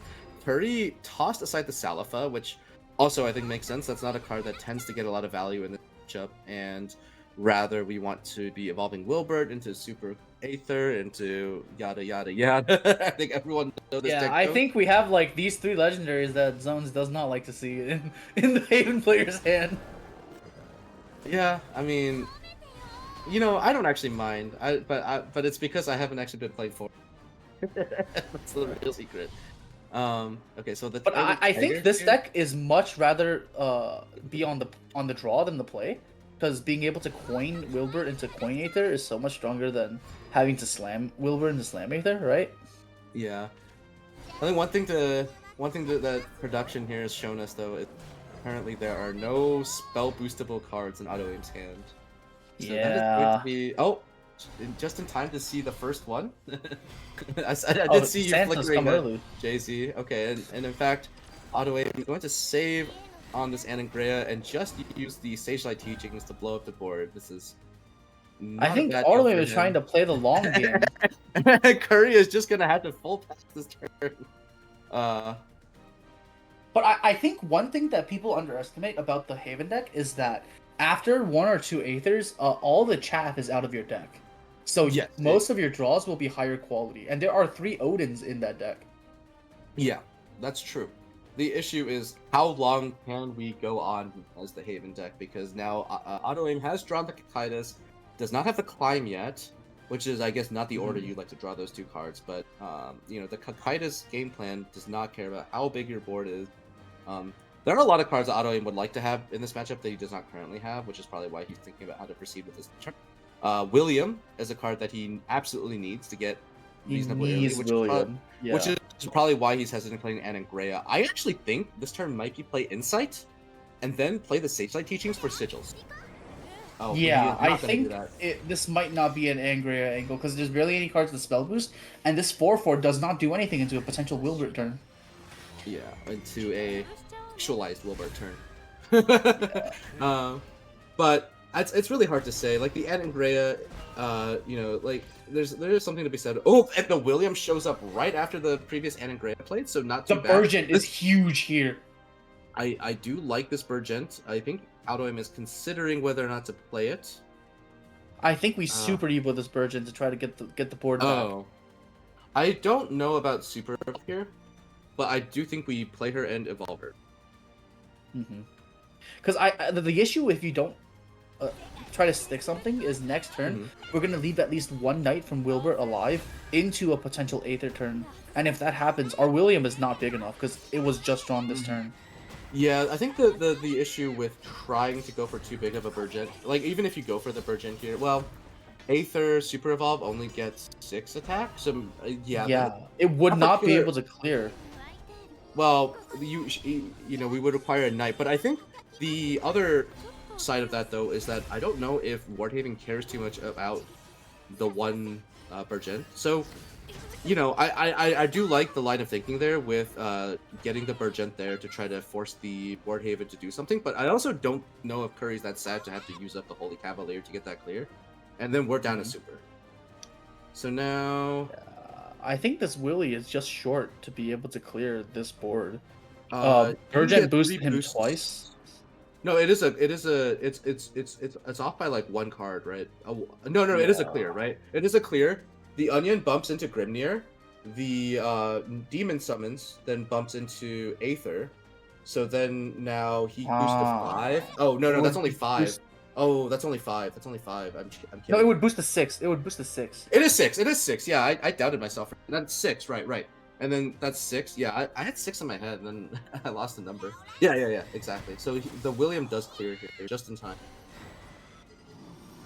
Yeah, this William top deck turned to save Autoaim's life on here. If this William didn't come down, I think the game would have been over.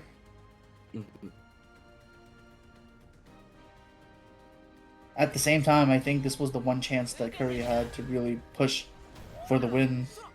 Unless we see a top deck of a second Aether, but at this point, how many 3 or less does she still have in her deck? As we see 3 copies of the 2/2 in her hand. Sharetta. Honestly, this isn't too bad for Kuri, right? It would be really nice for Kuri if she had Divine Guard. I think that would actually be potentially game-winning here for Kuri if she just drops triple Sharetta. Now, though, it looks like she is going to go for Wilbert, and I assume this is... Oh, she used the Super. That's actually pretty crazy.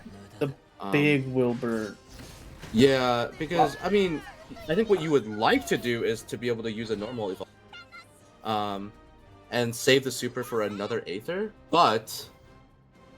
This Fire Chain is going to be really good. This matchup is a ticking time bomb. And this is, and I think this goes back to what you said, Lust, about making an immediate threat on the board. And this Wilbert, this Wilbert is threatening lethal, right? So yeah, this Wilbert plus Sharetta combo.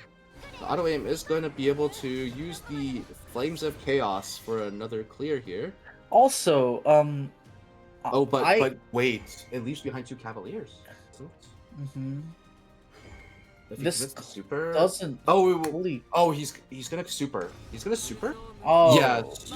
Super to get the Cavaliers out and then Flames of Chaos. Right. Oh no! Now okay no. And then we clear the 2 paths. Yep. Yeah. There we go.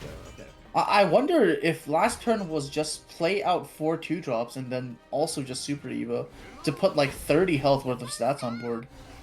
I can see that. It plays really hard into the second William, but I think if they had the second William, we were never winning anyway. Yeah. Second William is always going to be game over. Okay, a very late decline.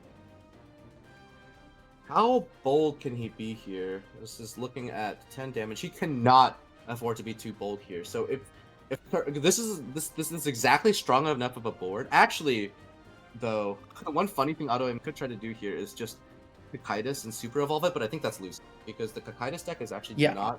The Cocytus deck doesn't actually do that much into the Wardhaven deck, but I think if we stick a Norman effect here, we can like play for the long game, and that would be game winning instead of trying to go for Cocytus.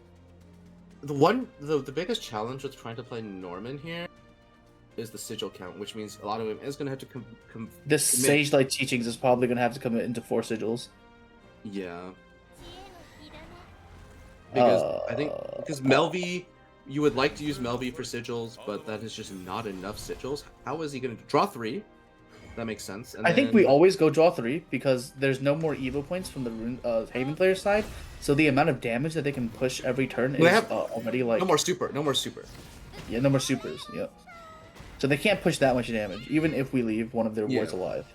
Yeah, and I think a nice pattern to think about is that one of the biggest weaknesses for Wardhaven is wards. Yeah. And I think one thing that's notable, I think, was that I had forgotten about till now in deck construction for Kuri is the Grimnir. Either that or she just hasn't seen it this game. Either way. Oh, the Sister of Crushing after the Evo. Yeah. I don't know how much that matters, because, like, it would be nice to clear this Norman, but also, Norman kind of struggles to do anything here. I feel like. These onions are just putting in so much work. Yeah, I mean, this is one of the reasons the deck can play so much, as we've been calling it, non-engine. Yeah. It's a one. Yeah, so much non-engine. It's like it's like a 2-engine deck at this point, like the actual 2-engine deck. This is a rare interaction we see. We often see this with Lanthem, but sometimes with Norman. But the Melvi now is glowing because when you have a Super Evolve follower in play, Melvi gives you 2 extra stats as well. I have never had that effect come up before. Yeah, it's more likely with Lanthem, I think, but sometimes with Norman, sometimes boards just can't be cleared. I do think this is anyone's game from this spot, though. Autoaim does have a full grip, that's his biggest advantage, but Kuri can't pop that Serene Sanctuary next turn for a refill. Does have the John, and Autoaim is out of supers and not safe yet. He needs to find a way to neutralize this board with these very unboosted Stormy Blasts. Also, and he is running out of time! What's up? And also, Kuri's deck has been thinned enough to the point where there's still 3 Odins in that deck. Wait. So Kuri does have access to just straight up damage. Wait a minute. No, Autoaim miscounted. The John is a game. That's game. The John is game. He did not fully clear. Oh, the board slots ended up being Autoaim's undoing because the spell boost needed to full clear there. John comes down, clears through the Kuon, and Kuri takes a game. Oh. Wow. I think he was just short of being able to find a clear that turn. I'm not sure what Autoaim had to do to clear it. He's a little stiff right now. That was a hard turn. We were yapping, so I wasn't looking for it. Yeah. I was like maybe he can beat it, maybe not. I don't know. It was really hard. And I'm trying to go through my head to see like if there was a turn where it would potentially have been better. And I don't remember. Yeah, I think Autoaim played these turns really well. I think chat is saying to go for another Ward Golem, so you have to blast the same target to clear off one body, right? And then you go for the warded Golem, because you have to have only one. you have to make sure that nothing can hit your face, which means one barriered golem, and then one body left for the ward player is the surviving formula there. However, that's not guaranteed to work because Kuri has multiple copies of Divine Guard left in deck and one play point to play them, and can see 3 cards. So, I think while the barrier play looks appealing, there's a pretty high chance that this loses. Yeah. So, I think while people are looking at a lot of ways, the turn the Divine Guard is coming down, and that is going to end the game. So yeah, and also I think we have to play to win. We can't play to lose later. Absolutely, that is like one very important thing. Yeah, the biggest thing for Autoaim there was that the William looked really strong. It was terrifying because it, and he grabbed control of the game. But the thing was, he did not have follow up that, and so Wardhaven might be the underdog, but even the favored decks can bleed, and that is going to be how Kuri takes that match, losing to Forest at the start, but climbing back against Rune with both the fan favorite Dragon with a series of crazy draws, and the Wardhaven just fighting tooth and nail. But a good showing from Autoaim as well. He was presented with some very awkward hands, and I think he did his best to get through them until the very end. For sure. All right, and I think that will wrap up our matches for tonight. When production's ready to join us in the chat, that'd be awesome. But first, Lust, let's hear some thoughts from you about these games. I think these games were played really well. I think Autoaim had some really hard turns to navigate on the Dirt Boost deck, and I think Autoaim did a really good job playing under pressure after the Fenny turns to potentially eke out a win. But those draws from Kuri were just so good. That Dragon game versus Rune, the Dragon, not only seeing the Fenny and the 3 ramps, not only seeing the Twilight Dragon exactly when we needed it, not only getting 2 back-to-back Genesis Dragons off of that draw 2, just everything aligned for that game. Yeah, it was a pretty crazy deck when all the draws go well. I heard you say a little, Jay-Z, welcome back to the voiced part of the commentary. Hello. What'd you think of those games and maybe all the games in general tonight? I'm in shock that the Rune deck can actually lose to Wardhaven. Like I think Autoaim's list has 3 Williams in it, right? Like 3 Williams. You draw any of those. I thought it was 2. I thought he was on 2. It could have been 2, yeah. But yeah, you draw any of those, the matchup is fine. You draw the declimb early enough, the matchup is fine. But like, he didn't get any of them. He has the Cocytus in hand, but nothing to do with it. So, and just forced to Normans. But the issue is, when your opponent has a build-up, Norman doesn't really build up.